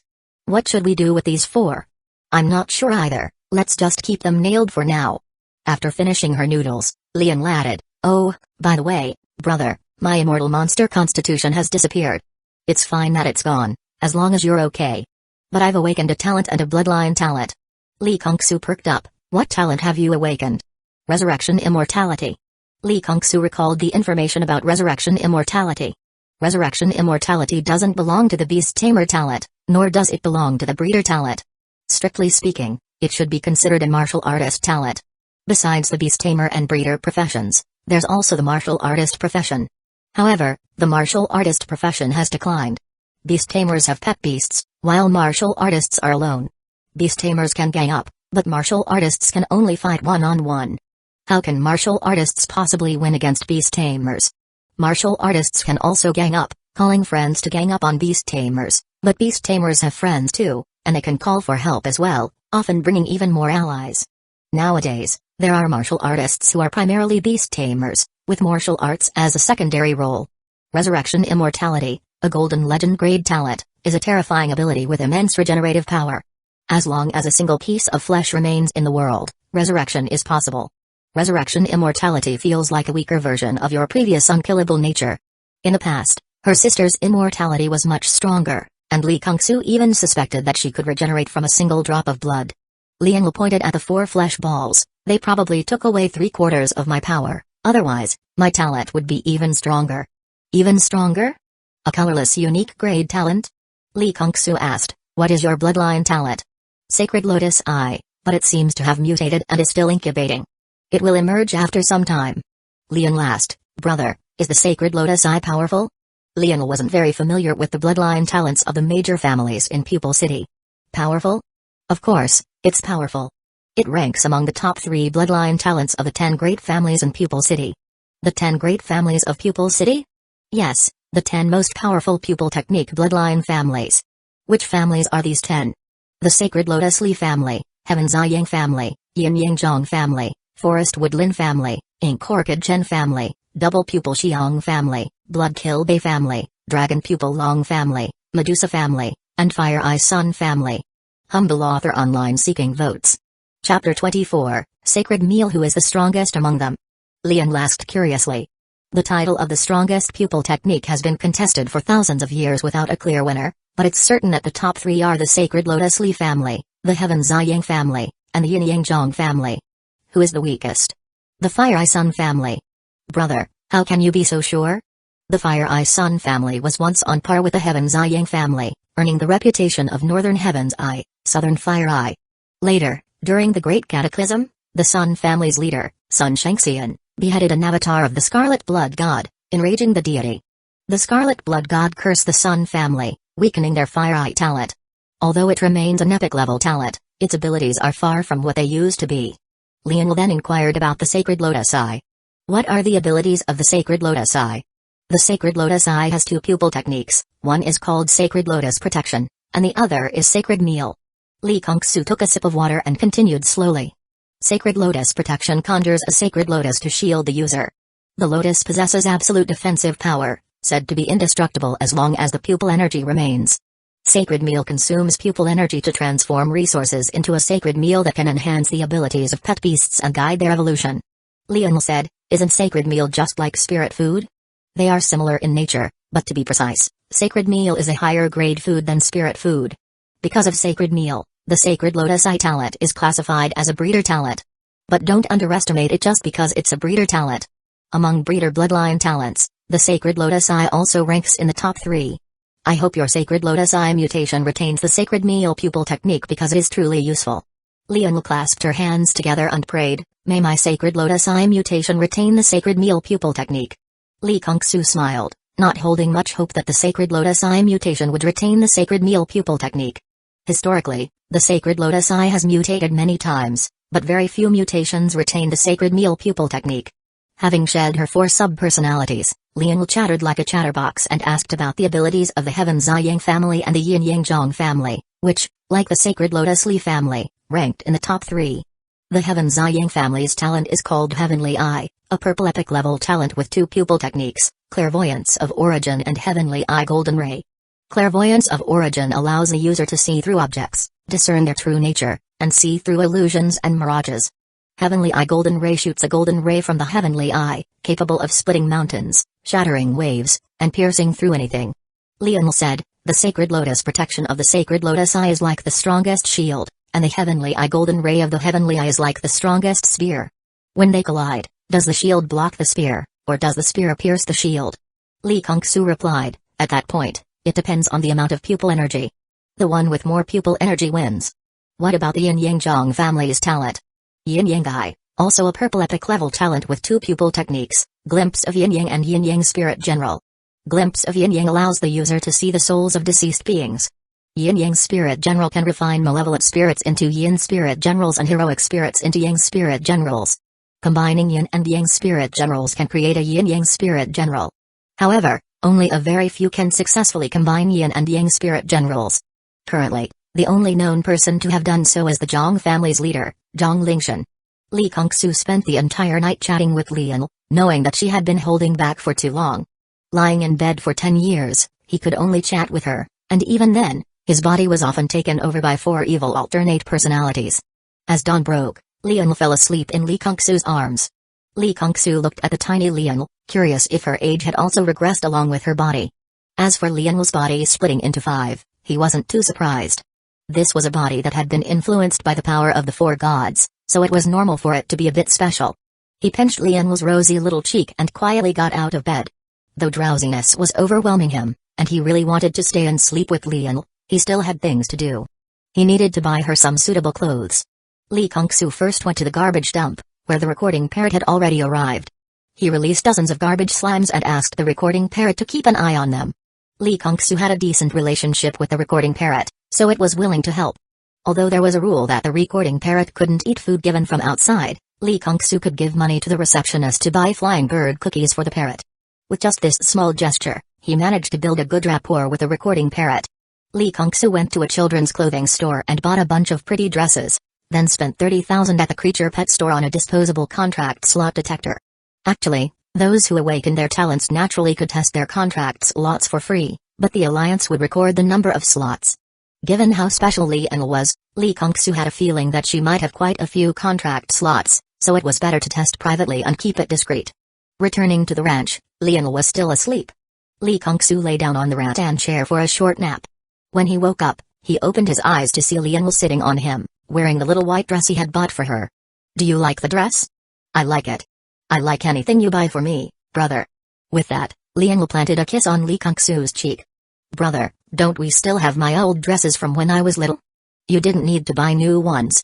It's a waste of money. To celebrate your new life, you can't wear old clothes. We can't go back to the past." Lian's memory was still stuck on the idea that their family was so poor they were almost at the point of selling the house. Lee Kong-soo ruffled Lian's little head. "Alright, don't worry about the money. We're not short on money now." Indeed, they weren't short on money, just heavily in debt. They owed Shinzai $1 million and a ranch. "How can we not be short on money? Did you sell the house, brother?" Lian looked around the all-wooden room and guessed. Lee Kong-soo's face darkened. "I didn't sell the house. Sister Chenzai funded me. On TV, they say women don't just fund boys for no reason. So, brother, are you being kept?" Lian's eyes turned dangerous, as if someone had taken her most precious thing while she was away. "Chenzai, don't you remember? Our parents adopted a child a year older than me." Hearing this, Lian had a vague memory, but not much. At the time, Chenzai was 6, Lee Kong-soo was 5, and Lian was 2. What could a 2-year-old remember? "It's her. Sister Chenzai gave me a ranch and $1 million, so our family isn't short on money now. In the future, I'll give you that much money too," Lian said defiantly, raising her voice. "Could you sense the outside world when you were in that meatball state?" "No, it's not called a meatball. That doesn't sound good at all. That state is called the spirit fetus. That's what the 4 sub-personalities said. Secretly taking out a spirit restriction nail, the culprit who almost killed me. If he dared to harm you, I would kill him." Lian's eyes gleamed with ferocity. Lee Kong-soo interrupted her. "Listen to me first. Thanks to the mech hunter that Sister Chenzai hired, we managed to catch him. Otherwise, it would be us who were captured now. We should be grateful to her, understand?" "Understood." Lian replied reluctantly, though a sense of gratitude toward Chenzai welled up in her heart, accompanied by a hint of pride. Lee Kong-soo took out a disposable contract slot detector. "Let's check how many contract slots you have." Lian obediently extended her small hand and placed it on the disposable contract slot detector. When Lee Kong-soo saw the number of contract slots Lian had, he was stunned, not because it was too few, but because it was too many. A full 60 contract slots. Considering that upon advancing to the king level, the number of contract slots would double. 60 times 2 equals 120. With 120 contract slots, she could contract an entire army of pet beasts. Thinking of his own pitiful 2.5 contract slots, Lee Kong-soo felt a surge of envy and jealousy. We were born from the same parents, so why is the difference so vast? But recalling the hardships Lian had endured, Lee Kong-soo's envy lessened. If your legendary talent were a beast tamer talent, you'd be invincible. Chapter 25, Tax Day. What is a beast tamer's talent? The answer is a talent that can be applied to pet beasts. Take the divine power talent, for example. It can be shared with pet beasts. If shared with 120 pet beasts, that would mean 120 divine power talents, plus the beast tamer's own talent, totaling 121 divine power talents. A divine power legion composed of 121 carriers of divine power talent could sweep across the entire world. Wait, that statement isn't entirely accurate. It couldn't sweep the world now, but in the past, it could. Now, with the old president of the Alliance still alive, even if you multiplied 121 by 10, it wouldn't make a difference. Why is the Alliance's atmosphere so good? It's because of the old president's presence. Why don't the outer 4 gods dare to descend, not even their avatars? Because the old president is in the mortal world. The old president is terrifying. Even in a game, Lee Kong-soo couldn't gauge the old president's true depth. The final boss wasn't the old president, otherwise, Lee Kong-soo would never have been able to clear the game. Li Kongsu asked. "Anil, do you have any thoughts about your pet beast?" "No." Lianl shook her little head. "Great, you don't, but I do." Li Kongsu's idea was to form the Four Symbols Legion. Azure Dragon, Vermilion Bird, White Tiger, Black Tortoise. In his past life, there was a super guild that did this. When combined, they were ridiculously strong, almost unbeatable. If it weren't for their arrogance and provoking the old president, they wouldn't have been wiped out. Wait, wiped out? Suddenly, Li Kongsu felt that forming the Four Symbols Legion wasn't such a great idea. No matter how strong the Four Symbols Legion was, could it surpass the old president? Not a chance.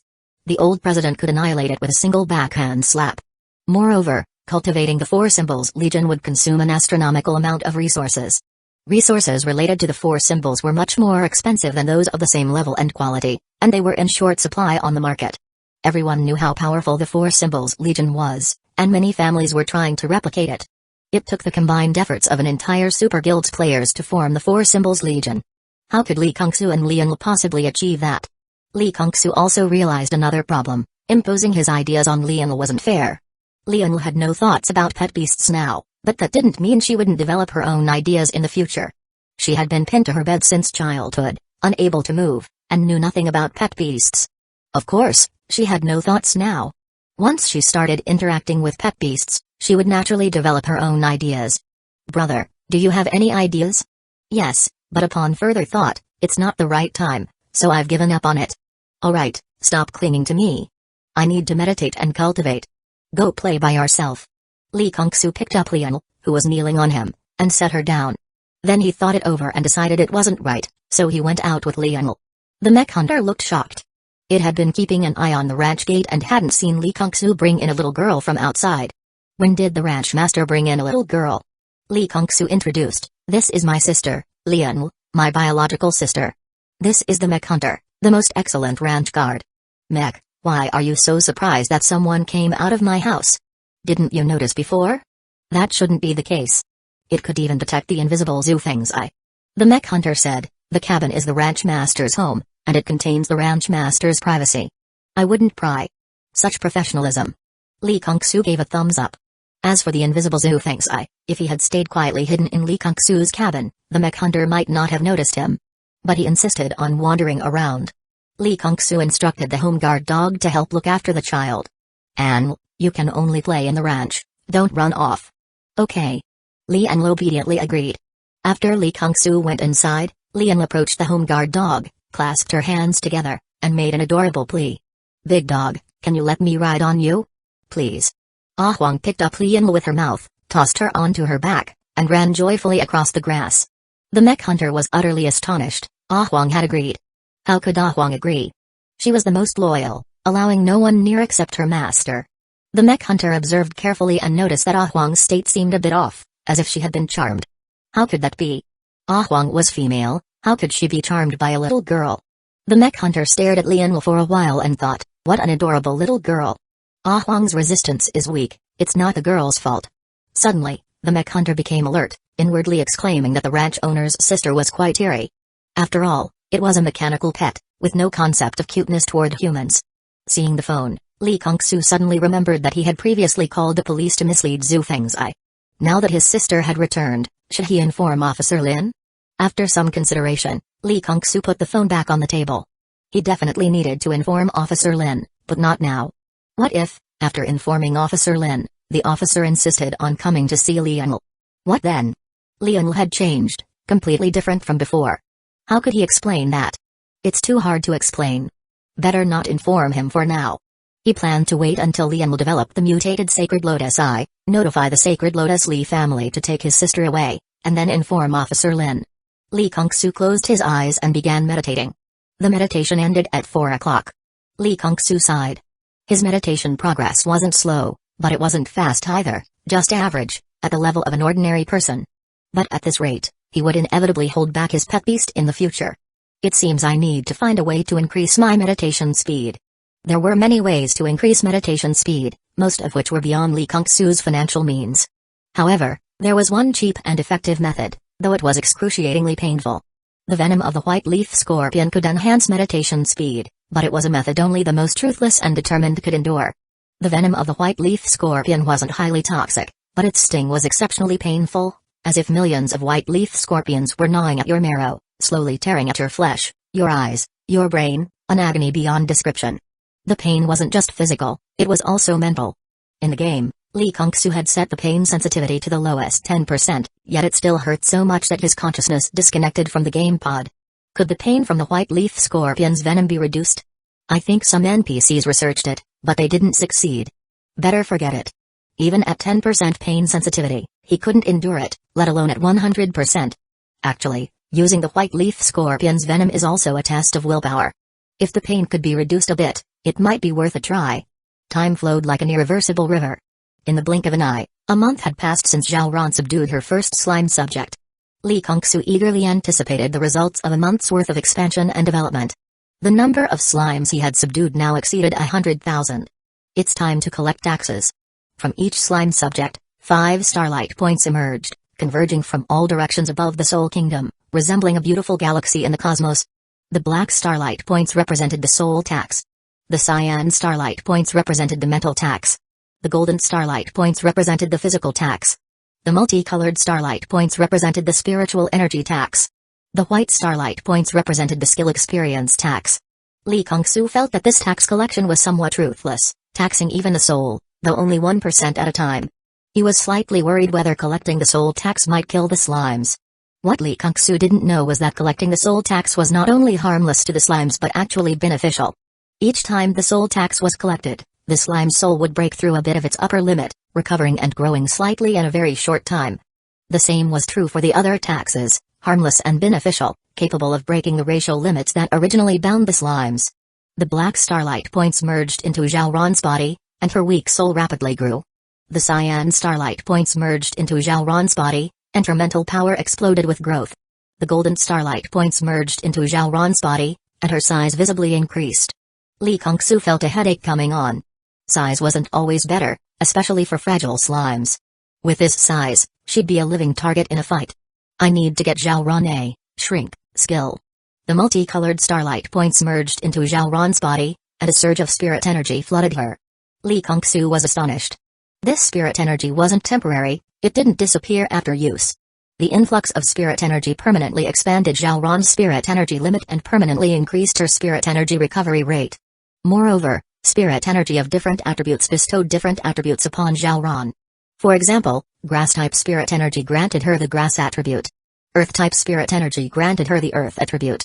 Now, opening Zhao Ran's status panel, the attributes section displayed a list of attributes.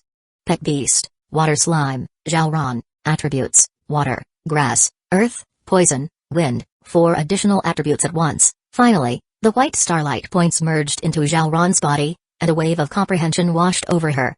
Zhao Ran instantly learned the grass blade from the grass slime, the mud throw from the earth slime, the trash poison gas from the garbage slime, the wind blow from the winged slime, and the ram that all slimes knew. Learning the skills wasn't the end. The excess comprehension seemed to transform into skill experience, rapidly increasing her skill proficiency. Water ball, second limit break, grass blade, second limit break, mud throw, limit break, ram, third limit break, surpassing the original limits of a skill. With multiple limit breaks, even a bronze-level water ball skill could rival the power of a king-level skill. Zhao Ran, you're soaring to the skies. The attribute tax of the Slime Soul Kingdom. Each slime pays 1% of its attributes as tax. For example, if a water slime's physical attribute is 10 points, it will pay 0.1 points to the king. Zhao Ran, Chapter 26. Who is the strongest among them? Lian asked curiously. The title of the strongest pupil technique has been contested for thousands of years without a clear winner, but it's certain that the top 3 are the Sacred Lotus Li family, the Heaven Ziyang family, and the Yin Yang Zhong family. Who is the weakest? The Fire Eye Sun family. Brother, how can you be so sure? The Fire Eye Sun family was once on par with the Heaven Ziyang family, earning the reputation of Northern Heaven's Eye, Southern Fire Eye. Later, during the Great Cataclysm, the Sun family's leader, Sun Shangxian, beheaded an avatar of the Scarlet Blood God, enraging the deity. The Scarlet Blood God cursed the Sun family, weakening their Fire Eye talent. Although it remains an epic-level talent, its abilities are far from what they used to be. Lian then inquired about the Sacred Lotus Eye. What are the abilities of the Sacred Lotus Eye? The Sacred Lotus Eye has 2 pupil techniques, one is called Sacred Lotus Protection, and the other is Sacred Meal. Lee Kung-soo took a sip of water and continued slowly. Sacred Lotus Protection conjures a sacred lotus to shield the user. The lotus possesses absolute defensive power, said to be indestructible as long as the pupil energy remains. Sacred Meal consumes pupil energy to transform resources into a sacred meal that can enhance the abilities of pet beasts and guide their evolution. Lionel said, "Isn't sacred meal just like spirit food? They are similar in nature, but to be precise, sacred meal is a higher grade food than spirit food. Because of sacred meal, the sacred lotus eye talent is classified as a breeder talent. But don't underestimate it just because it's a breeder talent. Among breeder bloodline talents, the sacred lotus eye also ranks in the top 3. I hope your sacred lotus eye mutation retains the sacred meal pupil technique because it is truly useful." Lionel clasped her hands together and prayed, "May my sacred lotus eye mutation retain the sacred meal pupil technique." Lee Kung-Su smiled, not holding much hope that the sacred lotus eye mutation would retain the sacred meal pupil technique. Historically, the sacred lotus eye has mutated many times, but very few mutations retain the sacred meal pupil technique. Having shed her 4 sub-personalities, Lionel chattered like a chatterbox and asked about the abilities of the Heaven Ziyang family and the Yin Yang Zhong family, which, like the Sacred Lotus Li family, ranked in the top 3. The Heaven Ziyang family's talent is called Heavenly Eye, a purple epic level talent with 2 pupil techniques, Clairvoyance of Origin and Heavenly Eye Golden Ray. Clairvoyance of Origin allows the user to see through objects, discern their true nature, and see through illusions and mirages. Heavenly Eye Golden Ray shoots a golden ray from the Heavenly Eye, capable of splitting mountains, shattering waves, and piercing through anything. Lionel said, "The Sacred Lotus protection of the Sacred Lotus Eye is like the strongest shield, and the Heavenly Eye Golden Ray of the Heavenly Eye is like the strongest spear. When they collide, does the shield block the spear, or does the spear pierce the shield?" Lee Kung-Su replied, "At that point, it depends on the amount of pupil energy. The one with more pupil energy wins." "What about the Yin Yang Zhong family's talent?" Yin Yang Eye, also a purple epic level talent with 2 pupil techniques, Glimpse of Yin Yang and Yin Yang Spirit General. Glimpse of Yin Yang allows the user to see the souls of deceased beings. Yin Yang Spirit General can refine malevolent spirits into Yin Spirit Generals and heroic spirits into Yang Spirit Generals. Combining Yin and Yang Spirit Generals can create a Yin Yang Spirit General. However, only a very few can successfully combine Yin and Yang Spirit Generals. Currently, the only known person to have done so is the Zhong family's leader, Zhong Lingshan. Lee Kung-Su spent the entire night chatting with Lionel, knowing that she had been holding back for too long. Lying in bed for 10 years, he could only chat with her, and even then, his body was often taken over by 4 evil alternate personalities. As dawn broke, Lionel fell asleep in Lee Kung-Su's arms. Lee Kung-Su looked at the tiny Lionel, curious if her age had also regressed along with her body. As for Lionel's body splitting into 5, he wasn't too surprised. This was a body that had been influenced by the power of the 4 gods, so it was normal for it to be a bit special. He pinched Lionel's rosy little cheek and quietly got out of bed. Though drowsiness was overwhelming him, and he really wanted to stay and sleep with Lionel, he still had things to do. He needed to buy her some suitable clothes. Lee Kung-Su first went to the garbage dump, where the recording parrot had already arrived. He released dozens of garbage slimes and asked the recording parrot to keep an eye on them. Lee Kung-Su had a decent relationship with the recording parrot, so it was willing to help. Although there was a rule that the recording parrot couldn't eat food given from outside, Lee Kung-Su could give money to the receptionist to buy flying bird cookies for the parrot. With just this small gesture, he managed to build a good rapport with the recording parrot. Lee Kung-Su went to a children's clothing store and bought a bunch of pretty dresses, then spent 30,000 at the creature pet store on a disposable contract slot detector. Actually, those who awakened their talents naturally could test their contract slots for free, but the Alliance would record the number of slots. Given how special Lionel was, Lee Kung-Su had a feeling that she might have quite a few contract slots, so it was better to test privately and keep it discreet. Returning to the ranch, Lionel was still asleep. Lee Kung-Su lay down on the rattan chair for a short nap. When he woke up, he opened his eyes to see Lionel sitting on him, wearing the little white dress he had bought for her. "Do you like the dress?" "I like it. I like anything you buy for me, brother." With that, Lionel planted a kiss on Lee Kung-Su's cheek. "Brother, don't we still have my old dresses from when I was little? You didn't need to buy new ones. It's a waste of money. To celebrate your new life, you can't wear old clothes. We can't go back to the past." Lionel's memory was still stuck on the idea that their family was so poor they were almost at the point of selling the house. Lee Kung-Su ruffled Lionel's little head. "Alright, don't worry about the money. We're not short on money now." Indeed, they weren't short on money, just heavily in debt. They owed Chinzai $1 million and a ranch. "How can we not be short on money? Did you sell the house, brother?" Lionel looked around the all-wooden room and guessed. Li Kongsu's face darkened. I didn't sell the house. Sister Chenzai funded me. On TV, they say women don't just fund boys for no reason. So, brother, are you being kept?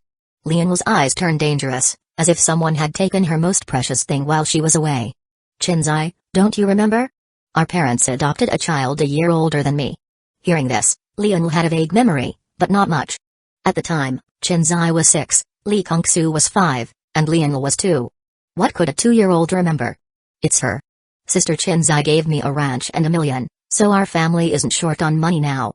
In the future, I'll give you that much money too, Lian said defiantly, raising her voice. Could you sense the outside world when you were in that meatball state? No, it's not called a meatball. That doesn't sound good at all. That state is called the spirit fetus. That's what the 4 sub-personalities said. Secretly taking out a spirit restriction nail, the culprit who almost killed me. If he dared to harm you, I would kill him. Lian's eyes gleamed with ferocity. Li Kongsu interrupted her. Listen to me first. Thanks to the mech hunter that Sister Chenzai hired, we managed to catch him. Otherwise, it would be us who were captured now. We should be grateful to her, understand? Understood. Lian replied reluctantly, though a sense of gratitude toward Chenzai welled up in her heart, accompanied by a hint of pride. Li Kongsu took out a disposable contract slot detector. Let's check how many contract slots you have. Lian obediently extended her small hand and placed it on the disposable contract slot detector. When Li Kongsu saw the number of contract slots Lian had, he was stunned, not because it was too few, but because it was too many. A full 60 contract slots. Considering that upon advancing to the king level, the number of contract slots would double. 60 times 2 equals 120. With 120 contract slots, she could contract an entire army of pet beasts. Thinking of his own pitiful 2.5 contract slots, Li Kongsu felt a surge of envy and jealousy. We were born from the same parents, so why is the difference so vast? But recalling the hardships Lian had endured, Li Kongsu's envy lessened. If your legendary talent were a beast tamer talent, you'd be invincible. Chapter 27. At least 300 million just through a single round of taxation, he had become significantly stronger. And it was an improvement in every aspect. The Slime Soul Kingdom was indeed extraordinary.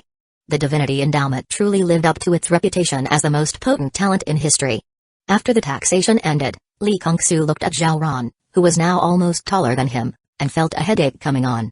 With this size, it wouldn't even be able to walk through the door. Where could he find a shrinking skill for it? To teach a shrinking skill, the prerequisite was to have an elder who knew the skill. Does the mech hunter know how to shrink? Probably not, the mech hunter doesn't need to shrink. Generally, only larger pet beasts would learn the shrinking skill. Moreover, even if someone could teach the shrinking skill, could Zhao Ran even learn it? The intelligence of a slime was questionable. Zhao Ran was happy about its newfound strength. When it opened its eyes and saw Li Kongsu in front of it, it joyfully pressed itself against him. Zhao Ran, be good, don't mess around. Li Kongsu tried to push Zhao Ran away with both hands, but his arms were no match for its strength. Unable to push back the now much stronger Zhao Ran, Li Kongsu was squeezed against the wall. Li Kongsu grabbed at Zhao Ran, feeling the elasticity of its body. The texture was quite pleasant. Alright, we need to get serious now. Move aside. With great effort, Li Kongsu finally managed to push Zhao Ran away and then sat cross-legged on the ground. According to the beast taming law, when a pet beast becomes stronger, it feeds back to the beast tamer, who gains 1% of the pet beast's strength. As Li Kongsu accepted this feedback, a warm current flowed through his body. He could feel his physical body and mental strength rapidly improving. His mental strength had increased significantly, several times more than what he had achieved through a month of meditation. What a pity, I was just a little short of reaching the intermediate black iron level in mental strength. Li Kongsu slowly opened his eyes, but before he could finish his lament, Zhao Ran rushed over again, pinning him to the ground. At this moment, he had only one thought: Zhao Ran must learn to shrink. There was another way for Zhao Ran to learn the shrinking skill, and that was to purchase a skill seed. When a pet beast with a limit-breaking skill dies, there's a chance it will drop the skill seed. Other pet beasts can instantly master a skill by using a skill seed. How much is a shrinking skill seed? Li Kongsu thought hard, but his memory was too hazy. He couldn't recall, so he simply took out his phone and searched. 3 million. Li Kongsu sighed. I can't afford it. I simply can't afford it. Just then, his younger sister's clear and youthful voice came from outside. Brother, my bloodline talent has manifested. Li Kongsu's eyes lit up. He thought of a way to get the 3 million. How to earn 3 million in one go. Sell his sister. Selling her to the Sacred Lotus Lee family would surely fetch a good price. Then he'd have the money to buy the shrinking skill seed. Lee Kung-soo shook his head, dismissing the absurd thought from his mind. It was too ridiculous. A legendary talent possessor, a bloodline talent mutant, couldn't possibly be worth just 3 million. She should be worth at least 300 million. Just kidding. In reality, Lee Kung-soo had no intention of buying the shrinking skill seed because there wasn't enough time. Yes, there wasn't enough time. Even if Zhao Ron learned to shrink, it wouldn't be able to master the skill quickly. By next month's taxation, the physical tax would cause Zhao Ron's size to explode again. At this rate, the proficiency of the shrinking skill would never catch up with the speed of its growth. To control Zhao Ron's size, he would have to find another way. He already had a rough idea and was just waiting to verify it. Lionel barged in barefoot, kicking the door open, and her eyes lit up when she saw the enormous Zhao Ron. Wow! Such a big slime, so much fun. Lionel pounced on it, and Zhao Ron was more than happy to play with her. Brother, look! I'm bouncing on a trampoline. Lionel bounced up and down on Zhao Ron, going higher and higher. Wait a bit before playing. Let me first understand your mutated Sacred Lotus Eye. Catch me. Lionel jumped high, tucking her legs in and spinning a few times before flying towards Lee Kung-soo, who opened his arms to catch her. You should join diving. I don't know if there would be splashes, but your form would definitely be perfect. Lionel sat cross-legged beside Lee Kung-soo. What's the name of your mutated Sacred Lotus Eye? Lionel replied, it's called the Crimson Lotus Eye, and it has 2 pupil techniques, Crimson Lotus Karma Fire and Crimson Lotus Seed. Lee Kung-soo was startled. He was quite familiar with the Crimson Lotus Karma Fire. Is that the Crimson Lotus Karma Fire that uses sin and karma as fuel, and once it sticks, it can't be extinguished? Yes. The joy of the slime's newfound strength was quickly overshadowed. Lee Kung-soo was confused, momentarily unsure who the real protagonist was.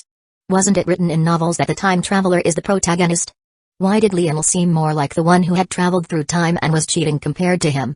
Could she also be a time traveler? A secret code? Odd changes to even, symbols look at quadrants. No, that wouldn't work, this world has that too. Ah, got it. Moonlight before the bed. Lionel blinked her small eyes in confusion, not understanding what her brother was saying. Brother, what did you say? I didn't hear you clearly. Nothing. Lee Kung-soo mumbled. Why did Lee Kung-soo think Lionel was a time traveler? Because the Crimson Lotus Karma Fire, under the king, whoever touches it dies. At such a young age, she was already invincible. It felt like, why was Zhu Yu born when Zhu Liang already existed? Thinking of the old president and others, Lee Kung-soo felt relieved.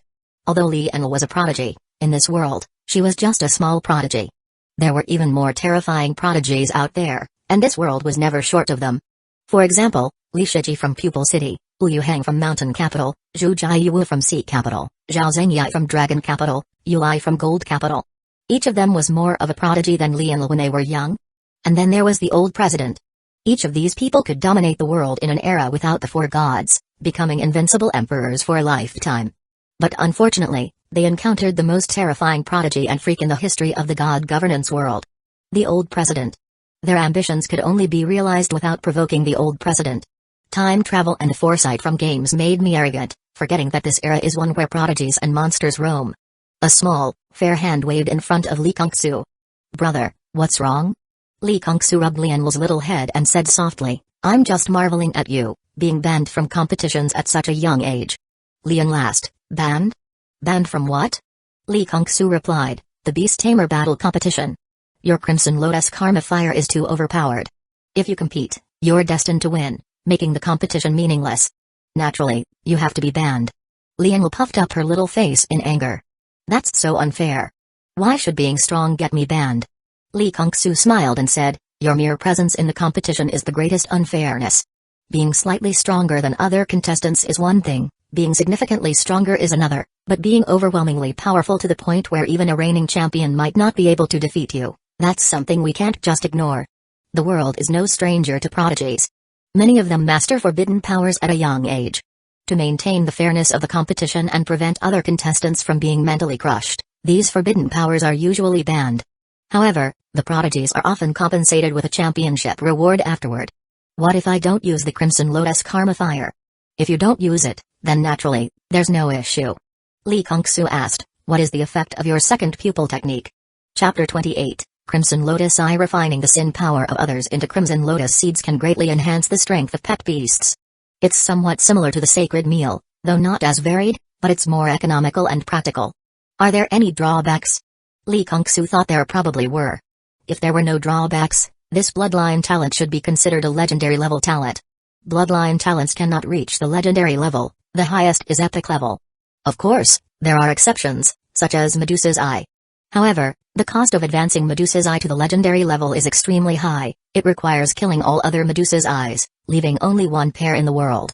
Moreover, one must prevent other clan members from awakening Medusa's Eye. Otherwise, as soon as a second pair of Medusa's Eyes appears in the world, the legendary level Medusa's Eye would revert to the epic level. The best way to maintain a stable legendary level Medusa's Eye is to kill all members of the Medusa family except oneself. Because of this, the Medusa family has nearly faced extinction several times in history. Lionel said, there are drawbacks. Creatures that consume the Crimson Lotus seeds will develop an admiration for me.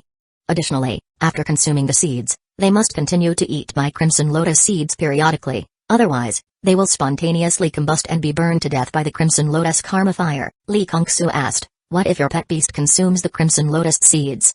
Will it also combust? Yes, only I can consume the Crimson Lotus seeds without any harm. You'd better not feed the Crimson Lotus seeds to your pet beasts, just consume them yourself. Also, since your Crimson Lotus Eye has awakened, the next step is for you to go to the Sacred Lotus Lee family. It's highly likely that we will have to part ways. Although Lee Kung-soo was reluctant to part with this mischievous girl, he knew this was the most correct decision. The value of the Crimson Lotus Eye is immense. If someone with ill intentions were to target Lionel, Lee Kung-soo wouldn't be able to protect her. The Crimson Lotus Eye is more valuable than Lionel's resurrection immortality. The former, though only epic level, is a bloodline talent, while the latter is legendary level. What is a bloodline talent? It is a talent that can be inherited through bloodline. Lionel's descendants all have the potential to awaken the Crimson Lotus Eye, which could lead to the rise of the Crimson Lotus Lee family as one of the 10 great families. Especially in this era where bloodline families are scarce, this becomes even more important. Isn't Pupil City filled with many bloodline families? How can this be an era lacking bloodline families?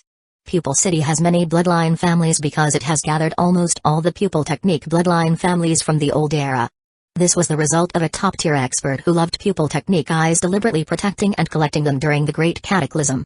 Other places don't have such advantages. Therefore, bloodline families are pitifully scarce in other regions. Lionel has immense potential but lacks means of self-protection. Although she has the Crimson Lotus Karma Fire to protect her, if a king were to target her specifically, even the Crimson Lotus Karma Fire would fail. After all, it's the Crimson Lotus Karma Fire that is strong, not Lionel herself. There are always ways to bypass the Crimson Lotus Karma Fire and deal with Lionel directly. Lionel pouted, then suddenly hugged Lee Kung-soo and knocked him down, resting her little head on his chest, and shouted, I don't want to. I don't want to be separated from my brother. Lee Kung-soo gently stroked Lionel's back, don't be childish. We're not parting forever. I'm a child, so I'll be childish. Anne, look into my eyes. Lee Kung-soo's voice was stern and loud. He lifted her little head with both hands, staring into the blooming crimson lotus in Lionel's eyes, and said seriously, don't be willful. The price of willfulness is something we can't afford. Temporary separation is for the sake of never being apart in the future. I understand. Brother is mean. Lionel ran off in tears, but not before punching Lee Kung-soo in the chest. From the force of the punch, it was clear that Lionel was truly heartbroken, otherwise, she wouldn't have lost control and broken his ribs. However, fortunately, such an injury was considered minor in the god governance world. Mischievous kids are really terrifying. Especially when they gain power. Lee Kung-soo clutched his chest in pain, got up, and sighed. He hailed a ride on his phone and headed to the hospital. The orthopedic doctor, without looking up, asked, "What's wrong?" Lee Kung-soo replied, "I think my ribs are broken. Go get an x-ray." The court scan was quick, and Lee Kung-soo brought the images back to the orthopedic doctor. The doctor glanced at them and said, "It's not serious, just a broken rib. Rabbit doctor, it's your turn." He then summoned his pet beast, the rabbit doctor, from his beast-taming space. The rabbit doctor, dressed in a white coat and wearing glasses, with snow-white fur, examined the court image. It pointed at Lee Kung-soo's broken rib and cast the bone-healing skill. A pink light wave entered his chest, and within a few breaths, Lee Kung-soo felt no more pain. The orthopedic doctor, still focused on his computer, casually advised, "You're healed now. Don't injure that area again. Drink more milk and get plenty of calcium." Li Kongsu sneaked a peek at the doctor's computer and saw that he was watching a bikini fashion show. No wonder he was so engrossed. Leaving the hospital, Li Kongsu stopped at the Sacred Lotus Park Square, which was bustling with activity. The center of the square was packed with people. Li Kongsu stopped a passerby and asked, "Big brother, why are there so many people here?" The Pupil City's strongest newcomer cup is about to be held. Most of the people in the park are parents of students, scrambling for tickets. The strongest newcomer cup was a competition specifically for new beast tamers who had just contracted their first pet beast this year. Li Kongsu felt a bit helpless. This was the downside of not attending a beast tamer class. No one informed him about such events. I have too few friends, and my information is too limited, Li Kongsu reflected. Luckily, I stumbled upon this today, or I would have missed the competition. Wait, that's not right. It's not that I have too few friends, it's that I have no friends at all. Damn that chubby girl in King Y, she's the reason I have no friends. Li Kongsu muttered to himself, then went to the registration desk and signed up. The advantage of attending a beast tamer class became apparent again. Students in those classes didn't need to register themselves, their teachers did it for them. Li Kongsu checked the start time on the registration form. The preliminary rounds would begin in 3 days. I should go look for that thing. I hope I can find it. At the garbage dump. Li Kongsu greeted the recording parrot, released the garbage slime from his pet pouch to clean up the trash mountain, and then headed deeper into the dump. The dump wasn't just filled with garbage, there were also many shabby huts. These huts were built and inhabited by scavengers. Most of these scavengers had lost their children, their financial means, or were disabled, and could only make a living by collecting recyclable waste from the dump. After wandering around the dump for who knows how long, Li Kongsu finally stopped in front of a small hut with calligraphy and paintings hanging at the entrance. A look of joy appeared on Li Kongsu's face. Found it. Hearing movement inside the small house, knowing the owner was home, he knocked on the door. Who is it? Disturbing my sleep. The door was opened by a slovenly old man, one hand on the door and the other holding a kitchen knife with several notches, his face fierce as he spoke. Who are you? Why are you knocking on my door? Li Kongsu replied, I'm an art enthusiast.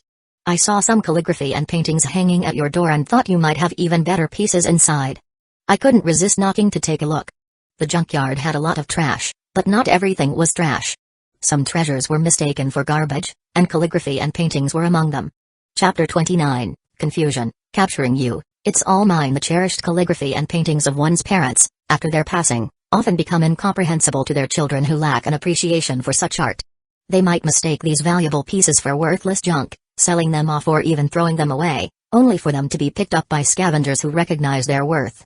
Of course, scavenging isn't limited to just calligraphy and paintings. One might also stumble upon gold, jewelry, watches, and all sorts of peculiar items. May I come in and take a look at the calligraphy and paintings you've found? If I come across something suitable, I'd be willing to purchase it. The disheveled old man pondered for a moment. It had been a while since he last had meat, and selling a few items could earn him some money to buy some. He stepped aside, allowing Li Kongsu to enter. However, the old man remained wary of Li Kongsu, keeping a kitchen knife hidden behind his back. Inside the small room were numerous boxes filled with calligraphy, paintings, and books, all scavenged by the old man from the dump. Li Kongsu crouched down and began sifting through the items. Nice painting. Printed artwork. A student's work. Guan Yu riding a bicycle to slay Ultraman, what nonsense. This one's not bad, the little darklings of 2.5 years, quite beautiful. After a while of searching, the old man asked, weren't you here to look at paintings? Why are you going through the books? Li Kongsu scratched his head. To be honest, I also have an interest in calligraphy. Seeing these ancient texts here, I couldn't resist. He continued searching until he finally found a book with the title Path of Extremes partially visible. A look of delight flashed across Li Kongsu's face, but he quickly masked it and casually picked up the book, along with a somewhat familiar painting of a tiger playing with a cat. I'll take these too. How about 200? The old man eyed him suspiciously, unsure of Li Kongsu's true intentions. He tentatively countered, I want 2,000, or I won't sell. You. Li Kongsu gritted his teeth, considering for a moment, then said, fine, I'll give it to you out of pity. The old man snorted inwardly, thinking, kid, your acting is terrible. He then tested the waters again, 20,000, or no deal. How can you raise the price again? Li Kongsu protested. My items, my prices. Take it or leave it. Fine, I'll take it. Just as Li Kongsu was about to take the book and painting, the old man placed his long unwashed, grimy hands on them. I'm not selling anymore. How can you go back on your word? Get out, or I'll give you a taste of this knife. The old man brandished the kitchen knife from his waist, threatening Lee Kung-soo. By now, the old man was certain that Lee Kung-soo's visit wasn't innocent. He was after that book. The old man planned to study the book thoroughly once Lee Kung-soo left, to uncover what made it so valuable that Lee Kung-soo was willing to pay 20,000 for it. It seems I offered too much, making you suspicious. But, I did it on purpose. Lee Kung-soo chuckled, and the old man suddenly felt a sense of foreboding. Zhao Ran, go. Zhao Ran didn't just go, it pounced and immediately pinned the old man down. The old man tried to resist with his knife, but Lee Kung-soo stomped on his hand, twisting his heel until the old man dropped the knife, howling in pain. The old man cursed, "You young brat, how dare you rob an old scavenger?" Lee Kung-soo leaned down, smiling at him. "Me, a brute? You've got it wrong. The real brute here is you. Envious of a famous painting your friend acquired at a bargain, you poisoned the meal he served you, taking the lives of his entire family of 6, including a 3-year-old boy and a 2-year-old girl, who once called you uncle. How could you bring yourself to do such a thing? Even more despicably, fearing the police would discover your crime, you dismembered the 6 bodies." Lee Kung-soo pressed harder, causing the disheveled old man to howl in pain. Not all the scavengers at the dump were there because they couldn't make ends meet, some were fugitives hiding from the police. Why was the old man so unkempt? Was it because he didn't care about cleanliness? No, it was deliberate. The grime on his face, thick enough to scrape off 2 buns, served as a better disguise than a human mask. Even the police couldn't recognize him as a wanted criminal when they stood before him. "By the way, what's your name? How much is the bounty on your head?" The old man was utterly frustrated. He had been caught, and the captor didn't even know his name? Strange, if he didn't know his name, how could he accurately recount his deeds? The old man was momentarily lost in confusion. Lee Kung-soo noticed a painting hanging on the wall, its ink still wet, with the artist's name inscribed. "You're Zhang Shiqian, right?" Lee Kung-soo took out his phone, logged into the bounty website, and searched for Zhang Shiqian. "Your bounty is only 100,000. Zhang Shiqian shouted, "Let me go, and I'll give you more than that." Lee Kung-soo hesitated, not entirely convinced. "You're a scavenger. How could you have 100,000?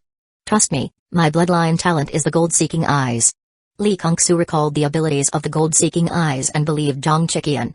Originally a rare blue-level talent, the gold-seeking eyes could detect hidden gold veins beneath the earth. However, due to an ancestor's reckless digging for gold, they awakened the slumbering golden ancient dragon beneath the earth, revealing its location and attracting dragon's lairs. Knowing it couldn't escape, the golden ancient dragon cursed the gold-seeking eyes bloodline with its dying breath, downgrading it to a common white-level talent. Now, the gold-seeking eyes could only mark visible gold and analyze its purity. Lee Kung-soo hesitated. "I need to see the money first before I let you go." Zhang Shiqian pointed to the corner. "Dig up the floor tiles there."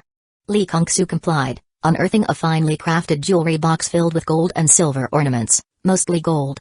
Lee Kung-soo looked at the box of treasures, puzzled. If you have the gold-seeking eyes, you could easily find gold by wandering the wilderness rivers. You wouldn't be short of money. Why didn't you just buy the painting instead of poisoning your friend's family to steal it? Zhang Shiqian opened his mouth, then thought better of it and changed his response. My bloodline talent hadn't awakened back then. Lee Kung-soo narrowed his eyes, noticing Zhang Shiqian's expression and sensing he wasn't telling the truth. If you have money, why did you covet my small sum and let me in? Lee Kung-soo raised another question. I don't have money. Although the gold and silver are valuable, they can't be easily converted. It would be too conspicuous for a beggar to frequently exchange gold for cash. Zhang Shiqian lamented, then boasted. How about it? This box, not counting the jewels, just the gold and silver is worth more than 100,000, right? Now let me go. Lee Kung-soo said with frustration, you're such a grown-up, yet you're still so naive. Once I catch you, all of this will be mine. I want the bounty, and I want the gold and silver jewelry too. Upon hearing this, Zhang Shiqian was so furious that he nearly spat blood and shouted in anger. I'm going to report you to the police. I'm going to accuse you of stealing my gold and silver. Chapter 30, Let bygones be bygones. Lee Kung-soo sneered, you're truly naive. Don't you know that according to Alliance law, fugitives who have committed major crimes and are on a death warrant have no human rights? Those who capture them can handle their belongings at will, even kill them. In turbulent times, severe laws are necessary. Though the world may seem peaceful now, humanity is actually standing on the edge of a cliff, one misstep away from falling into an endless abyss. It's all thanks to the old president holding the line at the forefront. Therefore, criminals who disrupt the stability of human society will face the harshest crackdown.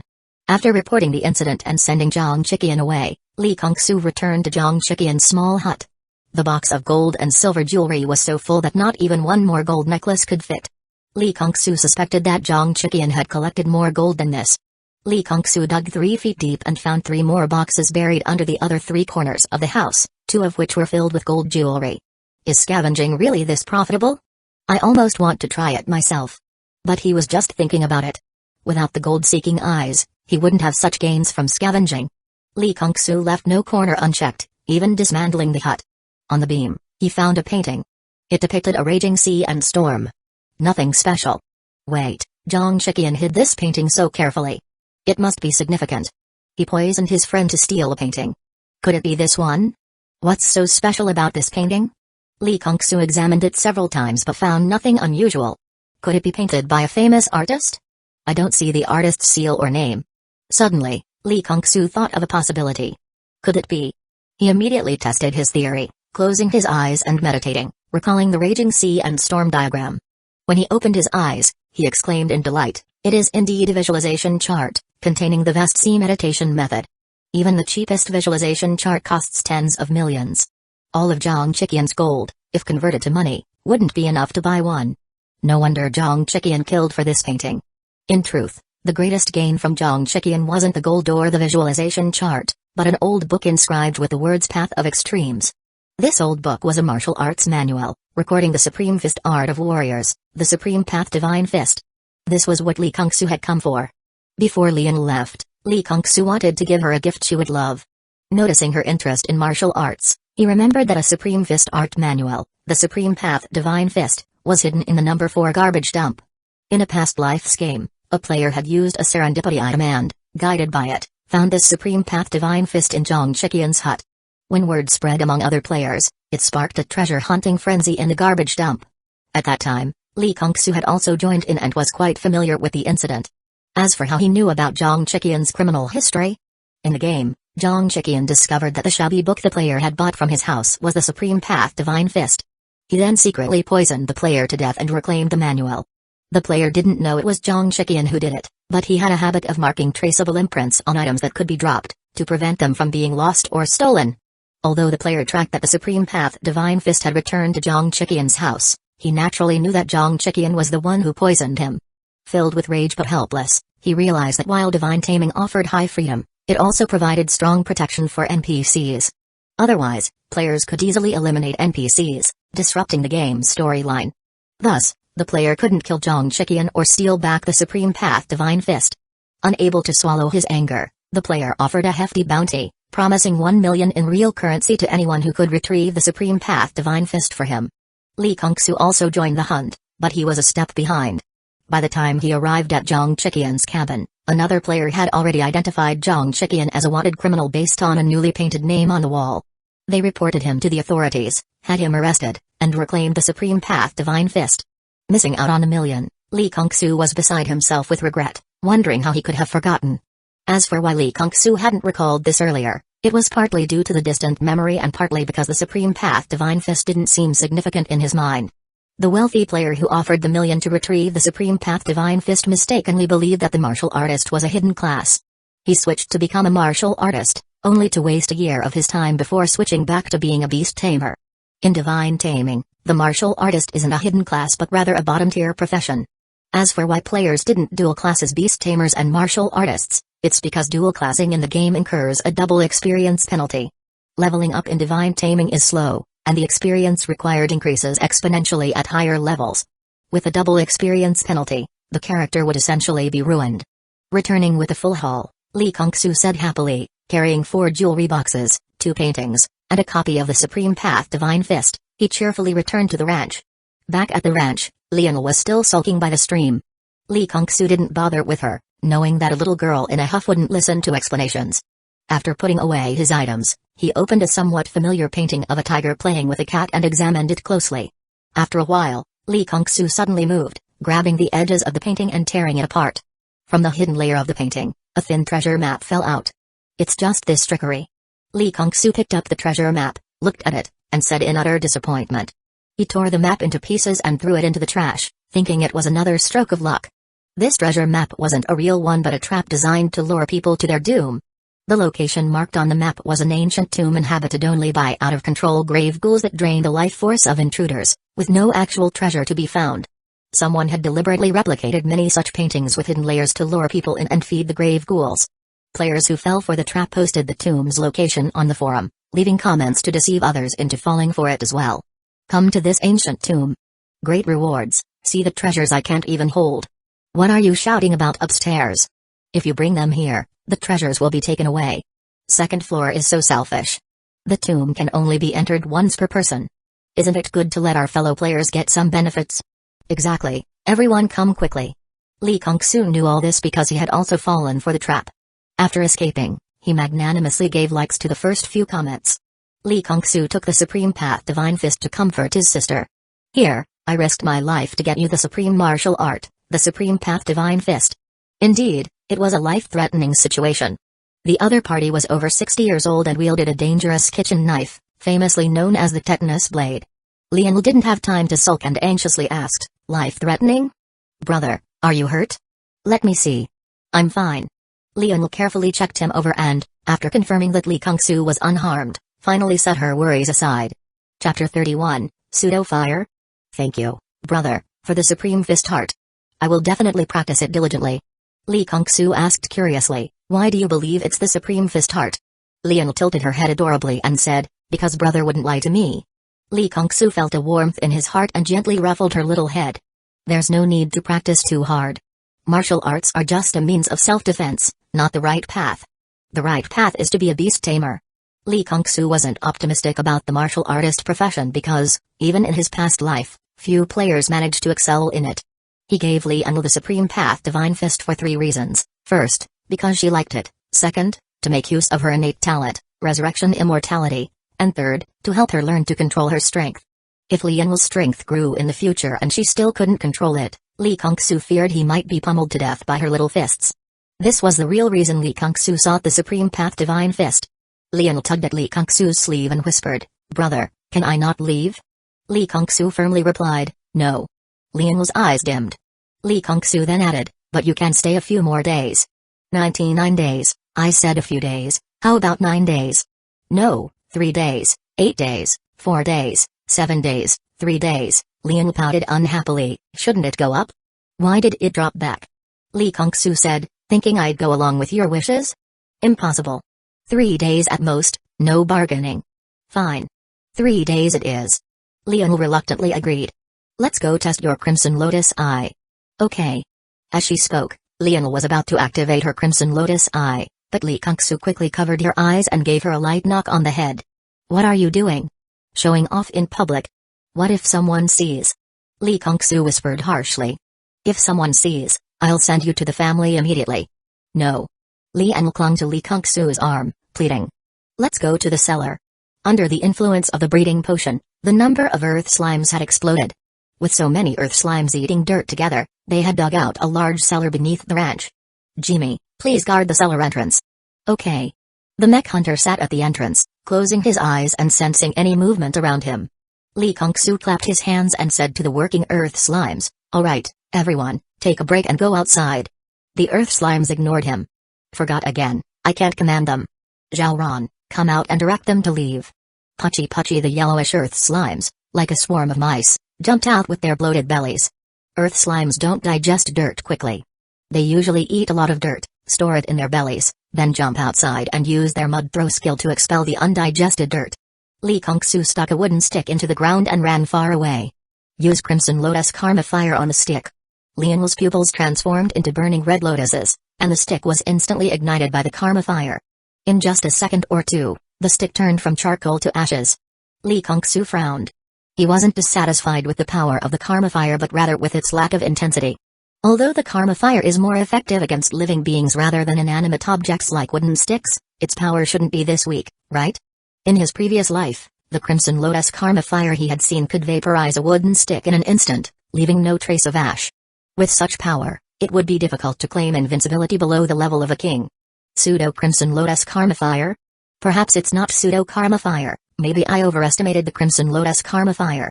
Only when Lionel grows stronger might I witness the Crimson Lotus Karma Fire that even kings feared in my previous life, Lee Kong-soo thought to himself. How's your ocular power consumption? It's all gone in an instant. Can you retract the karma fire? The karma fire, having ignited the wooden stick, didn't extinguish even after the fuel was gone. Instead, it continued to burn on the ground, using the soil as its fuel. If not retracted, this strand of Crimson Lotus karma fire could keep burning in the cellar indefinitely. If someone with sense were thrown into the Crimson Lotus karma fire, it could amplify the flames, potentially burning down the entire ranch in a moment of carelessness. Thus, the Crimson Lotus karma fire must not be used recklessly.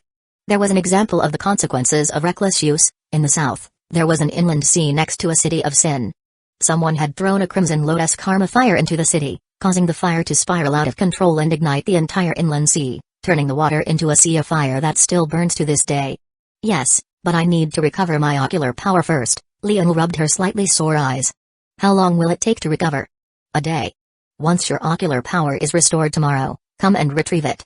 Brother, wouldn't it be better to let it burn? The cellar is so dark, and it would save on electricity for the lights. Li Kongsu retorted, I'd rather pay more for electricity than use this thing.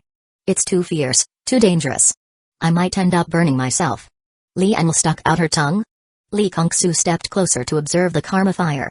It burns very slowly on the soil. Li Anl said, the earth is virtuous and bears all things. It has virtue, no sin, so it burns slowly. Li Kongsu argued, it burned the wooden stick in an instant. Did the stick have sin? The tree stole nutrients from the earth to grow, so it has sin. After the tree dies, its body decomposes and enriches the soil. Does it still have sin? Stealing nutrients to grow and returning nutrients to enrich the soil, isn't that just? Li Kongsu frowned slightly. Where did you learn such strange logic? I didn't teach you this. Was it from TV? When Li Anl was still bedridden, Li Kongsu, worried she might get bored, often left the TV on before leaving, though most of the time it was educational programs. No. It told me. Li Anl pointed to her Crimson Lotus eye.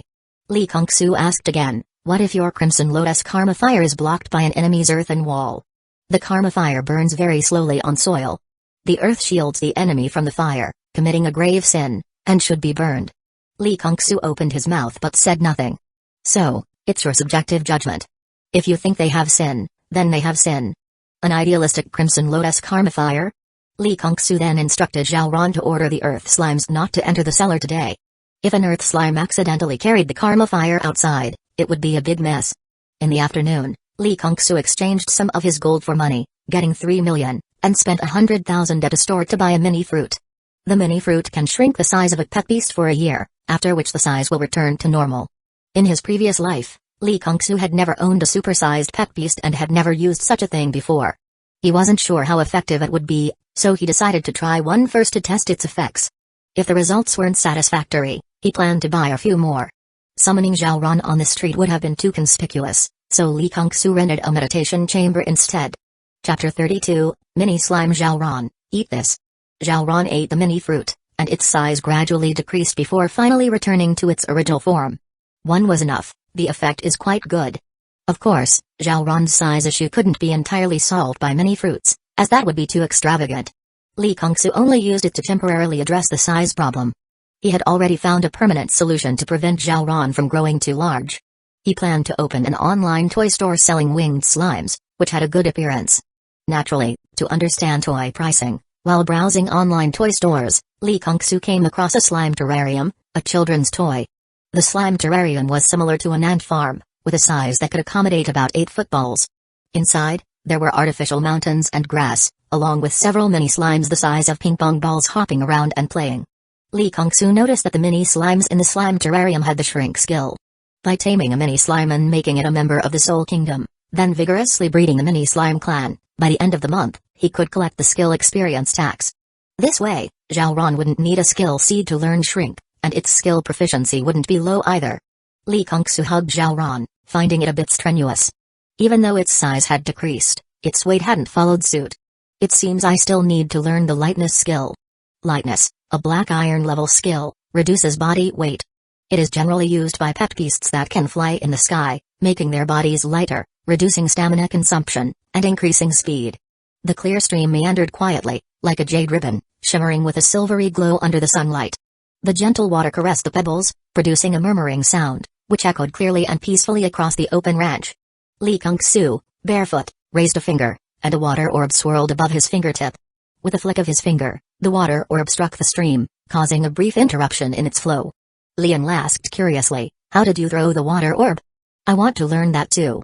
This is the power of the beast taming contract. A beast tamer can solidify one skill from their contracted pet beast and share its use. I remember you said that beast tamers can only cultivate spiritual power, not spirit energy. Without spirit energy, how can you release a pet beast's skill? Leon tilted her head, puzzled. So I'm using the pet beast's spirit energy, which is Xiaoran's spirit energy. Oh, I see. Can you only solidify one? Can you solidify more? You can't solidify more. Each contracted pet beast can only have one skill solidified. Then why did you choose to solidify Water Orb? It doesn't seem that powerful. When solidifying a skill, you don't necessarily choose the most powerful one, but the most practical one. Watch this. Li Kongsu threw a stone straight up into the air. Just as it was about to hit him, a water orb deflected it. This is the water orb shield. He spread his fingers, condensing 5 water orbs. The orbs knocked the stone away, and the remaining 4 kept hitting the stone in midair. This is the water orb barrage. A water orb enveloped the stone, making it fly around in the air. This is water orb manipulation. At a high level, you can use water orbs to control flying swords or even ride on them. There are no useless skills, only useless people. When a skill is mastered to its peak, even a water orb can slay a god. Li Kongsu stood with his hands behind his back, 5 water orbs swirling around him. The application of the water orbs actually came from a guide titled 108 Practical Tips for Water Orbs, developed by a player in his previous life. The preliminary rounds of the Strongest Newcomer Cup in Pupil City had begun. The competition was held in a spacious arena with multiple battlefields separated by iron fences, resembling a tennis training court where spectators could only watch through the fences. As soon as a spiky-haired boy entered the arena, he boldly declared to Li Kongsu, "Bro, you're out of luck facing me. But you're also lucky, because you'll be the first to fall on my path to becoming the king. You'll be proud of it for the rest of your life." The boy was brimming with inexplicable confidence. Li Kongsu opened his mouth, unsure how to respond to such a confident young man. The referee said expressionlessly, "Contestants, please take your positions." One Slinf walked to the opposite side. The referee announced, "This match will follow the standard one-on-one beast tamer rules. Beast tamers can join the battle alongside their pet beasts. The match ends when a beast tamer is eliminated. Please summon your respective pet beasts." Linf shouted excitedly, "Mew Wolf, come out." Li Kongsu narrowed his eyes. Mew Wolf, a pet beast meticulously bred and cultivated by the Lin family, possessed excellent self-healing abilities, stamina, and speed. Mew Wolf was a standard for the Lin family, but not everyone could obtain one. Only the most outstanding members of the family were granted this privilege. "Xiaoran, come out." A water slime appeared on the battlefield, drawing the attention of the spectators outside the iron fence. Why is a slime even on the battlefield? Beast tamers are getting weaker these days, generation after generation. This one has even resorted to contracting a slime. Seriously, what was this kid thinking? Contracting a slime is such a waste of a contract slot. Leon retorted, "Xiaoran is not a waste." The spectators didn't bother arguing with her. What was the point of debating with a 5 or 6-year-old child? Linf looked disappointed. "Bro, what are you doing? Contracting a slime? I don't even feel like fighting you now. The first opponent the great Lin the King, defeat in my competitive career is a slime? This will tarnish my reputation if word gets out." Li Kongsu smiled without saying a word. What was the point of explaining? If he said his slime was incredibly powerful, the other side wouldn't believe him anyway. It was better to let the facts speak for themselves. Fortunately, Xiaoran could only understand his words and not what others were saying, or it might have been hurt and disheartened.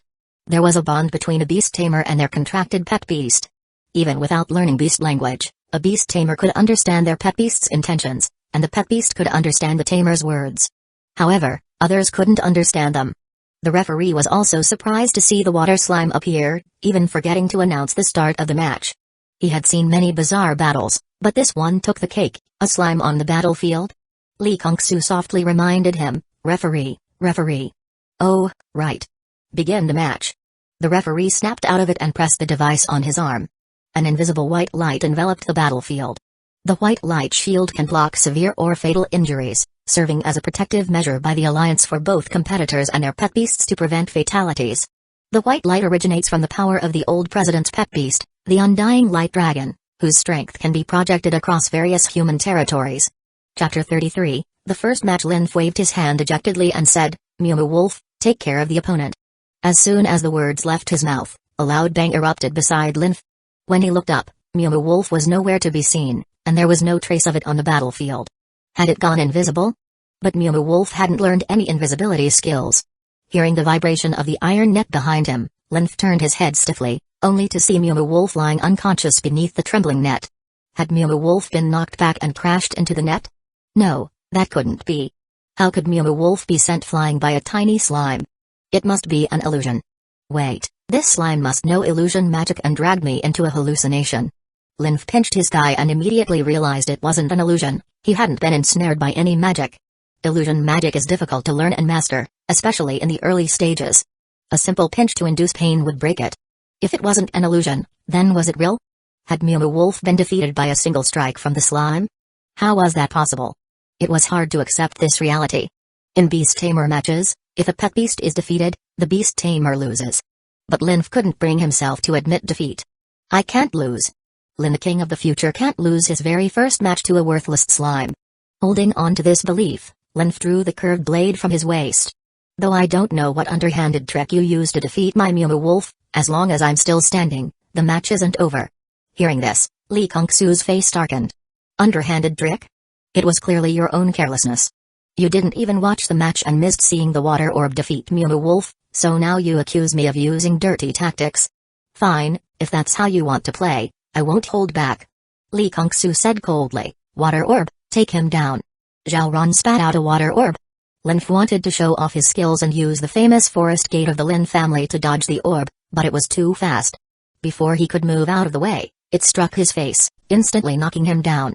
The referee announced, if you don't get up within 10 seconds, you lose the match. 1. 2. 10. Linf loses. Li Kongsu was puzzled. Humans aren't as physically resilient as pet beasts, so he had deliberately instructed Zhao Ran to hold back, only knocking Linf down. Logically, Linf should still be conscious and able to stand, but why hadn't he? He could have stood up, but Linf knew it was pointless. The slime's water orb was simply too powerful. He couldn't win. Woo-woo? Linf lay on the ground, tears streaming down his cheeks. The future Lin the King had been defeated, and by a slime no less. This was a stain on his life that he could never erase. As the match ended and people were allowed onto the field, Lian rushed in, jumped up, and hugged Li Kongsu's neck, shouting, "Yay! Big brother won. He beat that arrogant guy." Hearing this, Linf cried even harder. Li Kongsu gently pinched Lian's nose and chuckled, "You little rascal." There was another match in the afternoon. The preliminary rounds consisted of 10 matches spread over 5 days, with the top 256 performers advancing to the main event. In the afternoon match, Li Kongsu won effortlessly, leaving his opponent in stunned disbelief. Lian lifted Zhao Ran and spun around, exclaiming, "Zhao Ran, you're amazing. I want to contract a slime just like you." Sigh, how many times had he explained it? Slimes aren't strong, it's the talent that matters. But Lian just wouldn't listen. Of course, this also has to do with the adorable appearance of slimes. What girl could resist a cute yet powerful slime? It's better to guide than to block. Li Kongsu said, "I know of a very interesting slime. When the time comes, I'll let you form a contract with it." That was a particularly special slime, one that even a king would be moved by. Yay! But before that, you're not allowed to contract with any other slimes, or else I won't help you find it. Returning to the ranch, Li Kongsu received some good news. The mech hunter pointed to a pile of packages and said, "Boss, your delivery has arrived." Li Kongsu tore open the outer cardboard packaging. It was the slime terrarium he had ordered. Summoning Zhao Ran and releasing the mini slimes from the slime terrarium, he fed them diluted breeding potion. The next morning, Lian, barefoot, ran into the bedroom and shook Li Kongsu awake. "Brother, after one night, the number of mini slimes hasn't increased." "Really?" Li Kongsu got up, counted them, and indeed, the number hadn't changed. After pondering for a while, he slapped his right fist into his left palm. "I see. The seller must have given the mini slime sterilization potion. No wonder they're the only ones selling mini slimes online. Sterilization potion prevents mini slimes from reproducing, making it impossible for others to breed them. This way, the slime terrarium becomes the seller's exclusive business. A form of monopoly." Li Kongsu thought, no wonder they dare to sell the slime terrarium at such a high price. A box containing 5 mini slimes, with a standard decorative slime terrarium, was being sold for 255. "I've learned something. I'll do the same." Li Kongsu decided to sell his winged slimes in the same way. Previously, Li Kongsu hadn't paid much attention to selling winged slimes. He had registered an online store but never listed the winged slimes because it was too easy for others to copy the business. After all the effort to promote and make winged slimes popular, someone could just buy a few from Li Kongsu, use diluted breeding potion on them, and easily start the same business. It was quite unfair. Li Kongsu made up his mind to go to the Pet Beast Hospital tomorrow to buy some sterilization potion and then list the winged slimes in his online store. Brother, what should we do? If the mini slimes don't multiply, Zhaoran's shrink skill won't be of any use. It's simple. Li Kongsu laughed, then stepped on all the mini slimes, killing them. Lionel was puzzled. Brother, what are you doing? Did you forget? Zhaoran can revive them. Oh, right. After revival, they won't be affected by the sterilization potion anymore and can reproduce normally, bypassing the sterilization potion. Lionel was aware of Zhaoran's Soul Kingdom talent, as Li Kongsu hadn't kept it from her. Today's 2 preliminary matches were still easy, both resolved with a single water orb. Li Kongsu checked the time. 2:02 p.m. The morning preliminaries had started at 9:00 a.m., and the afternoon ones at 2:00 p.m. Only 2 minutes delayed, and it's already over. Li Kongsu said to Lionel, let's go. It's time to head to the Sacred Lotus Li family. Lionel's mood immediately dropped. The ancestral home of the Sacred Lotus Li family was a quaint, ancient courtyard. At the entrance of the old house stood 2 guards, with 2 majestic golden lions lying at their feet. The guards noticed Li Kongsu and Lionel and became alert. This is the ancestral residence of the Li family. Please halt your steps. The overwhelming pressure from the other party caused Li Kongsu to involuntarily take a few steps back. The gatekeeper's presence was incredibly strong. Is he a bronze-level beast tamer? Or perhaps a silver-level beast tamer? Chapter 34. Li Kongsu took out a red envelope from his pocket and said, I'd like to see my grandfather. Could you please inform him? This red letter was left to Li Kongsu by Father Li. He told Li Kongsu that by bringing this red letter to the Li family ancestral home, he could seek his grandfather's help. Father Li, for the sake of love, chose to be with his mother, which led to a falling out with his grandfather. They severed their father-son relationship and never interacted again. Indeed, there was no further contact. At Father Li's funeral, his grandfather was nowhere to be seen. Growing up, Li Kongsu had never met his grandfather even once. The guard, upon seeing the red letter, became serious and said solemnly, I'll inform him right away. Please come in and wait for a moment. Seeing the guard's reaction, Li Kongsu thought to himself, this grandfather of mine seems to have quite the status. Li Kongsu couldn't help but feel puzzled. If his grandfather was a high-ranking member of the Li family, why did Father Li say that their branch was a sub-branch of the Sacred Lotus Li family, with an extremely low probability of awakening the Sacred Lotus Eye? The guard made a phone call, and after a short while, the phone rang again. The guard said, please follow me. The guard led them quite a distance before they reached their destination. The person you're looking for is inside. Li Kongsu, holding his sister's hand, walked in and saw a man sitting with his back to them on a meditation cushion, elegantly sipping tea. Where is your father, Li Mingxi? Why didn't he came to see me himself? Is he too ashamed to face me? My father passed away 10 years ago. The man was stunned for a moment, then suddenly turned around and said sharply, what did you say? Li Kongsu was startled by the man's sudden movement. To describe his turn, one could use the idiom eagle's gaze and wolf's glance. My father passed away 10 years ago. Are you my grandfather? Li Mingxi is indeed my son. When Li Kongsu saw the man's face clearly, he was shocked. How could this man be his grandfather? How could he possibly be his grandfather? Before him was a handsome, elegant man who looked to be in his 30s or 40s, with a scholarly demeanor but a faint trace of ferocity in his brow. Li Kongsu recognized who he was. The version 5.0 and 10.0 boss, Li Shiji. Being his grandson was no good fortune, as he had countless enemies. Most crucially, 5 years later, all of Li Shiji's descendants would be slaughtered. If he was his grandfather, then it was truly the worst luck imaginable. No blessings to enjoy, only misfortune to endure. If Li Kongsu had known that Li Shiji was his grandfather, he would never have allowed Lionel to return to the Li family. But then again, Li Kongsu thought it might be a good thing. If he hadn't known that Li Shiji was his grandfather, 5 years later, he wouldn't even know how he died. Li Shiji was the most potential-filled character in the entire game, second only to the old president.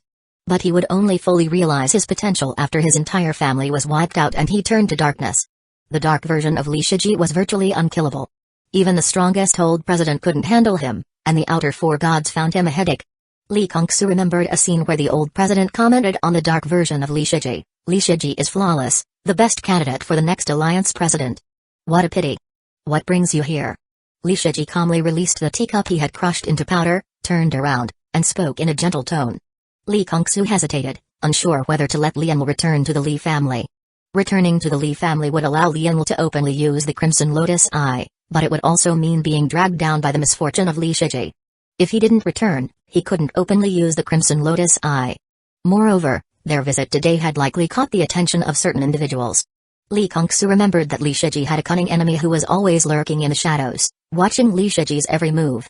It was this person who had caused the massacre of Li Shiji's entire family and led to Li Shiji's descent into darkness. It wasn't until version 10.0 that Li Shiji finally managed to expose this hidden enemy. Huh? Where did my sister go? Looking down, he noticed that his sister had somehow hidden herself behind him, trembling with fear, her small hand clutching the hem of his clothes. Lianl's fear piqued Li Shiji's interest in the little girl. Upon hearing the news of his second son, Li Mingxi's death, Li Shiji was both shocked and furious, and in his distress, he inadvertently released a trace of his aura. Normally, ordinary people wouldn't be able to detect this aura, as the gap was too vast, like an ant trying to sense a tsunami on the other side of the planet. Li Kongsu, for instance, had no idea what was happening. But Lianl had sensed it, which naturally drew Li Shiji's attention.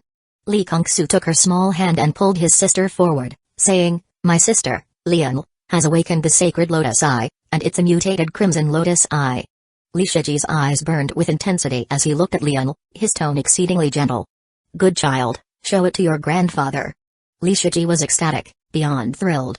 Finally, someone in his family had awakened the Sacred Lotus Eye, and it was a mutated one at that. None of Li Shiji's 4 children had awakened the Sacred Lotus Eye, and neither had any of their descendants. In fact, Li Shiji's bloodline was quite distant, and the Sacred Lotus Eye's lineage had become very diluted. Many in the Li family considered it a miracle that Li Shiji himself had awakened it. Li Shiji's dream was to establish a family as powerful as the Sacred Lotus Li family, and to do so, the awakening of bloodline talents was essential. Thus, he placed immense importance and hope on the awakening of the Sacred Lotus Eye in his descendants. Li Kongsu said, "Anl, the Crimson Lotus Eye." Lianl's eyes blossomed with crimson lotuses.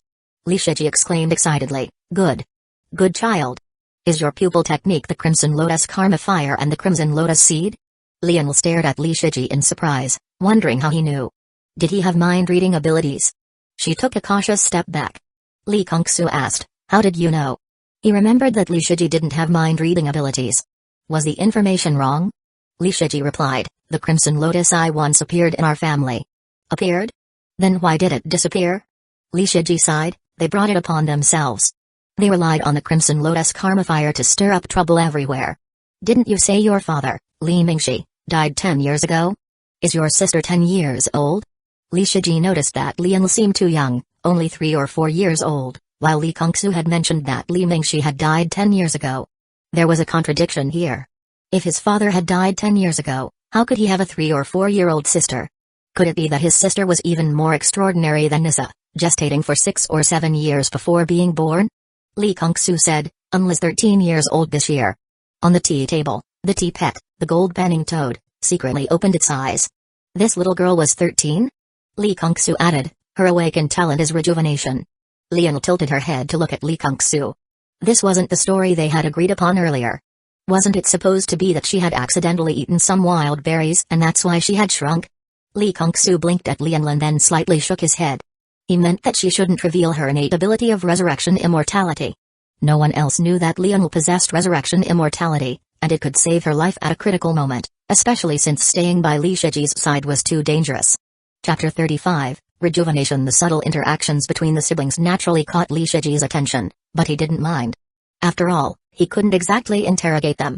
Suddenly, Li Shiji appeared in front of Lianl and gently pinched her shoulder. Her bone age is less than a year. It seems she has indeed awakened the rejuvenation talent. Rejuvenation, purple epic, martial talent, rejuvenates once every 50 years. After rejuvenation, there is a temporary weakening, but the lifespan previously consumed is restored.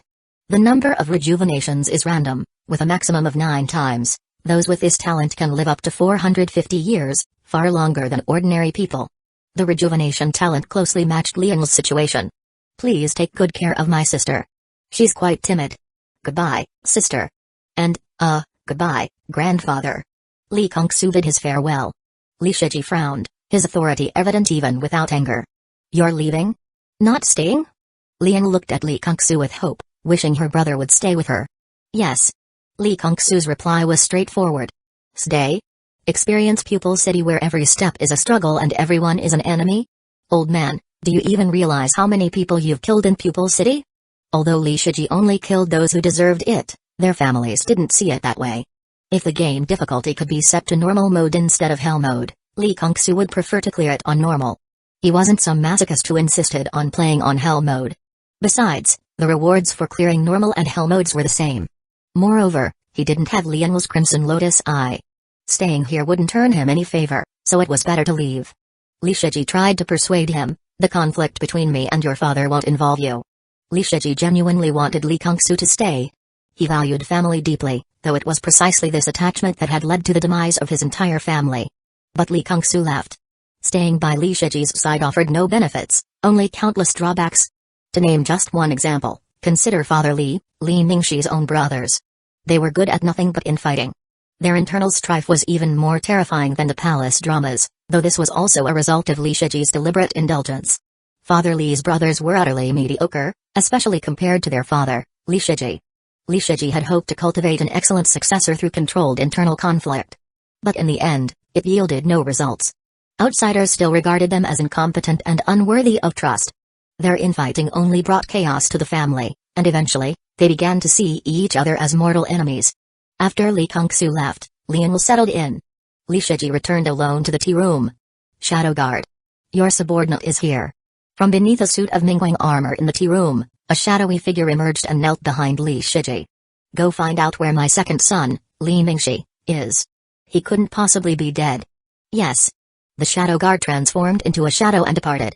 Li Shiji stood with his hands behind his back, gazing at the yin-yang Teiji diagram in the tea room, his eyes slightly narrowed. Li Kongsu, interesting.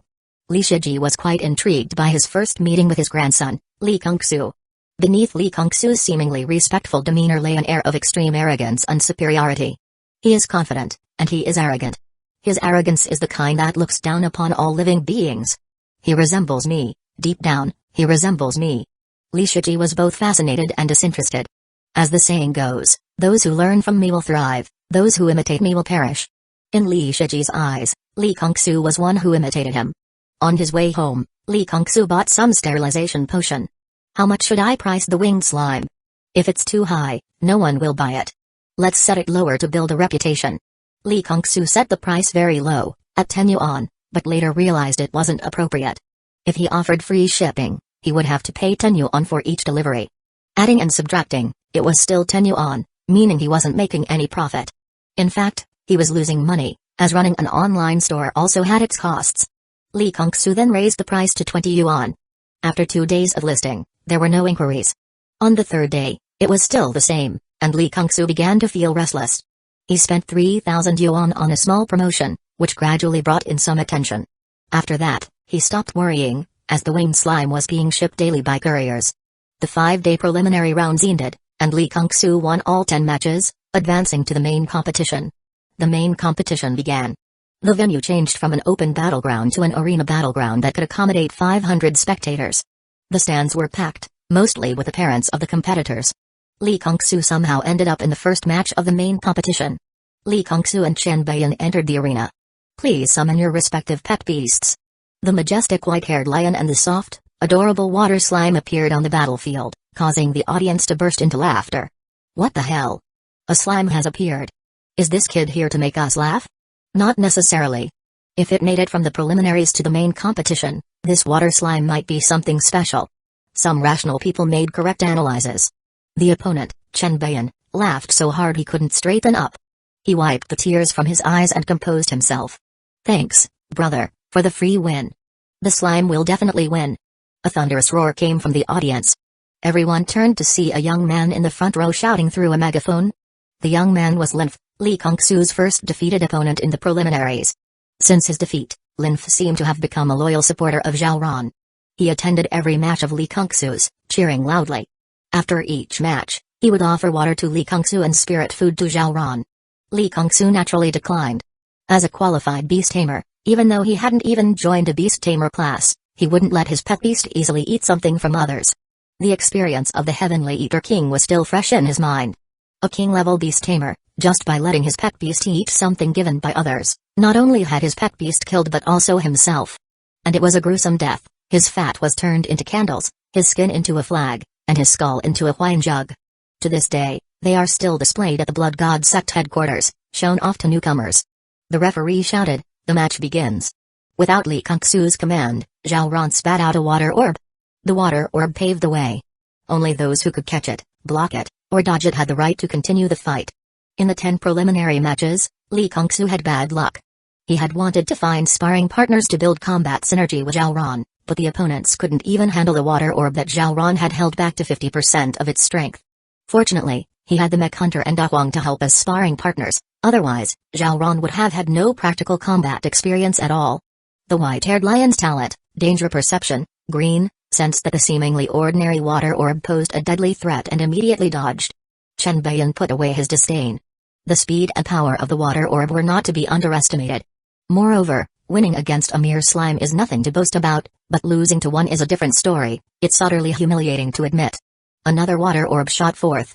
This water orb was even faster than the previous one, and with the white-haired lion still scrambling to dodge, its posture hadn't even been adjusted yet. Chapter 36, Hyugas by Akagan? Chen Beiyan quickly commanded, "Ice Mirror Shield." A shield of ice, mirror-like in appearance, erected itself in front of the white-haired lion. The water orb collided with the ice mirror shield, causing it to tremble slightly. Chen Beiyan felt a small sense of pride. His ice mirror shield was a bronze-level skill. But his pride was short-lived. Another water orb came flying, and the bronze-level ice mirror shield shattered. Li Kongsu said, "Zhao Ran, Plan A." Plan A wasn't some brilliant strategy, it was simply to have Zhao Ran hold back and not use full strength. Using full strength would defeat the purpose of training. Why not just tell him to hold back directly? If he were to say it outright, the opponent might feel insulted and attack more fiercely. Zhao Ran, inexperienced as he was, might panic and end up using full strength, defeating the opponent. White-haired lion, iced spike. A cone-shaped ice spike shot towards Zhao Ran. Li Kongsu immediately noticed that the white-haired lion wasn't proficient with his skill. Normally, ice spike would be fired in a trio, but the white-haired lion only managed one. "Dodge it." Chen Beiyan sneered, "Your slime can't dodge this. My iced spike is extremely fast." Chen Beiyan dared to say this because, in his mind, slimes were slow, and his white-haired lion's ice spike was indeed fast, faster than Zhao Ran's water orb by a third. But as soon as he finished speaking, he was proven wrong. Zhao Ran gave a light hop and dodged the iced spike. Chen Beiyan was both embarrassed and annoyed. White-haired lion, continuous iced spikes. Wind blow. Zhao Ran took a deep breath, puffing up his little cheeks. As the iced spikes approached, he blew out a fierce gust of wind, scattering the spikes. The audience was stunned, some even pinching themselves, wondering if they were under some illusion. A slime was actually holding its own against the white-haired lion, a dominant force on the icy plains. Seeing that his white-haired lion's most powerful ice spikes were ineffective, Chen Beiyan changed tactics. Close in and finish it with ice claw. The white-haired lion charged forward. Li Kongsu's response was simple, blow it away. Zhao Ran unleashed a powerful gust of wind, forcing the white-haired lion to halt in its tracks. The lion closed its eyes, its 4 sharp claws firmly gripping the ground. The wind was too strong, it couldn't open its eyes, or it would be blown away. A schoolteacher who was watching stood up in surprise. This wind blow skill has actually achieved a limit break. Which school has such an outstanding student, capable of training a slime to this level? Li Kongsu felt it was time to up the intensity. Wind-enhanced water bowl. As the name suggests, it combined wind blow with a water orb. Zhao Ran spat out a water orb and then used wind blow to accelerate its speed. The orb struck the white-haired lion on the head, sending it flying over 2 meters high before it crashed to the ground. Lost? No, I haven't lost yet. I still have my ultimate move, whiteout eyes. Chen Beiyan's eyes turned white, resembling cataracts. Li Kongsu was shocked. Someone in Pupil City actually knew the Hyuga clans by Akagan? The next second, both Zhao Ran and Li Kongsu's eyes turned white, their vision completely obscured by a blinding whiteness. I was born with the whiteout eyes. I admit you're strong, but you're unlucky to have met me, Chen Beiyan said arrogantly. As soon as he finished speaking, a water orb hit him, knocking him to the ground, fast asleep. Li Kongsu was speechless. He thought it was some incredible bloodline talent, but it turned out to be nothing more than turning their vision white. What's the point of babbling nonsense? Can't you use sound to locate your position even if you can't see? Zhao Ran couldn't do it, but he could. After all, he was a veteran player of 40 years. Though he specialized in curses, his combat skills were nothing to scoff at. Some of the teachers couldn't sit still anymore. Illimit Break Wind Blow, the embryonic form of a wind-enhanced waterball combo skill, and the combat awareness to locate by sound, what a talent. What about his profile? Have you found it? Can we recruit him? We can, but I don't think it's worth it. What do you mean it's not worth it? Such an outstanding young man isn't worth recruiting? I don't understand what you're saying. He took the tablet and looked at it. It's a pity he has a breeder's talent. If only he had a beast tamer's talent instead. 3 contract slots, and one of them is a flood contract slot, only allowing him to contract weak pet beasts. No wonder he contracted a slime. What a shame. You're right, it's indeed not worth recruiting. Was Li Kungsu outstanding? Absolutely. But the investment required was too great. He would need 3 expansion items just to gather 6 pet beasts to compete in official matches. Moreover, one of Li Kungsu's contract slots was flawed, and he had contracted a slime. Although Zhao Ran performed well, in the eyes of others, it was still just a slime with limited potential, unable to even break through to the bronze level. Excluding the flawed contract slot, Li Kungsu would need 4 expansion items. Which school could afford to provide 4 expansion items in one go?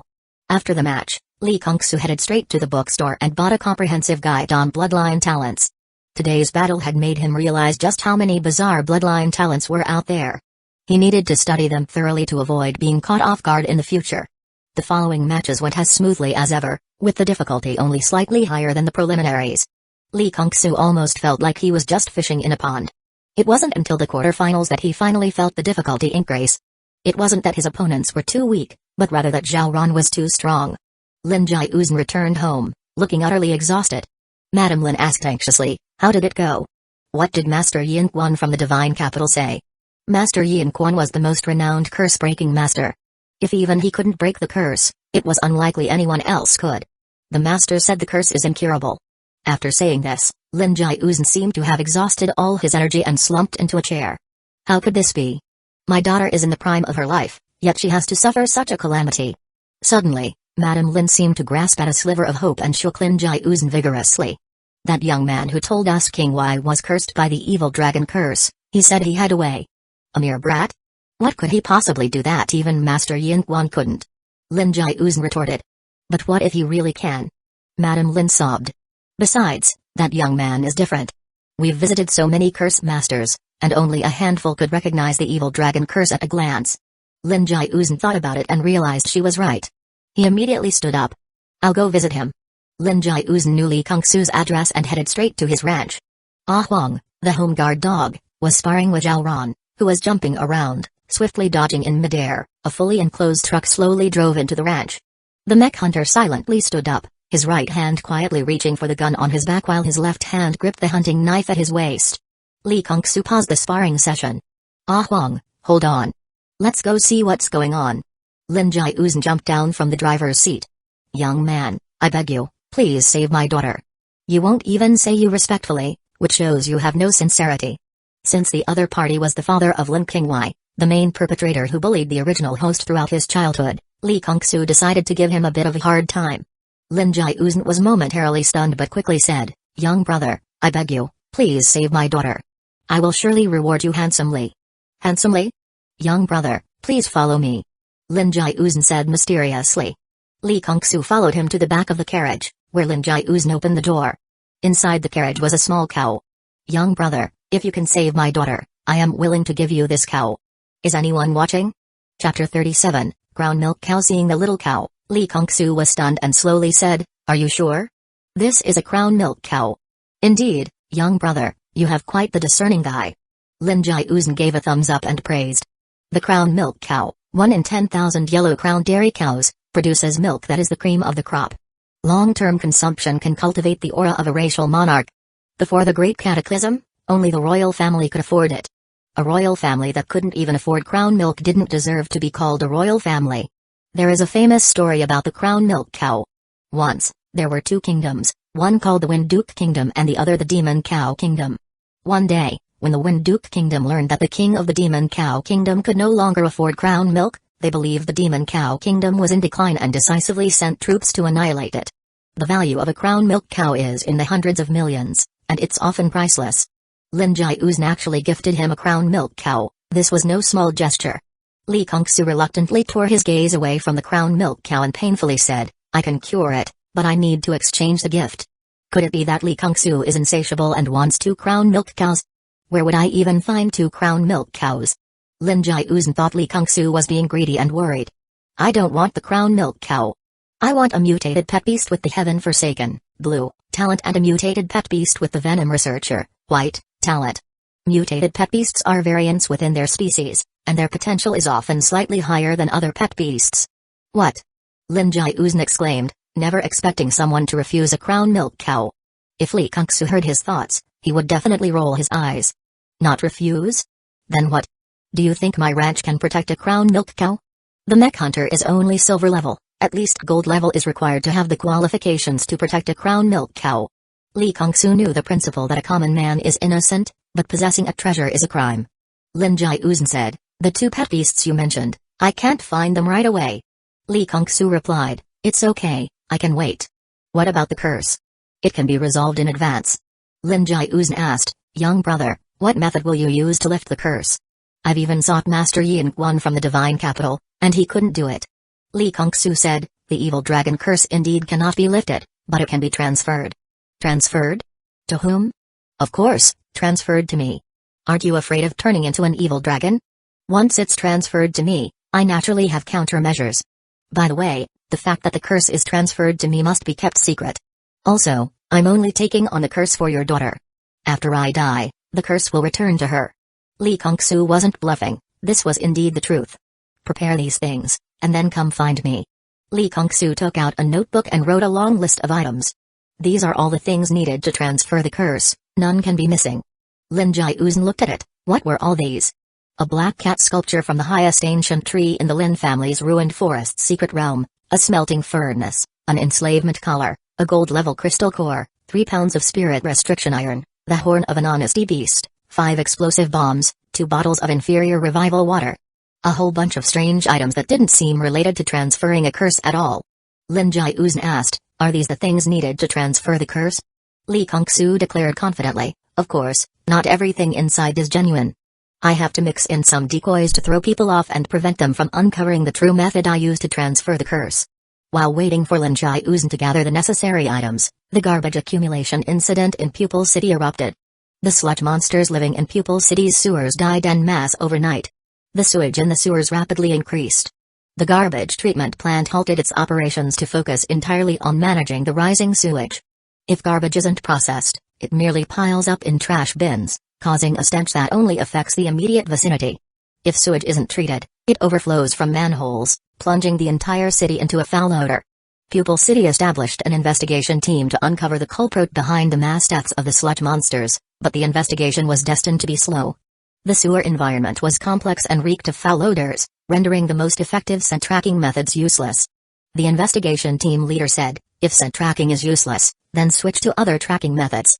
Find the culprit behind the sludge monsters' deaths as quickly as possible. Hurry and summon the Huanshu master. The anxious leader rushed to the research institute. Have we identified the cause of the sludge monsters' deaths? They were killed by the venom of the red-tail poison scorpion. Strangely, the toxicity of the venom was dozens of times stronger than that of an ordinary red-tail poison scorpion. A subordinate ran in. Leader, the Huanshu master has arrived and has used yesterday's reflection.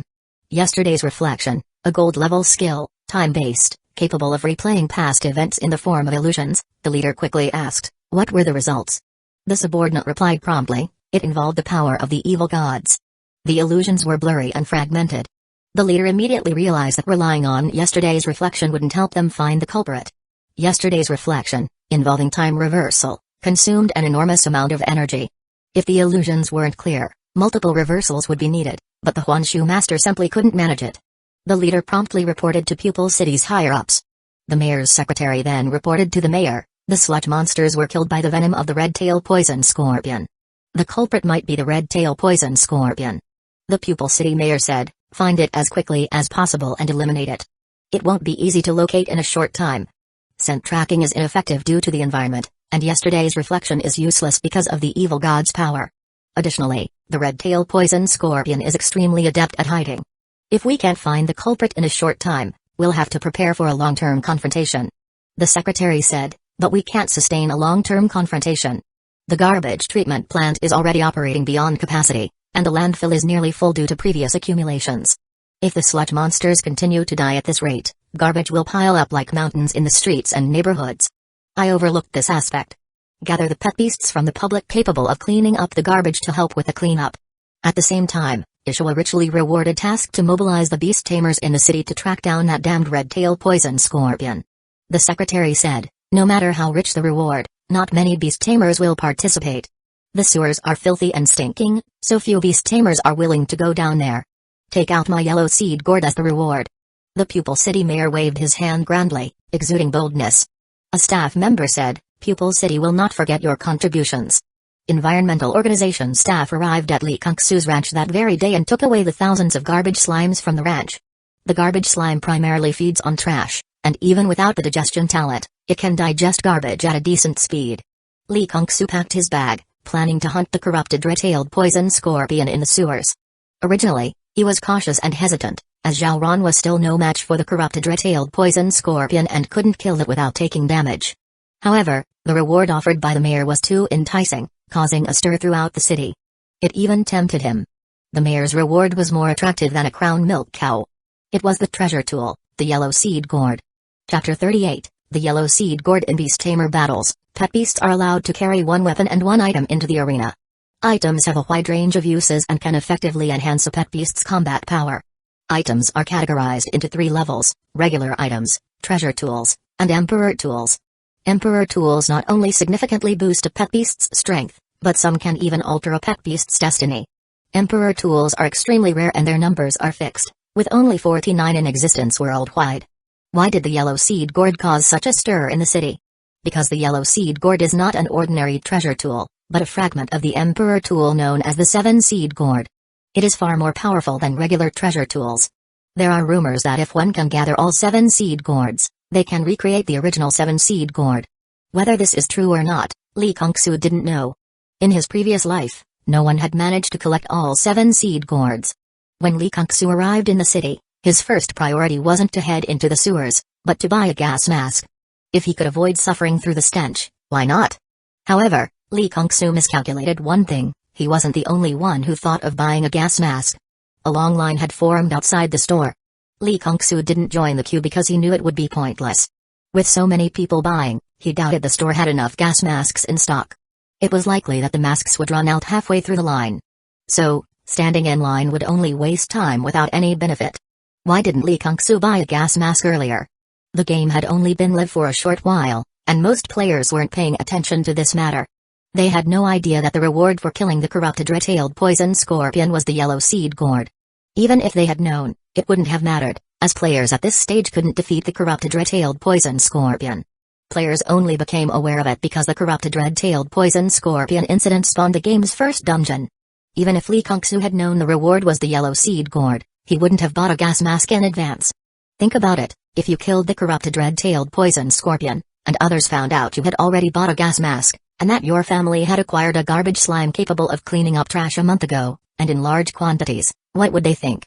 They would suspect that you knew about this in advance, and they might even think you orchestrated the whole thing.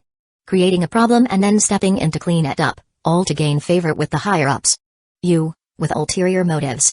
A coincidence? Smart people never believe in coincidences, unless it's a genuine one. Lee Kung-soo put on 5 layers of masks, feeling a bit suffocated, so he removed 2.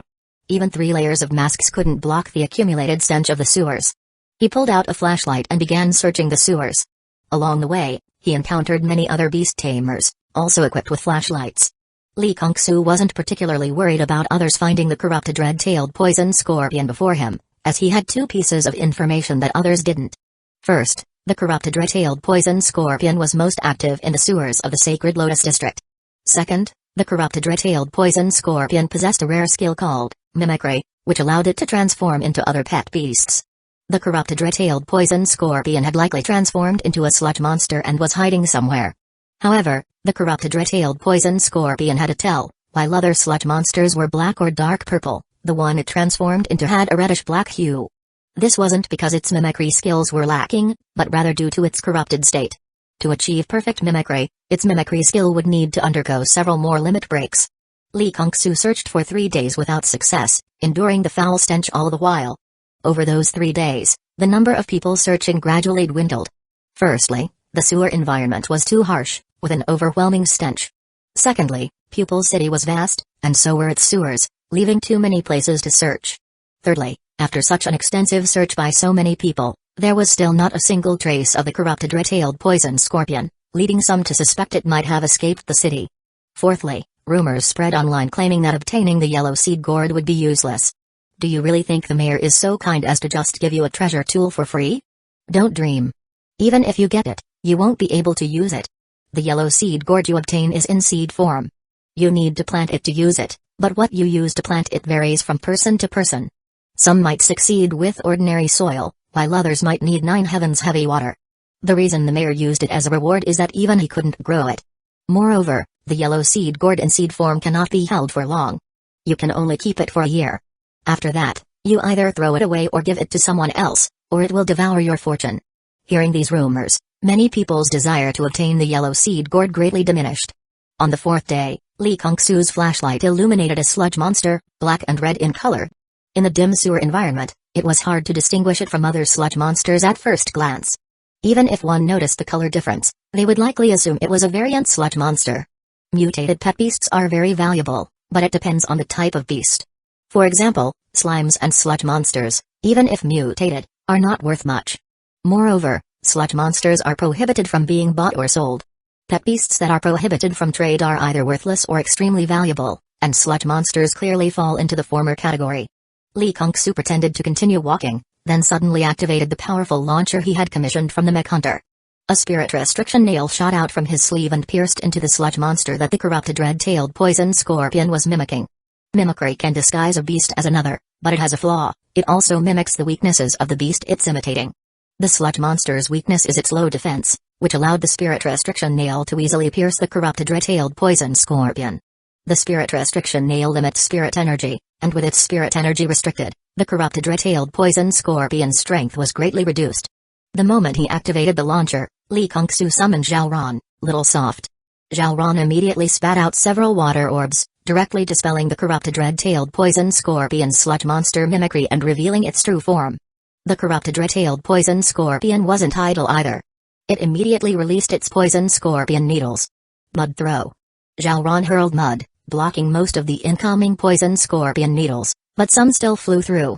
The corrupted red-tailed poison scorpion was cunning. It didn't target the pet beast but instead focused on the beast tamer, understanding the principle of capture the leader first. Li Kongsu tried to block with water orbs, but they were too weak against the pinpoint attack of the poison scorpion needles. The needles pierced into his arm. Li Kongsu quickly bit down on the detoxification pill and scorpion venom treatment pill he had been holding in his mouth, then ran backward, enduring the pain as he pulled the long, thin red poison scorpion needles from his arm bone. The corrupted red-tailed poison scorpion charged relentlessly towards Li Kongsu, who feigned a desperate escape. Seizing the opportunity, Zhaoran continuously attacked the scorpion with mud throw. The corrupted red-tailed poison scorpion was incredibly fast, closing the distance to Li Kongsu in just a few breaths. Just as it was about to catch him, Li Kongsu suddenly turned and hurled a flashbang he had prepared at his waist. In reality, flashbangs aren't particularly effective, especially in open, daylight areas. But this was different. This was a narrow, pitch-dark sewer. Chapter 39, Little Medicine Deer. The flashbang exploded, instantly illuminating the area with a blinding white light. Li Kongsu and Zhaoran quickly ducked and closed their eyes, avoiding the blinding effect, but the corrupted red-tailed poison scorpion wasn't so lucky. Its eyes were dazzled by the flash. Now, Zhaoran, use grass blade to strike its tail. Before he finished speaking, Li Kongsu had already grabbed the spirit restriction ram horn hammer and smashed it toward the corrupted red-tailed poison scorpion's head. The scorpion instinctively fought back, its massive pincers sending the hammer flying. At that moment, a grass blade formed from green light slashed at the weak point of the scorpion's tail, where the black and red colors met. The corrupted red-tailed poison scorpion had a previous injury at the base of its tail, and Zhaoran's strike hit its mark. The crucial red tail was severed, causing the corrupted red-tailed poison scorpion's aura to plummet, as if its lifeline had been cut. Keep using grass blade. Several more grass blades followed, cutting off the scorpion's pincers and opening a gash on its head. The corrupted red-tailed poison scorpion lay motionless, seemingly dead. Who do you think you're fooling with this trick? Li Kongsu sneered. Corrupted creatures were incredibly tenacious. Unless their heads were severed, they wouldn't die. In the game, Li Kongsu had fallen for this trap before. The health bar appeared empty, but as soon as he got close, the scorpion would suddenly lunge and bite him. Zhao Ran, use grass blade to cut it in half. The corrupted red-tailed poison scorpion could no longer keep up the act and charged at Li Kongsu with all its might. Li Kongsu hurled the water orb, knocking it back into the path of the grass blade, and the corrupted red-tailed poison scorpion was split in two from head to tail. Finally, it's dealt with. Li Kongsu let out a sigh of relief. Although he had defeated it many times in the game, this was reality, where he only had one life and no chance to start over. He stuffed the corrupted red-tailed poison scorpion's corpse into his backpack, retrieved the spirit restriction ram horn hammer that had been knocked away earlier, and hurriedly left the sewer. Although he had taken a detoxification pill and a scorpion venom treatment pill, this was a corrupted red-tailed poison scorpion. Its venom was extremely potent, and the pills could only suppress the poison, not fully neutralize it. By the time Li Kongsu climbed out of the sewer, his left hand, which had been stung by the scorpion, was numb and devoid of sensation. Li Kongsu had no choice but to take another detoxification pill and rush to the police station. I've killed the corrupted red-tailed poison scorpion. He handed the scorpion's corpse to the police officer for verification, left his identification, and then hurried to the hospital to have the remaining venom removed. A subordinate reported, a young man just brought a corrupted red-tailed poison scorpion to the Sacred Lotus District Police Station. After examination, it was confirmed that the venom that killed the sludge monster came from that scorpion. That's great, it's resolved. The investigation team leader was overjoyed. Over the past few days, the mayor and various higher-ups had been calling to pressure him to quickly identify the culprit, causing him immense stress. He had lost so much hair that he was nearly bald. The team leader immediately went to the Sacred Lotus District Police Station to verify the findings once more. If there are no large-scale deaths among the sludge monsters, it means this incident is over. By the way, where is that young man? He went to the hospital to detoxify. After detoxifying, Li Kongsu didn't return to the police station but went straight back to the ranch. He had already given his statement and had nothing more to say. Now, he just had to wait for the reward. Not a bad haul. Li Kongsu turned his backpack upside down and shook out its contents. The crystal core of a black iron level 9 corrupted red-tailed poison scorpion, a skill seed for mimicry, a skill seed for scorpion venom, a skill seed for scorpion venom needle, and a skill seed for poison surge.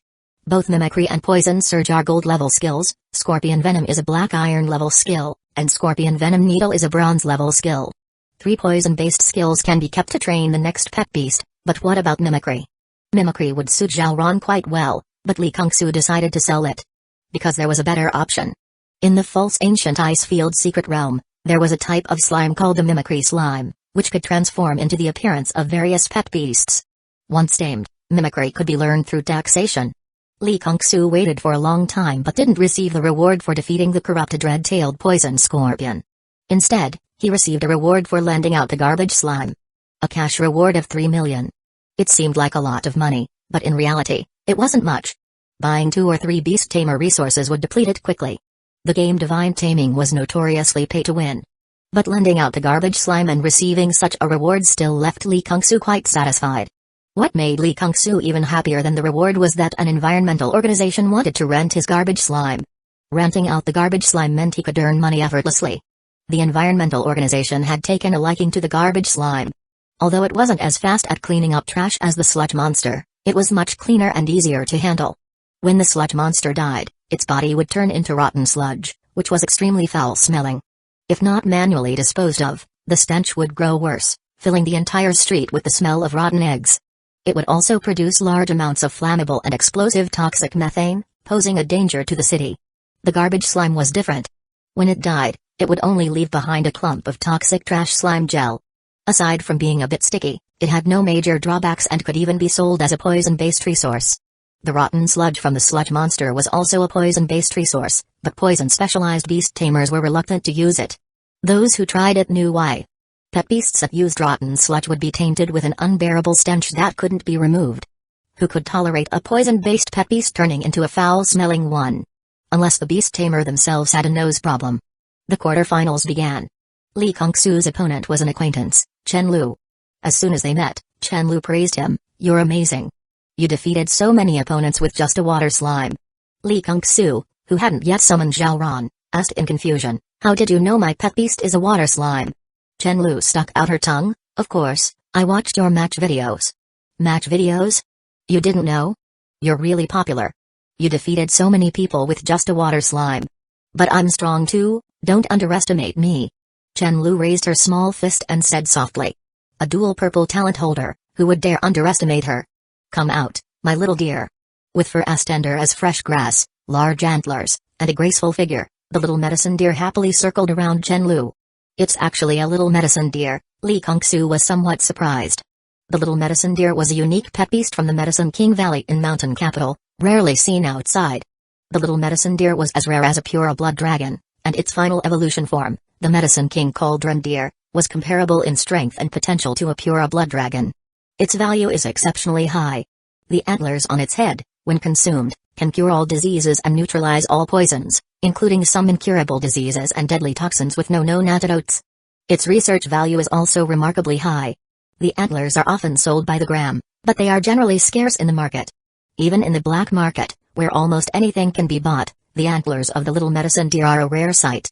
Is it a waste to use such a pet beast for combat? Not at all. When the little medicine deer experiences pain, its antlers grow faster. Deliberately tormenting the little medicine deer? That won't work. If the little medicine deer is in a low mood, the quality of its antlers will decrease. Only when it is in a joyful mood will the quality of its antlers improve. Therefore, combat is the best method to raise a little medicine deer, as it allows the deer to experience pain while also keeping it in a happy state. Chapter 40, Infinite Spirit Energy. Suddenly, Li Kongsu frowned. Little medicine deer was not an easy opponent. It seemed to naturally counter Zhao Ran. Water Orb, little medicine deer was a wood-type pet beast, and water-type skills were countered by it. Mud Throw, earth-type skills were also countered by wood-type. Trash Poison Gas, poison-type skills did counter wood-type, but the problem was that little medicine deer's antlers, capable of neutralizing all poisons, were not just for show. Trash Poison Gas was completely ineffective against it. Wind Blow, the relationship between wind and wood attributes was a matter of which was stronger. If wind was strong and wood was weak, the wind would destroy the wood. As the saying goes, the wind will topple the tree that stands out in the forest. If wind was weak and wood was strong, the trees would block the wind, preventing it from running rampant. Just by its aura alone, little medicine deer was no weakling. The effect of wind blow would likely be very limited. Grass Blade, how much damage could a wood-type skill do against a wood-type pet beast? Ram, with 3 limit breaks, it could catch little medicine deer off guard and take it down without a problem. But Li Kongsu didn't want to reveal the 3 limit break rams just yet. He wanted to save them for the final match. As a seasoned schemer, he felt uneasy without having 700 or 800 trump cards up his sleeve. It was foreseeable that this match would be tricky. At this moment, Li Kongsu realized that Zhao Ran's offensive capabilities were limited and that it needed a more diverse skill set. Outside the arena, many spectators were analyzing the outcome of the match. Although that water slime is quite good, little medicine deer is definitely going to win this match. Why are you so sure? You don't know much about little medicine deer, do you? In the late game, it can hold its own against pure blood dragon pets. Moreover, little medicine deer has a type advantage over the water slime. The referee's call to start the match pulled Li Kongsu's thoughts back to the battlefield. Yo yo, little medicine deer let out an ethereal, taunting cry. It sparked a flicker of anger in Li Kongsu's heart. The cry of this pet beast was particularly provoking, designed to draw hatred. Little medicine deer, sharp wood horn. A layer of cyan light enveloped the antlers on its head. Little medicine deer shook its head, and the antlers seemed to perform a sword flourish. Little medicine deer raised its head proudly, casting a slightly arrogant glance at Li Kongsu and Zhao Ran. Sharp wood horn has strong attack power. It can easily pierce through thick tree bark. If Zhao Ran takes a hit, it'll probably be knocked out on the spot. Zhao Ran not only lacks offensive skills but also defensive ones, Li Kongsu thought to himself. Zhao Ran, unleash Grass Blade with all your might. Don't let it get close. Li Kongsu's strategy was simple, keep it from getting close, and it wouldn't be able to hit Zhao Ran. The grass blade slashed toward little medicine deer, but it flicked its antlers and easily deflected the attack. Chen-Lu commanded, use swift deer charge to close the distance. Li Kongsu shouted, infinite grass blade slash. The grass blades released by Zhao Ran came in waves, one after another, endless and unceasing. They actually pushed back little medicine deer, which had already charged forward. Chen-Lu encouraged, hold on a little longer, little medicine deer. Its spirit energy will run out soon. After a minute, the grass blades showed no sign of stopping. Instead, Little Medicine Deer was nearly pushed out of the arena by the relentless slashes. Being forced out would mean a loss, and the cyan light on its antlers had dimmed significantly. Chen Lu realized she couldn't let this continue. She had to counterattack. Deer's cry. Chen Lu let out an ethereal cry, like a sacred spirit of the forest singing to nature. The antlers of Little Medicine Deer regained their glow, and it began to advance step by step against the onslaught of grass blades. Ink orchid mechanism. Chen Lu whispered softly, her beautiful eyes transforming into blooming ink orchids. An ink orchid broke through the soil, entwining with mud to form a 2-meter-tall mud automaton. Pupil City, a place that players both love and hate. Love, because being born in Pupil City gives a high chance of awakening the handsome pupil art eye. Hate, because the NPCs in Pupil City are enhanced with pupil technique talents, making them extremely difficult to deal with. The mud automaton leaped high, landing in front of Little Medicine Deer, its arms closing together to block the incoming grass blades. Now, Little Medicine Deer, vine entanglement. Green vines, like spirit snakes, swiftly advanced from the ground. Jump, and wind blow. Zhao Ran leaped high, blowing wind at the ground to propel herself even higher, dodging the entangling vines. Little Medicine Deer, attack. Little Medicine Deer stepped on the mud automaton's shoulder, leaping high to ram into Zhao Ran in midair. Blow wind to the right, change direction. Zhao Ran, like a deflating balloon, dodged Little Medicine Deer's charge. Facing two opponents alone, Zhao Ran couldn't handle it unless she revealed her ram skill, but even then, victory wasn't guaranteed. Li Kongsu realized he had to intervene. Zhao Ran, create distance, continue with infinite grass blade slash. I'll handle the mud automaton. Zhao Ran unleashed the infinite grass blade slash once more, suppressing Little Medicine Deer just as before. Li Kongsu spread his hands towards the mud automaton and shouted, Water Ball Gatling. 6 water orbs circled his hands, spinning faster and faster, shooting out like Gatling bullets. The mud automaton initially blocked them, but as time passed, the water orbs chipped away at its mud body, shrinking it until it reverted to its original form. Meanwhile, Zhao Ran used the infinite grass blade slash to knock Little Medicine Deer out of the battlefield. Chen Lu, knowing there was no hope of winning, conceded defeat. The audience watched in disbelief. How many grass blades were unleashed? How many water orbs? It feels like they could keep going for a while. Does the water slime spirit energy cost nothing? The amount of spirit energy stored is comparable to a well-endowed dragon pet. Is this water slime actually a dragon pet disguised as a slime? Could they be cheating? Using some item that stores a large amount of spirit energy in advance? Are you stupid? Both sides signed a fair competition contract before the match. Cheating is impossible. Mom, slimes are so cool. When I grow up, I want to contract a slime. No, the mother said coldly. I will. The brat puffed out his chest, arguing stubbornly. If you dare contract a slime, I'll make sure you taste bamboo whip stir fry. Every time I see you, I'll serve it to you. Fine, I won't contract one. No need to be so harsh. The brat, scared, covered his butt and quietly retreated. Despite the victory, Li Kongsu wasn't satisfied. Winning through sheer quantity lacked any finesse. Zhao Ran's skills needed diversification, and the fastest way to do that was through the skill experience tax. Let's get some slimes of other attributes to cover Zhao Ran's weaknesses. Near Pupil City, Li Kongsu could safely tame water, grass, and earth slimes. Slimes of other attributes required venturing into the wild, but Li Kongsu's strength was insufficient for that. Thus, Li Kongsu resorted to online bounties to collect other slimes. Returning to the ranch, Li Kongsu was surprised to see the cart of items Lin Jai Uzan had brought. You've already collected everything on the list this quickly? Yes. What about the black cat sculpture? Here it is. Lin Jai Uzan retrieved a wooden box from the innermost part of the carriage and pried it open with his bare hands, revealing the black cat sculpture sealed inside with nails. What do you want with this thing?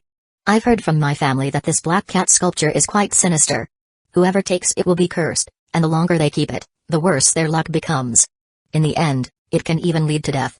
Only by returning the black cat sculpture to its original place can the bad luck be lifted. Chapter 41, Yan Deer. Lin Jai Uzan had deeply experienced the misfortune brought by the black cat sculpture. He choked on water, got fish bones stuck in his throat, and broke 5 chairs and stools, which made him hurry to transport the black cat sculpture without delay. On the way, he had 3 flat tires, 1 scratch, and narrowly avoided a car accident. Li Kongsu smiled. It was no wonder that whoever took it would be unlucky. The black cat sculpture was a safe left by a saint curse master. The black cat sculpture was entirely made of cursed black gold. Any curse master who wasn't completely incompetent would recognize it. Unfortunately, The Forest Wood Lin family had never produced a curse master. They had a treasure at home but didn't recognize it. This was also due to the Lin family's 100 wood eyes being too powerful, causing the family to specialize in wood-based techniques and disdain the minor path of curses. You'll bear the misfortune for now. Hurry and bring your daughter here. I'll help her transfer the curse tonight, Li Kongsu said casually to Lin Jiuzhen while fondling the black cat sculpture. Lin Jiuzhen was a bit uneasy. Isn't that too fast? Li Kongsu didn't bother to explain kindly. He knew that as a young man, the more he explained, the less reliable he would seem, and the less people would trust him. On the contrary, not explaining and maintaining an arrogant attitude would make people feel more assured. Do you understand, or do I? Or maybe you should do it? Li Kongsu glared at Lin Jiuzhen. Lin Jiuzhen chuckled awkwardly. You do it, you do it. By the way, it's best if you don't go to pick up your daughter. Your bad luck might affect her. Lin Jiuzhen said, I'll have my wife bring her. Once she's here, you should leave. Otherwise, I'm worried that your parental love might disrupt the transfer ritual. Huh? Lin Jiuzhen was extremely reluctant. Leaving his beautiful daughter alone with a young man didn't seem reliable at all.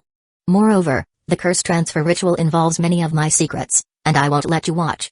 Li Kongsu's tone was firm. Lin Jiuzhen hesitated, still somewhat unwilling. Your bad luck affects those around you, especially your family.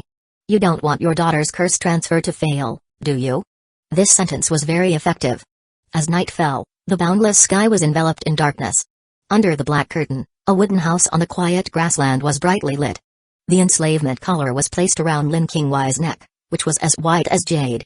During this process, Lin Qingwai did not resist. To be precise, she was unable to resist. She had been under the evil dragon curse for too long. Her body was transforming from a humanoid dragonkin to a draconic evil dragon, and her mind was being eroded by the evil dragon's malevolent thoughts. Her current state was muddled, and she didn't even know where she was. Fortunately, Lin Jiuzhen didn't see Lin Qingwai wearing the enslavement collar, or he would have been furious. In the past, the enslavement collar was used to control slaves. Now, with no slaves, it had become a fetish item. Either way, the implication wasn't good. Li Kongsu pinched her mouth and roughly poured the clarity potion into it.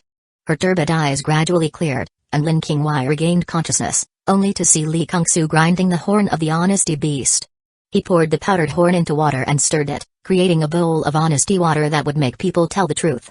Holding the enslavement ring that matched the enslavement collar, Li Kongsu commanded, drink it.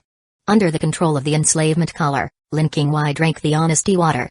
Li Kongsu sneered coldly, Lin Qingwai, you've finally come to this day. Lin Qingwai's eyes were blank, not understanding what he meant. Don't you recognize me? Li Kongsu, the one you bullied from kindergarten to junior high. I recognize you. Lin Qingwai carefully examined Li Kongsu, her eyes lighting up with joy as she exclaimed in surprise. Li Kongsu was puzzled. This reaction wasn't right. Logically, someone who had been bullied by him since childhood, now caught and fitted with an enslavement collar, should be reacting with fear and terror. Li Kongsu voiced the question that had been hidden in his heart for years. Why did you bully me back then? Because I liked you. Lin Qingwai's face turned red, as if she was shyly confessing. What on earth? Li Kongsu couldn't believe it and asked again, but the answer remained the same, Lin Qingwai liked him. Li Kongsu never expected this answer. She bullied me for years because she liked me? What the hell?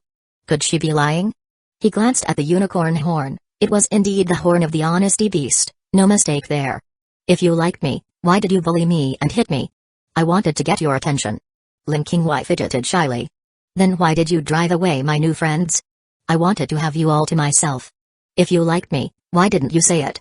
Let me know. I did. You did? Are you sure? Li Kongsu had no memory of this. Yes, I did, but it was too soft for you to hear. Li Kongsu frowned, pondering for a moment, and came to a conclusion. Are you a yandere? Lin Qingwai's eyes darted around. Not exactly, only a bit of the honesty beast's horn had been ground, so the effect of the honesty water didn't last long. Li Kongsu made her drink another bowl. Are you a yandere? Yes. Li Kongsu grabbed Lin Qingwai by her slender neck, pinned her against the wall, and said angrily, do you know your perverse actions nearly drove a young man to his death? Because of Lin Qingwai, the original person had spent from kindergarten to junior high alone, standing in the crowd with no one to talk to. That prolonged loneliness almost led him to take his own life, if not for the thought of his paralyzed sister at home, which kept him going. Lin Qingwai didn't answer this question, not because she didn't want to, but because she was under external attack, lost her rationality, Her pupils turned into vertical slits like a beast's, and due to the enslavement collar, she couldn't attack Li Kongsu. Recalling recent events, Li Kongsu regained his composure, released Lin Qingwei, and muttered to himself, perhaps it's not entirely Lin Qingwei's fault, but I can't be sure. I'll verify it later, and then I'll know the truth. Recent events and Lin Qingwei's perverse behavior had led Li Kongsu to a bold conjecture. He just wasn't sure if the conjecture was true. Verifying the conjecture wasn't difficult. After transferring the curse, he could verify it. Li Kongsu pressed the right eye of the black cat sculpture, turned it counterclockwise 3 times, then pressed the left eye and turned it clockwise 6 times. After completing the turns, both eyes popped out and were set aside for later use. The cat eyes were crucial, the core of the curse transfer ritual. He shook the cat body up and down 3 times, and a clear line appeared between the cat body and the cat head. He turned the cat head clockwise 9 times and the cat body counterclockwise 9 times, separating the head from the body, revealing that the center of the cat body was hollow, containing a black heart. This heart was the perfect masterpiece of the Saint Curse Master. The Curse Celestial Heart. It could suppress curses. However, the method of suppression was a bit special. A heart transplant is necessary for the Curse Celestial Heart to take effect. Li Kongsu poured a bottle of inferior revival water, bought by Lin Jiuzhen, into his mouth. The water of rebirth can heal any injury as long as the brain remains intact. Even if only a head is left, it can restore the body. Such an extraordinary item naturally comes with limitations. It can only be consumed once in a lifetime. A second attempt would be ineffective. As for the inferior revival water, its effects are the same as the water of rebirth, but with an additional cost. Healing injuries consumes one's lifespan. Regardless of the severity of the injury, it starts by consuming 10 years of life. The more severe the injury, the more lifespan is consumed. However, using it for a heart transplant is worth it. Chapter 42, Curse Transfer. The effects of the inferior revival water lasted for 1 hour. Drinking the genuine resurrection water after consuming the inferior revival water was futile. One could only choose to drink one of the two. The production of the genuine resurrection water was extremely limited, with only 3 bottles released each day, amounting to just over 1,000 bottles a year. For a vast alliance with a massive population, this was far from sufficient. As for the inferior revival water, it was readily available, with a bottle costing between 3 to 5 million on the black market. Li Kongsu downed the inferior revival water in 1 gulp, then used a knife to make a deep cut in his chest, severing the connection between his heart and body. Blood sprayed everywhere as he removed his heart and placed it in a solution to preserve its vitality. He then quickly inserted the cursed celestial heart into the cavity. His movements were swift. If he delayed, the wound would heal under the effects of the inferior revival water, and he didn't want to make another cut. The inferior revival water only healed, it didn't block the pain, especially the unbearable itching sensation during the healing process. Moreover, if he was too slow, it wasn't just the wound that would heal, his heart would regenerate as well. The powerful healing ability of the inferior revival water would create a new heart. If he was too slow, he'd have to remove his heart again, and that wasn't all, it would also consume a massive amount of his lifespan. The cursed celestial heart quickly integrated with his body. Having lost a significant amount of blood, Li Kongsu's face turned deathly pale. It's time to begin the curse transfer. Li Kongsu poured 3 bottles of clarity potion into Lin Qingwei, bringing her consciousness back. He then roughly shoved the left eye of the black cat sculpture into her mouth. Swallow it. Li Kongsu himself consumed the right eye of the black cat sculpture. The eyes of the black cat sculpture were no ordinary glass beads, they were the eyes of the doomed bipolar tiger. The eyes of the doomed bipolar tiger had the miraculous ability to transfer curses to others, a power that ultimately led to the extinction of the doomed bipolar tiger clan. Li Kongsu could feel a connection forming between himself and Lin Qingwei as the evil dragon curse began to transfer to him. However, the evil dragon curse was stubborn, and the transfer was progressing slowly. The eyes of the doomed bipolar tiger had significantly weakened over the long passage of time. He had to complete the transfer before their effects wore off, otherwise, the curse transfer would fail. It seems I'll have to use that method after all. Where is your reversed scale? Lin Qingwei, who had just regained her senses, was still a bit dazed. Li Kongsu had to repeat the question several times before she answered. On my back. Ah, right. You haven't drunk the inferior revival water? No. Lin Qingwei shook her head. Li Kongsu tossed her a bottle of inferior revival water. Drink it. Lin Qingwei's face flushed slightly. Wait, why are you blushing just from drinking inferior revival water? Watching Lin Qingwei consume the inferior revival water, Li Kongsu commanded, turn around. Lin Qingwei obediently turned her back. In the next moment, Li Kongsu roughly tore open the girl's clothes, exposing her back. Her back was like a delicate painting, her skin as smooth as fine jade, glowing with a soft luster. The golden dragon scales added a sense of strength without compromising her grace. Lee Kung-soo's face turned slightly red, feeling a bit awkward. The girl had been wearing a white dress, and now, with her clothes torn, only her undergarments remained to cover her modesty. The heart of a healer is like that of a parent, the heart of a healer is like that of a parent. Repeating this mantra several times to suppress his inner turmoil, Lee Kung-soo began the procedure. He took a pair of pliers made of spirit restriction iron, clamped onto the reverse scale on the girl's straight back, and yanked it off. The girl let out a piercing scream. Dragons have reverse scales, touching them means certain death. Moreover, this wasn't just a touch, it was a forceful removal. The moment the reverse scale was removed, the room plunged into darkness as something shattered the ceiling light. Lee Kung-soo felt something sharp pressing tightly against his forehead. He instinctively ducked and stepped back. In the endless darkness, a pair of golden eyes shone like dazzling stars, emitting an intimidating radiance. Golden dragon scales flickered in the faint light, each one resembling a meticulously crafted piece of art, exuding a noble yet cold aura. Had Lin Qingwei turned into an evil dragon due to the pain? Lee Kung-soo turned on his phone's flashlight and saw a 4-meter-long golden evil dragon coiled up, its ferocious maw gaping wide, right where his head had been moments ago. Lee Kung-soo wiped the cold sweat from his forehead. Good thing I had the foresight to put an enslavement collar on her, or I'd have ended up in the dragon's mouth. He assessed the progress of the curse transfer and found it had accelerated dozens of times compared to before. He frowned again. It's faster, but at this rate, the curse won't be fully transferred before the effects of the misfortune bipolar beast's eyes wear off. I need to speed things up. Lee Kung-soo commanded the golden evil dragon, which wore the enslavement collar around its neck, close your mouth, flip over, and expose your belly. He thrust a knife toward the dragon's heart, but an awkward situation arose. The blade broke, and the dragon scales on the heart remained unscathed. I forgot, ordinary weapons can't pierce dragon scales. What should I do? Where can I find a weapon capable of breaking through an evil dragon's defenses? Seeing the glint of the dragon's claws, Lee Kung-soo had an idea. He ordered the golden evil dragon to use its own claws to peel open its chest. Lee Kung-soo noticed that the enslavement collar around the dragon's neck was straining, likely unable to hold much longer. Using a broken knife, he made an incision in the dragon's heart. The golden evil dragon struggled violently. Don't move. Lee Kung-soo climbed onto the dragon, buried his head in its chest, and began sucking the golden dragon blood from its heart. The blood in the dragon's heart wasn't ordinary dragon blood, it was dragon essence blood, the cursed source blood that turned people into dragons through the evil dragon curse. As he consumed the cursed source blood, the curse transfer progress jumped to 90%. Lee Kung-soo felt a bit awkward. With the loss of the cursed source blood, the golden evil dragon reverted to a beautiful young girl. Having transformed into a dragon earlier, her clothes had been torn apart, leaving her completely naked. And he was still lying on top of her, his head buried in her chest. Lee Kung-soo quickly got up and brushed off his clothes. The curse transfer progress reached 100%. The dragon scales on the girl's body vanished completely, and Lee Kung-soo's pupils turned into vertical dragon eyes. His left arm itched, as if dragon scales were about to grow. Lee Kung-soo narrowed his eyes slightly. The evil dragon curse has been suppressed. My earlier guess was correct. The way the curse celestial heart suppresses curses is through curse confrontation, using one curse to suppress another. Only one curse can be active in a single body at a time. For example, if a person is cursed to die by hanging and drowning, the most likely cause of death would be being hanged under a bridge pier, where they are both strangled by the rope and drowned by the river water below.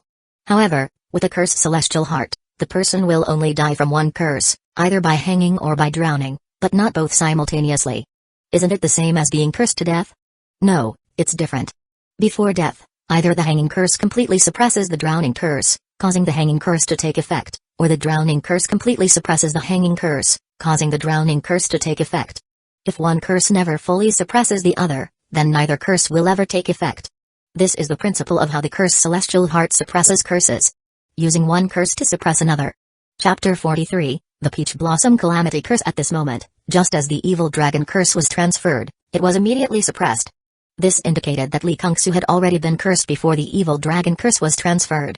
Moreover, this curse was extremely concealed, to the point that even the cursed celestial heart failed to detect it.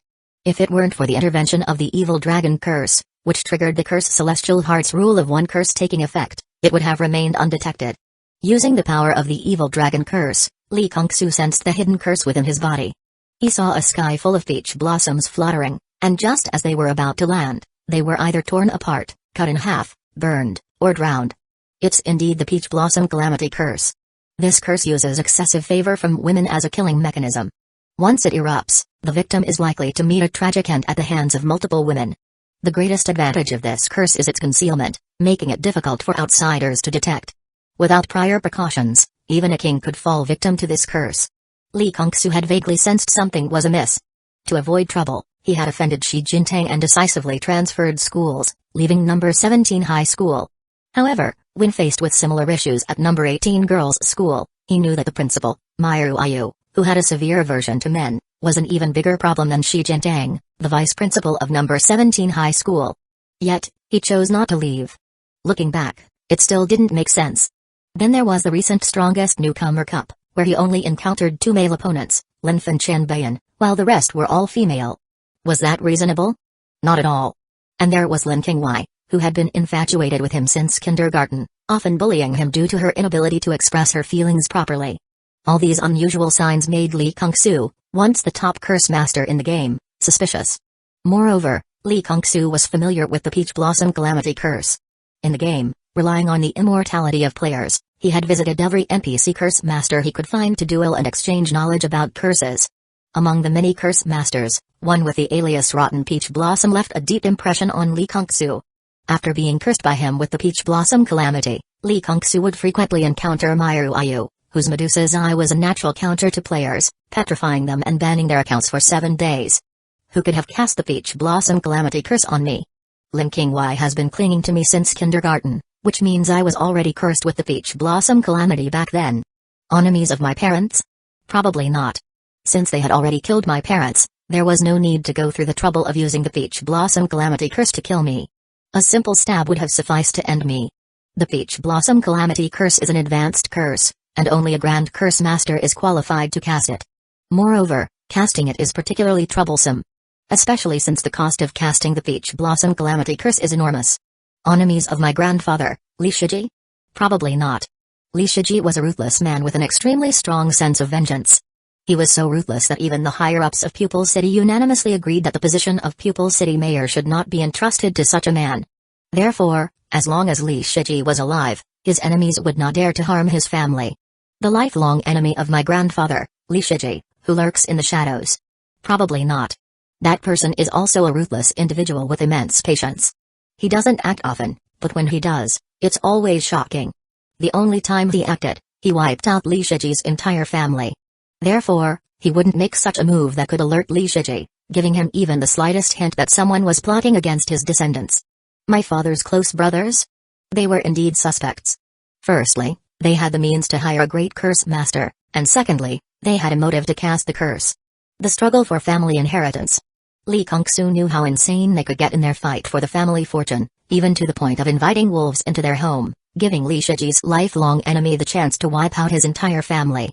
Therefore, they remained vigilant against anyone who had the ability and potential to compete for the inheritance.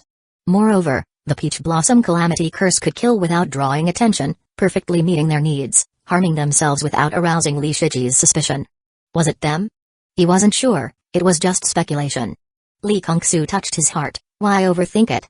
Once I get stronger, I'll go find the great curse master who cast the curse on me and ask who did it. What about her? Looking at the graceful figure of the young girl, Li Kongsu felt a headache coming on. Leaving her naked wasn't an option. Helping her get dressed?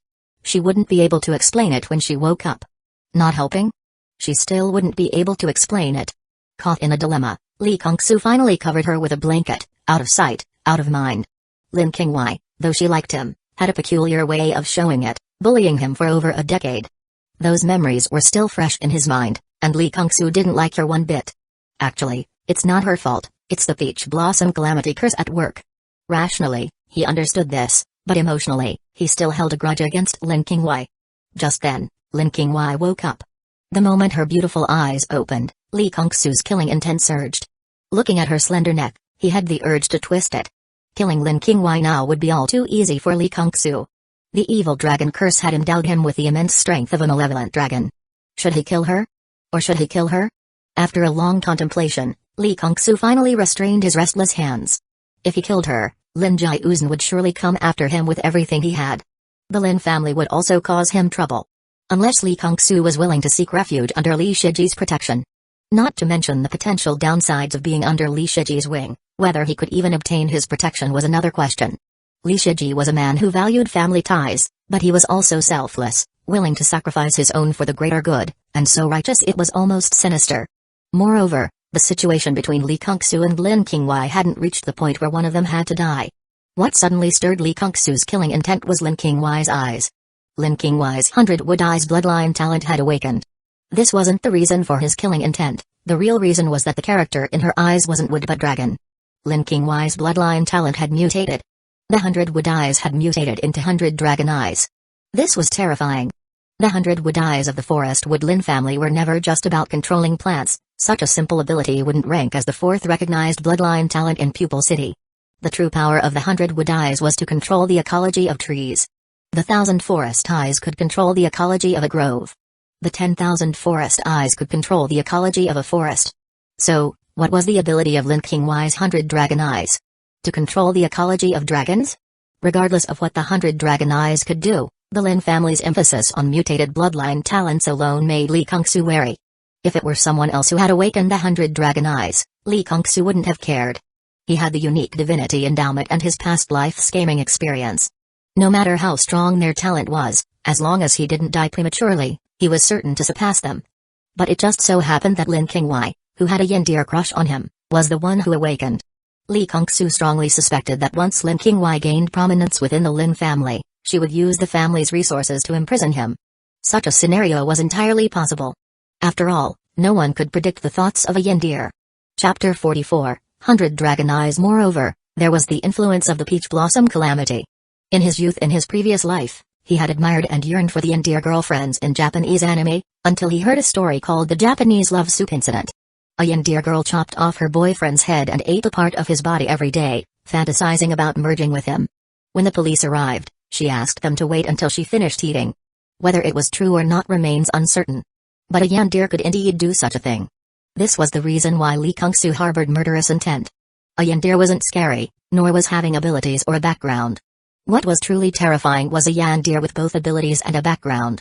Li Kongsu tossed her a set of his own clothes. Put these on first. Li Kongsu turned his head away, searching for the restricted level curse book he had asked Lin Jiuzhen to buy. Lin Qingwei, on the other hand, hugged the clothes and took a deep breath, intoxicated by the scent, her cheeks slightly flushed, resembling a complete pervert.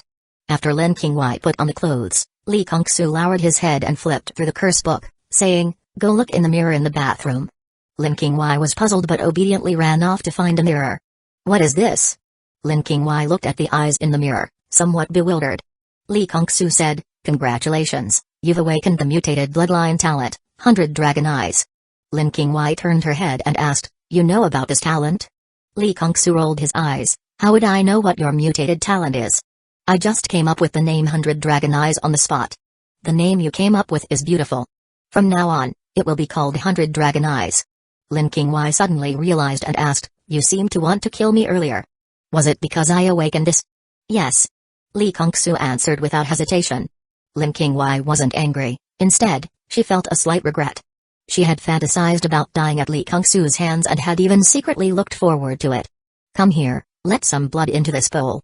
Without caring about what Lin Qingwei was thinking, Li Kongsu took out a bowl he used for instant noodles. "You don't need much blood, just a little." Lin Qingwei let out some blood, but before she could finish, the wound healed under the effect of the inferior revival water. Helpless, she cut herself again. Learning from Lin Qingwei's lesson, Li Kongsu made a deep cut on his own palm and let his blood flow into the instant noodle bowl.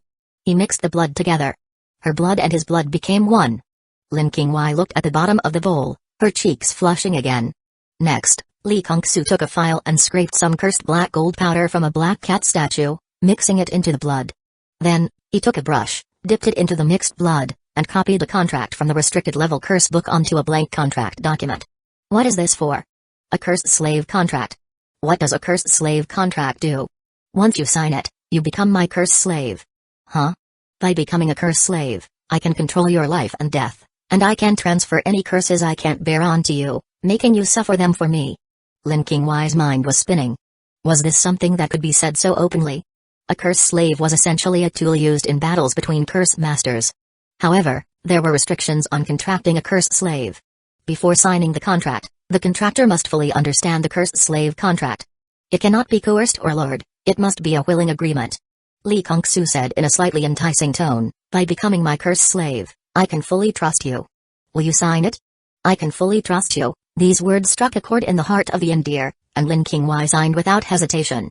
Signing the cursed slave contract with Lin Qingwei wasn't about Lee Kong-soo wanting to control her, but rather to restrain her, in case her Yandere tendencies went out of control. Moreover, Lee Kong-soo possessed the cursed celestial heart, so he didn't need a cursed slave to bear the curse. Lin Qingwei asked, why did you want to kill me when I awakened the 100 Dragon Eyes? Afraid that you would gain the attention of the Forest Wood Lin family, go into a Yandere frenzy, and use the Lin family's power to imprison me. Lin Qingwei was quite annoyed, such a good idea, why hadn't she thought of it herself? Unfortunately, he was already on guard. Lin Qingwei curiously asked, what would you have done if I didn't sign the cursed slave contract? I would have temporarily sealed your 100 Dragon Eyes talent and then made you forget this memory. Lee Kong-soo asked, what abilities do your 100 Dragon Eyes have? Lin Qingwei closed her eyes and pondered for a moment. There are 2 pupil techniques, one is to dragonize plants, and the other is to control dragonized plants. Lee Kong-soo was surprised, dragonize plants? Your pupil technique can make plants evolve towards dragons? Yes. Is it a permanent dragonization? Yes. Can any plant be dragonized? Yes. Lee Kong-soo took a deep breath. The value of Lin Qingwei's 100 Dragon Eyes was even higher than he had imagined. Think about fruit trees, once dragonized, the fruits they bear would all be related to dragons. In the god governance world, anything related to dragons is never simple. Lee Kong-soo brought some black iron pasture seeds. Can you use your pupil technique? Help me dragonize some pasture. Lin Qingwei reluctantly agreed. She stared at the black iron pasture seeds with her 100 Dragon Eyes for a while, and a strange force descended upon the seeds, altering their genes. Lin Qingwei's delicate hands picked out 3 seeds that she had dragonized. Done, but my pupil power is limited, I can only dragonize 3 seeds. Thank you. Lee Kong-soo treasured the 3 seeds, and Lin Qingwei was happy that she had been able to help Lee Kong-soo. Putting the 3 seeds into a box to plant tomorrow, Lee Kong-soo looked up and saw Lin Qingwei in the bathroom, looking at her 100 Dragon Eyes in the mirror. It's so strange, how did my perfectly fine 100 wood eyes mutate into 100 Dragon Eyes? Lee Kong-soo casually said, I think it might be the power of the evil dragon curse intertwining with your about to awaken 100 wood eyes causing the mutation, or perhaps you have the bloodline of the dragon pupil Long family, and the evil dragon curse activated the dragon pupil bloodline, fusing it with the 100 wood eyes. You're so accurate, my mother is from the Long family. Did he really guess the truth just like that? Whatever. Can your 100 Dragon Eyes evolve like the 100 wood eyes? Yes. Lee Kong-soo was envious, he could imagine how much the Lin family would value her. And not just the Lin family, but also the Long family. Being valued by 2 of the top 10 families in Pupil City, Lee Kong-soo felt a chill just thinking about it. At this moment, an hour had passed since taking the inferior resurrection water. Sensing the lifespan lost due to the inferior resurrection water, Lee Kong-soo asked, how many years of lifespan did you lose from taking the inferior resurrection water? 15 years, Lin Qingwei said. About the same. And you? How many years did you lose? 12 years. Lin Qingwei lowered her head and said guiltily, I'm sorry for causing you to lose 12 years of your lifespan and forfeiting a chance to use the water of revival to save your life. I will make it up to you in the future. I didn't lose my lifespan solely for you. Seeing that Lin Qingwei was still blaming herself, Lee Kong-soo changed the subject. You're quite eloquent now. Why didn't you communicate with me like this when we were kids? Lin Qingwei pondered and replied, I was quite insecure back then and had trouble expressing myself. Perhaps the evil dragon curse altered my temperament, so, because of your insecurity and inability to express yourself, you bullied me for 12 years? Lee Kong-soo's mouth twitched slightly. Chapter 45, The Aftermath. However, the evil dragon curse indeed alters one's temperament. The will of the evil dragon within the curse can change a person's nature, gradually aligning them with the traits of an evil dragon. In ancient times, many kind and righteous warriors were influenced by the curse, turning into bloodthirsty, life-taking evil dragons. Have you told your father the good news yet? Not yet. Then hurry up and let him know. Also, tell him that the misfortune curse of the black cat sculpture is gone, so he doesn't need to worry anymore. And have him come over to pick you up. The black cat sculpture, as an unconventional safe, loses its purpose once the contents are removed. The protective misfortune curse also loses its reason to exist. Ah. Can I go back tomorrow? I want to spend a little more time with you, Lin Qingwei said, her face flushed. No, I have a semi-final match tomorrow and need to rest early to conserve my energy, Lee Kung-soo coldly refused, yawning as he went back to bed. Lin Qingwei, feeling dejected, called Lin Jiuzhen. Lin Jiuzhen sped over in his car to pick up Lin Qingwei. Seeing that Lin Qingwei's cheeks were free of the golden dragon scales, Lin Jiuzhen beamed with joy. Great. Great. Finally, that damn evil dragon curse is resolved. Dad, I also awakened a mutated 100 wood eyes, 100 dragon eyes. Looking at the dragon character in Lin Qingwei's eyes, Lin Jiuzhen was momentarily stunned by the immense surprise, then burst into laughter. Good, good, good, my family has produced a prodigious daughter. But as he got closer, Lin Jiuzhen suddenly stopped laughing. Where was his daughter's green dress with the crab-apple flower pattern? Why was she wearing a man's t-shirt and shorts? The clothes looked strangely familiar. Wasn't this the outfit that scoundrel Lee Kung-soo wore when he came to my ranch to buy the fragrant milk cow? Could it be that my pure and innocent daughter has been defiled? Lin Jiuzhen said angrily, where is he? Lin Qingwei replied, he's tired and went to sleep. He has a semi-final match tomorrow. Hearing this, Lin Jiuzhen regained a bit of rationality. Lee Kung-soo had transferred the evil dragon curse from his daughter and was her savior. He shouldn't be angry with him. But for some reason, he still felt furious. Lin Qingwei asked softly, Dad, what competition has reached the semi-finals recently? The Strongest Newcomer Cup. Can you buy me a ticket? I want to go and cheer him on. Upon hearing this, Lin Jiuzhen felt a pang of heartache. The Strongest Newcomer Cup, in the Sacred Lotus District, had reached the semi-finals. Lee Kung-soo recognized his opponent, Xiang Bei, his classmate from Awakening Day.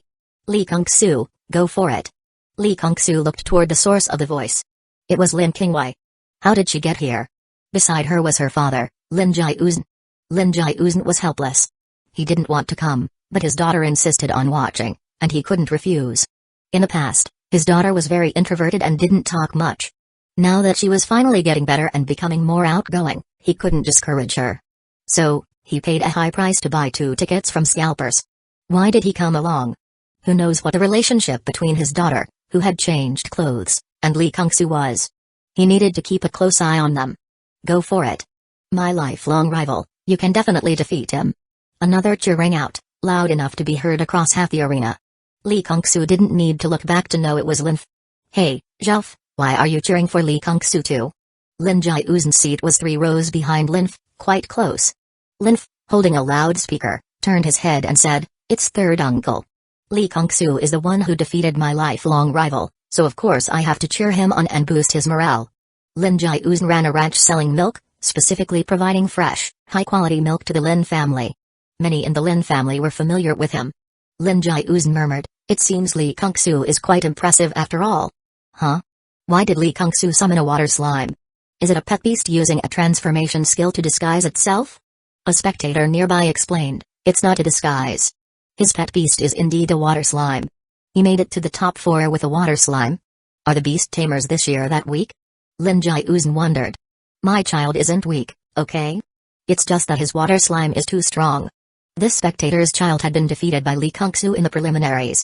Lin Jiuzhen asked again, puzzled, why would he contract a water slime? The spectator explained, I heard his contract slot is a rare flawed contract slot, so he can only contract a water slime. Xiang Bei summoned his pet beast, the Hercules monkey. So, he contracted this pet beast. It's a good match for his beast tamer talent, monstrous strength, Lee Kung-soo thought to himself. The Hercules monkey, a martial-type pet beast, was unique in that its racial talent was fixed. Its talent was the strength-based talent, Hercules, green. Combined with Xiang Bei's monstrous strength talent, which was shared with the Hercules monkey, the monkey essentially possessed both the Hercules and monstrous strength talents, making its strength terrifying. Little Soft, you absolutely cannot let the Hercules monkey get close. If it lands a punch, you're done for. The battle begins. Lee Kung-soo quickly said, Little Soft, use Poison Wind. Hearing this, Xiang Bei was shocked. Poison Wind was a silver tier skill that could affect the entire battlefield. Could this tiny slime really use a silver tier skill? Could it be that this slime had been hiding its strength all along? After seeing Little Soft's Poison Wind, Xiang Bei realized it was a false alarm. This wasn't Poison Wind at all, it was just a combination of wind blow and trash poison gas. It did resemble Poison Wind, but it was a poor imitation. Monkey steps plus basic fist, finish it off. Xiang Bei said confidently. One-shotting opponents was routine for him. If one punch didn't do it, he'd just throw another. The Hercules monkey quickly bounded forward with its monkey steps, its fists heavy and powerful as they struck toward Little Soft. Little Soft opened its mouth and spat out a burst of poison gas, which clouded the Hercules monkey's eyes. It then leaped to the side, dodging the monkey's punch, which left a dent in the ground. Grass blade, slash it. Change positions after each slash. Blinded by the poison gas, the Hercules monkey was helpless against Little Soft's attacks. Its counterattacks couldn't land a hit.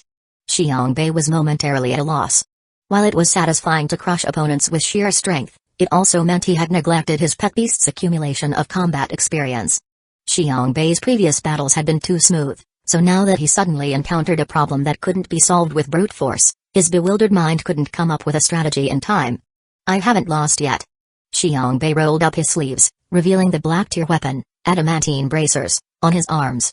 He charged into the battlefield and used Basic Fist to strike at Little Soft. Little Soft repeated its trick, spitting poison gas into Xiangbei's face. Xiangbei closed his eyes and continued to swing at Little Soft. Poison gas to blind me? Humphrey. I've been practicing martial arts since I was 6, and it's been 10 years now. Hearing and locating positions is second nature to me. Blind me? Humphrey. I could take you down with my eyes closed. Several grass blades flew towards Xiangbei, who swung his arms, blocking them all with his adamantine bracers.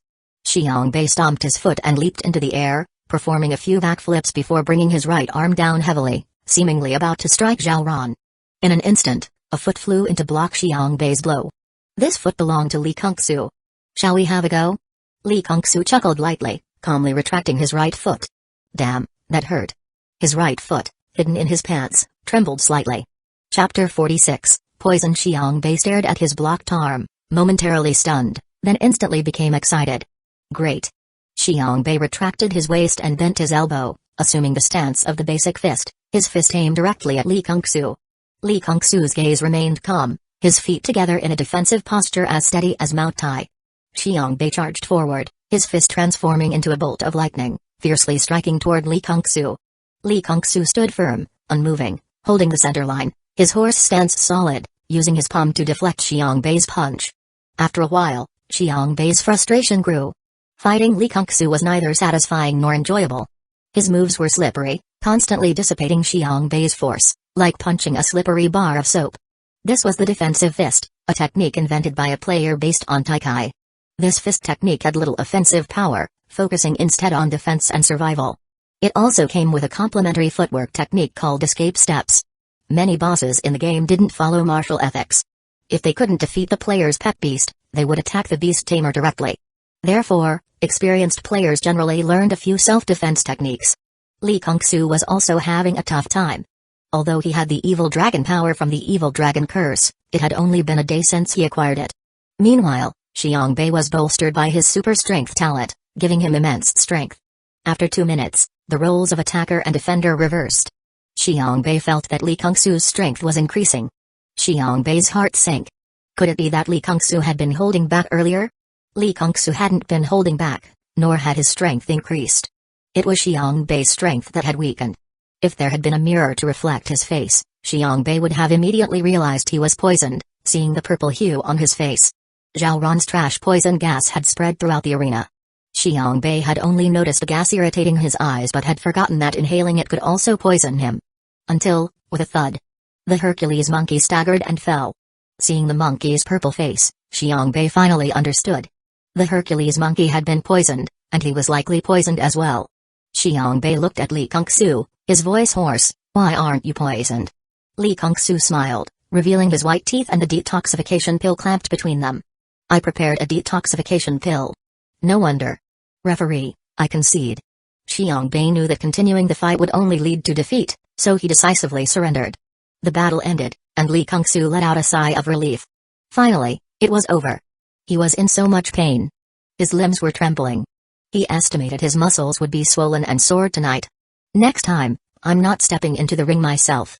As he walked out of the competitor's passage, Lin Jiuzhen, who was waiting for him, praised, I didn't know you had such skills. Your kung fu is quite impressive. Of course, it was impressive. Even as a self-defense technique, it had been rigorously selected by players. You flatter me, Li Kungsu said. The variant pet beast with the poison tamer talent you wanted, I found it. That was fast. Li Kongsu was somewhat surprised. It was just good timing. The widow red spider queen in the poison forest secret realm gave birth to a large brood of little red spiders. 2 of them mutated, both with the poison tamer talent, and both are white in color. One is lazy, likes to hide everywhere, and the other is gluttonous, with a strong desire for adventure, always running around. Which one do you choose? The widow red spider queen, a massive poison-type pet beast, is extremely cruel by nature and can give birth to tens of thousands of little red spiders at once. With the widow red spider queen's prolific breeding, could the little red spiders become a plague? That wouldn't happen. Out of the tens of thousands of little red spiders, only 2 or 3 would survive to adulthood. The little red spiders were inherently bloodthirsty and cruel, often killing each other, resulting in at least half of them dying. Natural survival would claim some more, and the widow red spider queen would devour a batch of the grown little red spiders, leaving only a few to survive in the end. Li Kongsu wasn't in a hurry to make a decision.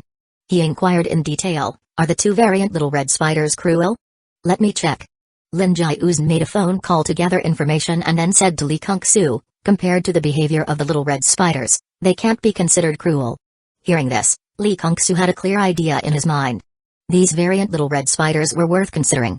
When choosing a pet beast, one shouldn't just look at talent or potential, personality was equally important. A cruel personality indicated difficulty in taming. Unless one was confident in their ability to control it, it was best to avoid contracting such a beast, as it posed a risk of killing its master. Some ferocious pet beasts, when enraged, wouldn't care about the mutual destruction clause in the beast taming contract and would kill their beast tamer as if they were an enemy. Players paid special attention to this aspect because being killed by their own pet beast resulted in severe experience penalties. If killed by a boss, NPC, or monster, the death penalty was losing some experience, at most 1 level. However, if killed by one's own pet beast, the player would lose 5 levels. Considering how difficult it was to level up in the later stages of the game, sometimes taking months to gain a single level, losing 5 levels at once was a devastating blow. Losing 5 levels wasn't the end of it. The player would also need to resolve the issue of their pet beast's betrayal. If not addressed, the pet beast would continue to kill them. There were 4 solutions to this problem. First, forgive the pet beast and do everything possible to reconcile with it. Second, abandon it by releasing it into the wild. The downside was wasting a contract slot, and if the released pet beast died, the player would suffer a permanent 20% experience penalty, meaning they would need 20% more experience to level up compared to others. Third, confine the pet beast in the beast taming world, preventing it from coming out. However, this would cause the pet beast to become depressed and damage the beast taming world. If confined for too long, the pet beast might commit suicide, which the system would interpret as the beast tamer intentionally abusing the pet beast, resulting in a permanent 50% experience penalty. This was worse than simply releasing it. Fourth, use an item to dissolve the beast taming contract. This wouldn't waste a contract slot, but the items needed to dissolve the contract were extremely rare, 10 times harder to obtain than expansion items. Li Kongsu was torn. Which one should he choose? Are you struggling to decide which one to pick? Yes. Children make choices, adults take them all. Lin Jiuzhen winked at Li Kongsu. Li Kongsu understood Lin Jiuzhen's hint. If he wanted both, Lin Jiuzhen would give him both. My contract slots are limited. I'll just choose one. After some consideration, Li Kongsu resisted the tempting offer. In his previous life, as a player, he had dungeons to farm and wasn't short on resources. But in this life, he wasn't a player, and there were no dungeons to farm.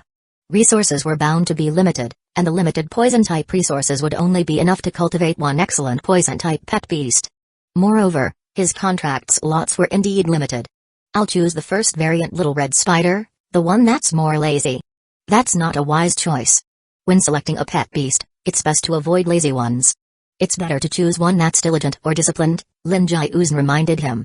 No, I'll choose the lazy variant little red spider. Laziness wasn't a big issue, it could be corrected. The other one enjoys adventure, indicating a somewhat reckless personality, which is not ideal for a poison-type pet beast. The personality of a poison-type pet beast should ideally be as cunning and deceitful as the poison attribute itself. I'll deliver it to you the day after tomorrow. Alright. Huh? Where's my daughter? Lin Jiuzhen turned around, but his daughter was nowhere to be seen. I'm here. Lin Qingwei came running over with a medicine jar in her arms and handed it to Li Kongsu. This is tiger bone traumatic injury medicine. Applying a bit of it can reduce swelling, relieve pain, promote blood circulation, and relax the meridians. Li Kongsu pondered for 2 seconds before accepting the tiger bone traumatic injury medicine. He indeed needed the medicine, even now, His hand was still trembling slightly. Chapter 47, Ice, Fire, and Wind. Li Kungsu had never practiced martial arts. He was just an ordinary mortal relying solely on the physical strength enhanced by the evil dragon curse. How could he match Xiang Bei, who had trained in martial arts for 10 years and had thick, tough skin? If Xiang Bei hadn't been poisoned, Li Kungsu would have surely lost in the end. But there were no ifs. This was a battle between beast tamers, not martial artists. Moreover, Li Kungsu was afraid that if he didn't accept the tiger bone traumatic injury medicine, Lin Qingwei might overthink things. When a yandere overthinks, it's always a terrifying prospect. Lin Qingwei didn't overthink it, but Lin Jiuzhen did. Seeing the sweat on his daughter's forehead from running and the radiant smile on her face when Li Kungsu accepted the medicine, Lin Jiuzhen couldn't help but feel furious. Let's go. Qingwei needs to report to the ancestral shrine today. Lin Qingwei's frequent glances back only fueled Lin Jiuzhen's anger, and he pulled his daughter along even faster. Li Kungsu didn't ride his bike back this time, he took a car instead. His hands and feet were in too much pain to ride. The mech hunter said, "Boss, you've got some packages." Li Kungsu's face lit up with joy. "How many packages?" 3. "Perfect." Li Kungsu didn't even bother applying the tiger bone traumatic injury medicine and immediately went to open the packages. Inside the 3 packages from different locations were 3 slimes of different colors. The red slime had flames burning on its head and was angrily bashing against the fireproof cage. The blue slime emitted a cool, chilly aura and was equally temperamental, exhaling a breath of cold air at Li Kungsu, causing ice crystals to form on a specially treated glass. The green slime was surrounded by a gentle breeze but lay listlessly on the ground. Fire slime, ice slime, and wind slime. These 3 were the result of Li Kungsu's online bounty of 500, offered to anyone who could capture and send them from the wild. Li Kungsu immediately released the fire slime and ice slime, letting Zhao Ran subdue them. The 2 slimes were anything but docile and quickly launched attacks on Zhao Ran. The fire slime spat out a fireball, but Zhao Ran countered with a water orb, extinguishing the fireball and sending the fire slime flying. The ice slime exhaled a freezing breath, spreading cold air everywhere. Zhao Ran blew a gust of wind, redirecting the cold breath back at the ice slime, which ended up freezing itself. As for the wind slime, it wasn't subdued yet. It looked too weak, as if a strong breeze might blow it away. Let's nurture the wind slime first before subduing it. Li Kungsu prepared a bowl of slime nutrient solution and placed it in front of the wind slime. By the next day, the wind slime had regained its energy, and Zhao Ran successfully subdued it. After one night, the fire slime and ice slime, having consumed diluted breeding potion, had multiplied. The mech hunter sat on a rock, staring intently at the fire slime and ice slime as they played. "Jimmy, good morning." Li Kungsu greeted him. "Good morning, boss. By the way, I have something to report. The fire slime isn't suitable for staying in the ranch. Its surface temperature is too high, and if it stays in one spot for too long, it'll scorch the grass. Plus, its flames could easily set the buildings on fire. The ice slime isn't suitable either. Its surface temperature is too low, and if it stays in one spot for too long, it'll freeze the grass." Li Kungsu pondered for a moment. Should we place the ice slime by the stream? The ranch had a stream running from east to west, cutting through the entire property. As for the fire slime, it couldn't be placed near the river.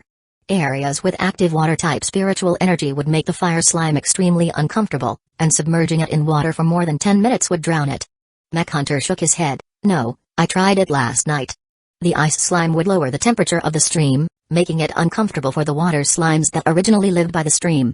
Moreover, ice slimes are cold and cruel by nature and would actively attack water slimes. Let the fire slime and ice slime live in the cellar. So far, the ranch has 2 large cellars and 1 small cellar that is being dug. Originally, Li Kungsu didn't plan to dig so many cellars. He thought 1 super large cellar would be enough. However, he later found that reality didn't allow it. Earth slimes could dig out a super large cellar, but they only knew how to dig and not how to reinforce it. The consequence of stubbornly digging a super large cellar was the collapse of the ranch's ground. "Ranch master, there's another problem. Neither the fire slime nor the ice slime likes to eat grass and soil." Li Kungsu said, "The fire slime's food mainly consists of high-calorie items. I'll order some coal. The ice slime's food is mainly ice and water. We can divert the stream and channel some water into the cellar where the ice slime lives to solve the problem." Mech Hunter stared at the lively wind slime and asked, "What about the wind slime?" "The wind slime can't be kept in the cellar. The wind slime's main food is wind, and there's no wind in the cellar. We'll just raise the wind slime on the ranch. When their numbers increase, we'll release a batch. The strongest newcomer cup, Sacred Lotus District, The final begins. Lee Kung-soo entered the arena, and his opponent for the championship was also a commoner. How did Lee Kung-soo know? Last night, Lin Qingwei sent him the information about his opponent. Li Changjian, his pet beast was a Black Iron Level 9 dual gun battle bee. Lee Kung-soo didn't think much of him. Li Changjian was a commoner, and his family wasn't particularly wealthy. In about a month, how could he have made the short gun bee evolve twice, from a short gun bee to a long gun bee, and from a long gun bee to a dual gun battle bee, and upgrade from Black Iron Level 0 to Black Iron Level 9? There was only one explanation: he exploited the rapid growth characteristic of insect-type pet beasts, overdrawing the dual gun battle bee's potential and lifespan in exchange for its current level and strength. Li Changjian probably thought of using the dual gun battle bee's powerful combat ability to sweep through the competition, quickly accumulate resources, and get ahead faster, like a snowball rolling bigger and bigger. This approach required continuous victories, no losses, no retreats. Once he lost, the snowball would stop and then melt under the sun. Lee Kung-soo admired his determination but didn't agree with his approach. This method needed to be adapted to local conditions. In other cities, this approach might succeed, but in Pupil City, the chance of success was almost zero. Pupil City was the capital of pupil techniques and also the capital of bloodlines. Bloodline talents were as common as hairs on a cow. To think of continuously winning in this city seemed to underestimate the various major families. Don't be fooled by Li Changjian making it to the finals. This was only the Sacred Lotus District final. There were 11 other districts similar in size to the Sacred Lotus District. After the Sacred Lotus District final, there was the Pupil City Grand Final, where the 12 district champions would compete for the ultimate championship. In Pupil City, did commoners have no hope of rising? No, there was hope. However, it wasn't as radical as Li Changjian's approach. Bloodline talents had a significant advantage in the early stages, but in the later stages, bloodline talents became a disadvantage instead. So the hope for commoners lay in the later stages. The most correct approach was to build a solid foundation and strike later. In Lee Kung-soo's eyes, Li Changjian had taken the wrong path. Moreover, Li Changjian overlooked the consequences of depleting the potential and lifespan of his pet beast for temporary strength. The dual gun battle bee is an insect-type pet beast, and insect-type pet beasts naturally have short lifespans. Additionally, Li Changjian's hastened maturation of the dual gun battle bee further shortened its lifespan. The dual gun battle bee has only a few years left to live. Once its lifespan is exhausted, it will inevitably die of old age. Chapter 48, surprisingly simple. When a contracted pet beast dies, the beast tamer suffers from contract backlash, which enters their spiritual body. This type of injury is difficult to treat, and even kings find it troublesome. Such injuries severely hinder the beast tamer's cultivation speed and can affect them for a lifetime. Those with such injuries have little hope of becoming kings. If you don't want the dual gun battle bee to die of old age, you must break through to a higher level to gain more lifespan. However, the dual gun battle bee has already exhausted its potential and has no hope of advancing further. Alternatively, you could consume rare treasures that extend lifespan to prolong the dual gun battle bee's life. But such treasures are extremely precious and could be exchanged for a dragon pet with immense potential. Even if Li Changjian were lucky enough to obtain such a treasure, would he be willing to use it on a dual gun battle bee that has exhausted its potential? Li Changjian raised his hands high and declared loudly, "Dual gun battle bee, come forth. Let us ascend to the throne of kings."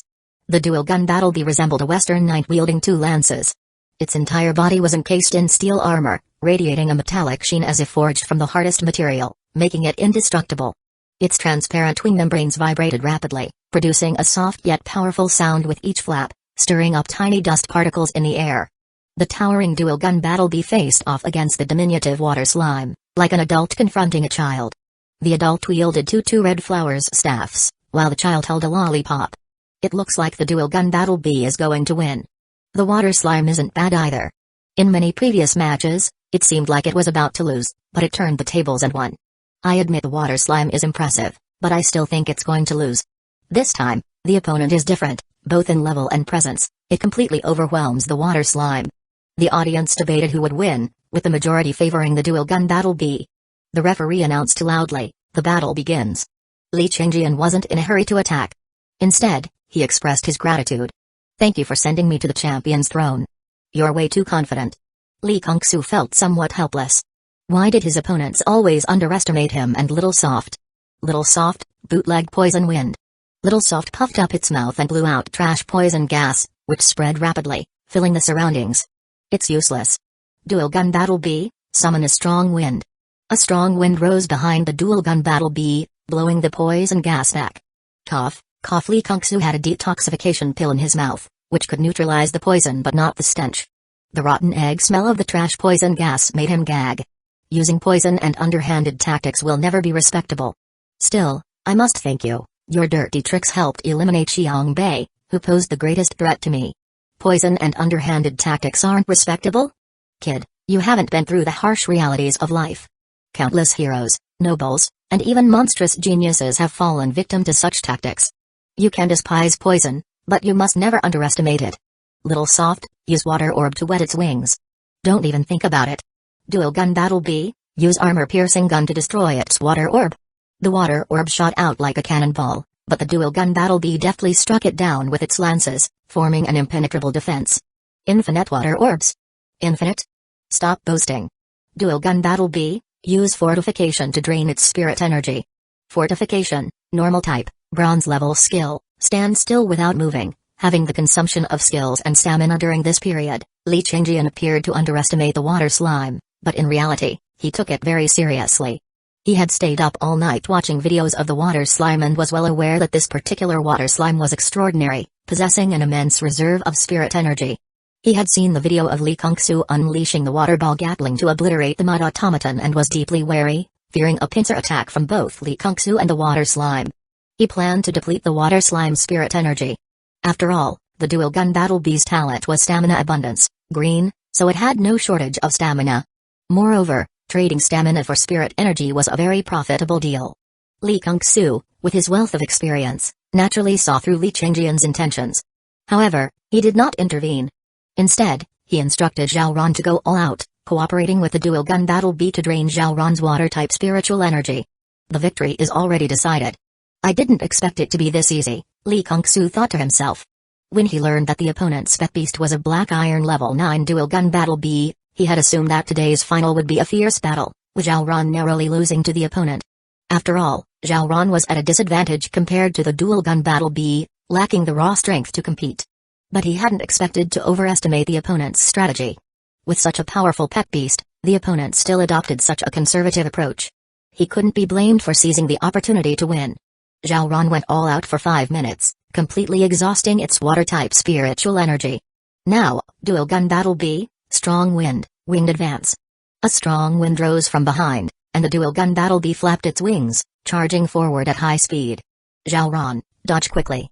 Zhao Ran jumped halfway to the right when the rapidly flying dual gun battle B suddenly plummeted, face-planting into the ground and rolling several times. Everyone was stunned. Is this some new move? Wild goose landing face-plant style? Li Kung-Su quickly said, seize the opportunity, triple ram. The dual gun battle B, dazed, lifted its head and got up from the ground, only to see the water slime charging at it. Aiming for its soft abdomen, the water slime delivered 3 consecutive rams, each stronger than the last, directly knocking the dual gun battle B out of the arena. Li Changjian was very reluctant to admit defeat but did not join the fight himself like others. He knew his limits well. He couldn't defeat Zhao Ran, let alone Li Kung-Su, who could match Xiang Bei's super strength talent. The medical team quickly arrived to treat the dual gun battle B, and Zhao Ran also went over to enjoy a bit of the healing waves. Zhao Ran wasn't injured, but someone couldn't resist letting it experience the top-tier comfort of the healing waves. A single healing wave felt like a 10-minute luxury massage. Zhao Ran was slightly addicted.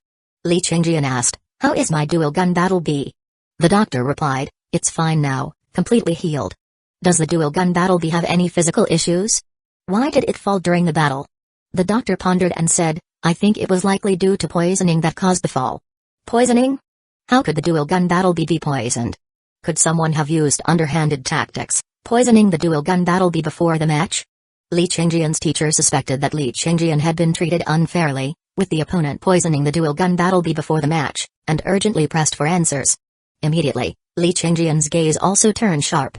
"Doctor, can you determine the exact time the dual gun battle B was poisoned and what kind of poison it was?" The doctor said, "The poisoning occurred very recently, probably during the battle." Li Changjian immediately retorted, "Impossible. The dual gun battle B used a strong wind to blow away the trash poison gas from the water slime. There's no way it could have been poisoned."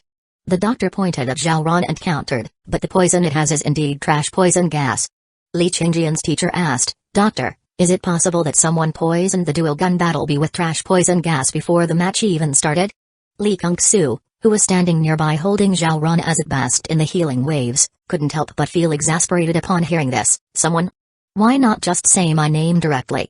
Chapter 49, The Reward for Victory. After some thought, Li Kongsu decided to explain, lest he be accused of being a scheming villain who resorted to underhanded tactics before the match. After all, once slandered, even if the explanation clears things up, some people might still remain unconvinced. It's like those who believe the earth is flat. No matter how much evidence you present, they will still insist the earth is flat. The earth is round, but some think it's just a conspiracy fabricated by scientists. To believe the earth is round, one would have to go to space and see the rotating earth with their own eyes. You, as a teacher, lack discernment. Li Changjian couldn't tell, and neither could you. When did the dual gun battle be get poisoned during the match? Li Kongsu had no patience for the teacher who was trying to tarnish his reputation. The doctor remained silent. Truthfully, he hadn't noticed when the dual gun battle bee was poisoned either. You, what about you? You really didn't notice when it was poisoned? Li Kongsu said to Zhao Ran in his arms, little soft, show him a simple poison water orb. Zhao Ran had recovered some water-type spiritual energy, so releasing a water orb wasn't a problem. Zhao Ran spat out a water orb, which shattered upon hitting the ground, releasing a cloud of purple poison gas. Li Changjian understood now, the trash poison gas was hidden inside the water orb. The dual gun battle bee had been poisoned while blocking the water orb. He hadn't lost unfairly. Li Kongsu, however, felt that he had lost unfairly. His dual gun battle bee knew the silver skill, Flying Wing Assault. If he had used it right from the start, without any hesitation, he could have instantly defeated Zhao Ran, who had no defensive skills. Li Changjian had fought bravely in his previous matches, but in this one, he had been overly cautious, leading to his defeat. Perhaps he had been too concerned about the outcome of the finals, causing him to hesitate and overthink. It was also possible that he had received misguided advice from outside the arena. Li Changjian's teacher stared blankly at the wet ground where the water orb had landed. Seeing that he still didn't understand, Li Kongsu added, in battle, the poison gas inside Zhao Ran's poison water orb is even more concealed and harder to detect. When it came time to receive the award, since Li Kongsu wasn't a student from the Beast Tamer class, there was no need to promote the school or his class. The award ceremony was rushed, and there wasn't even a speech segment. You're a student from the breeder class, yet you're so skilled in beast taming battles. Doesn't that suggest the school's allocation of resources is unreasonable? This wasn't positive publicity, and no school would want to promote it. In fact, they would likely ask the organizers not to publicize it, as it would harm the school's image. Having a student from the breeder class win first place while the second and third places went to others was embarrassing and not worth promoting. Li Kongsu sensed the malice directed at him for not being a beast tamer, but he didn't care about such superficial matters. The prize for the champion of the St. Lotus District's strongest newcomer cup, a gold-plated trophy, about the size of a water bottle, a one-star wondrous item, to be chosen, and 3 opportunities to enter a Black Iron level resource secret realm, any Black Iron level resource secret realm controlled by Pupil City.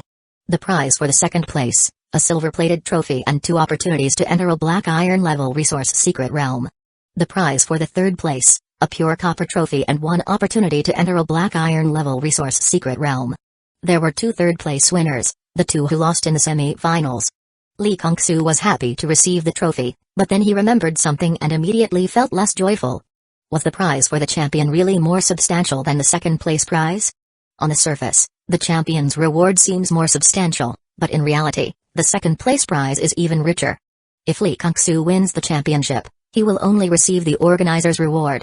However, if Li Changjian secures second place, he will receive both the organizer's reward and a reward from the school, which is no less valuable than the organizer's. Li Kongsu won't receive the school's reward simply because he is not a student in the Beast Tamer class, and the school sees no need to invest in him. The staff member said, the finals of the Strongest Newcomer Cup will be held on the 15th of next month, and it will be broadcast live across the city. We hope Li will work hard and strive for a good result. Li Kongsu nodded. The staff member continued, the 3 opportunities to enter the Black Iron level resource secret realm have been recorded on your ID card. You can simply swipe your ID to access any resource secret realm you wish. Would you like to claim the wondrous item now, or wait until later? The staff member asked. Now, please. The staff led Li Kongsu to the treasury in the Sacred Lotus district of Pupil City. In front of the treasury was the renowned Pupil City Bank, which handled the storage of treasures. The area was heavily guarded, with patrols around the clock. Li Kongsu had never been here before, and he felt a little excited. In the one-star wondrous item section, The staff member introduced the functions of each item to Lee Kung-soo, particularly recommending the more valuable ones. Lee Kung-soo listened absent-mindedly, his thoughts not on these wondrous items. He thanked the staff member for their kindness. "Can I look around on my own?" "Of course." Each wondrous item has a label below it describing its function. Feel free to browse. Just remember, you can only take one wondrous item, and there are surveillance cameras. The staff member pointed to the intricate, red light surveillance system above, which covered every angle. Lee Kung-soo wandered aimlessly, stopping occasionally, until he finally paused in front of a crimson dragon blood gem. Wondrous item, dragon blood gem, red dragon, quality, 1 star, bearing point, 3, description, a dragon blood gem formed from the condensed essence of a red dragon. When embedded in the beast taming space, it can generate a fire vein underground. From the moment he entered the treasury, Lee Kung-soo had sensed it, his mind drawn to it, which explained his earlier absent-mindedness. This was the curse celestial heart's ability to perceive curses. The curse on this dragon blood gem, red dragon, bore a striking resemblance to the evil dragon curse of the golden dragon. If his perception was correct, this dragon blood gem, red dragon, also carried an evil dragon curse. Lee Kung-soo was deeply puzzled. How did a cursed dragon blood gem end up in the treasury? The treasury was supposed to inspect all wondrous items before accepting them. Did the person who brought it in get cursed? Where are they now? The appearance of 2 dragon blood gems with evil dragon curses was no coincidence. Lee Kung-soo sensed a faint whiff of conspiracy. The curse celestial heart stirred, and from a distance, it absorbed the evil dragon curse from the dragon blood gem. Curses of the same type could devour each other. By consuming the evil dragon curse of the red dragon, the evil dragon curse of the golden dragon would grow stronger, exactly what Lee Kung-soo wanted. He needed to strengthen the evil dragon curse to counterbalance the peach blossom calamity curse. The peach blossom calamity curse within Lee Kung-soo was formidable. The golden dragon curse could barely suppress it, and in the past 2 days, Lee Kung-soo had discovered something alarming. The peach blossom calamity curse was growing stronger.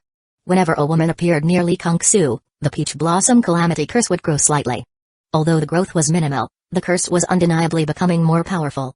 The peach blossom calamity curse, which could grow stronger, was something Lee Kung-soo had never heard of in his previous life. Who on earth came up with such an intriguing curse? Lee Kung-soo thought to himself. As the red dragon curse entered his body, the standoff between the two forces turned into a 3-way confrontation.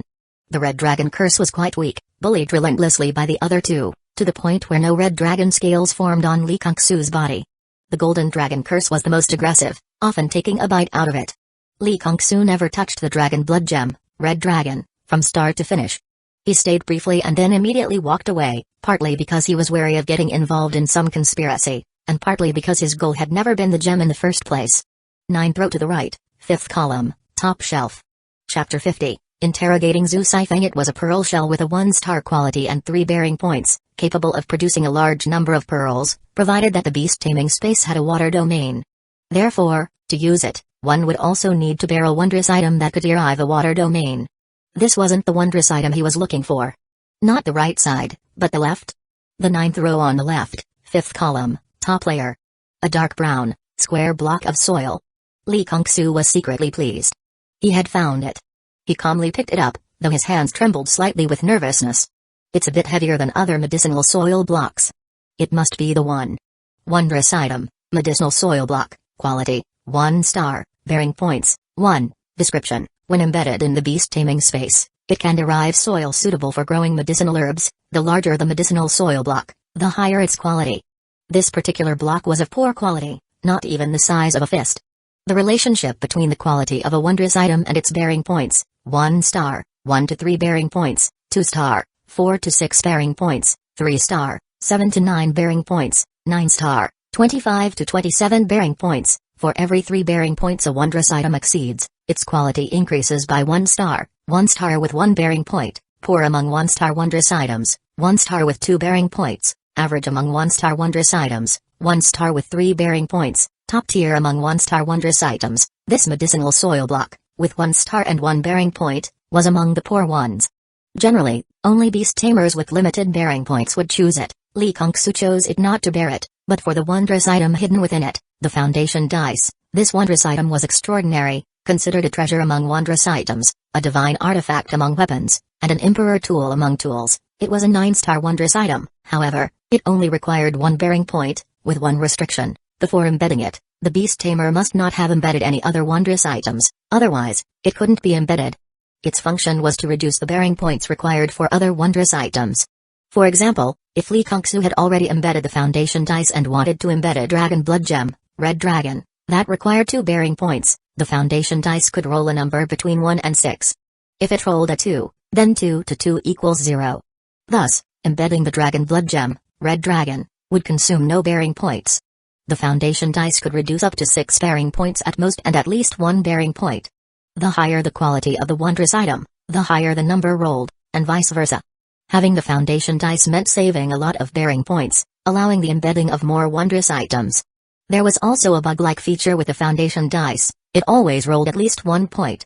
For a 1-star wondrous item with 1 bearing point, it would always reduce the cost to 0, meaning it would never consume bearing points. Thus, the beast taming space could infinitely embed 1-star wondrous items with 1 bearing point. In his previous life, a certain player was lucky enough to obtain the foundation dice. He shared its abilities and how to acquire it, making many players envious, including Lee Kung-Soo. Therefore, Lee Kung-Soo remembered the foundation dice vividly. Later, when the game updated to version 10.0, introducing items that could destroy players' embedded wondrous items, that player was hunted across the server. After hiding for 3 months, he couldn't resist logging back in and was ambushed by guild members who destroyed his foundation dice. But the foundation dice was something too many people desired. The top 10 super guilds all joined the fray, and non-guild players, not afraid of stirring up trouble, also jumped in, triggering a 7-day server-wide battle involving tens of millions of players, including Lee Kung-Soo. For this, Lee Kung-Soo lost 7 levels. In the end, the foundation dice was seized by the guild leader of the 7th-ranked super guild, Dynasty Guild. This guild leader used a binding, non-droppable item on the foundation dice to secure it. However, this provoked widespread anger. The Dynasty Guild was targeted and dropped out of the top 10 super guild rankings, and the guild leader himself was reset to level 0. Later, though, this guild leader grew stronger with the foundation dice and led his guild into the top 3 of the guild rankings. With the foundation dice in hand, Lee Kung-Soo had no reason to stay and hurried back to the ranch. He crushed the medicinal soil block, revealing the black cube-shaped foundation dice, and eagerly embedded it. The crushed medicinal soil block was collected in a bottle. The damaged medicinal soil block couldn't be used, but it could be repaired with inferior revival water. The embedding process went smoothly, with no unusual phenomena, making it seem quite ordinary. Player, Lee Kung-Soo, Level, Black Iron, Talents, Bountiful Pasture, Blue, Divinity Endowment, Unique, Pet Beast, Water Slime, Xiaoran, Shared Skill, Water Orb, Bearing Points, 9, Wondrous Item, Foundation Dice. I really want to try the foundation dice, but I don't have any wondrous items on hand. With his recent goals accomplished, Lee Kung-Soo finally had time to deal with the culprit who had caused the death of his original body. Lee Kung-Soo took out Zhu Fengzai, who was now just ahead, from the safe. Zhu Fengzai angrily cursed, "You actually used the blood of filth rats to keep me alive, you scum, you scum." Blood cultists are incredibly resilient. As long as they are provided with active blood, they can survive even as just ahead. But blood cultists don't just absorb any blood, for example, the blood of filth rats. The blood of filth rats is extremely foul, and even blood cultists can't stand the smell. Making them absorb this blood is worse than forcing them to drink liquid gold. Ugh, stay away from me when you talk. Your breath reeks of filth rat. Lee Kung-Soo said with disgust, taking a few steps back without hiding his disdain. Seeing this, Zhu Saifeng became even angrier, nearly grinding his teeth to dust. You did this. You did this. How dare you say that? What do you mean I did it? Clearly, you're the one who made yourself drink filth rat blood. I warned you that if you didn't confess, I'd throw you into a cesspool. I'm a man of my word, and I did exactly that. Drinking filth rat blood is worse than being thrown into a cesspool. How was I supposed to know? The internet said absorbing filth rat blood is equivalent to being thrown into a cesspool. Anyway, stop worrying about such trivial matters. It's time for your injection. Trivial matters? Zhu Saifeng's veins bulged on his forehead, his eyes filled with a murderous glare that wished to tear Lee Kung-Soo to pieces. Zhu Saifeng had no stomach, so he couldn't absorb honesty water through it. Lee Kung-Soo filled a syringe with honesty water and injected it into his blood vessel. Did you tell anyone else about my sister's secret? No. Lee Kung-Soo breathed a sigh of relief. It was good that no one else knew.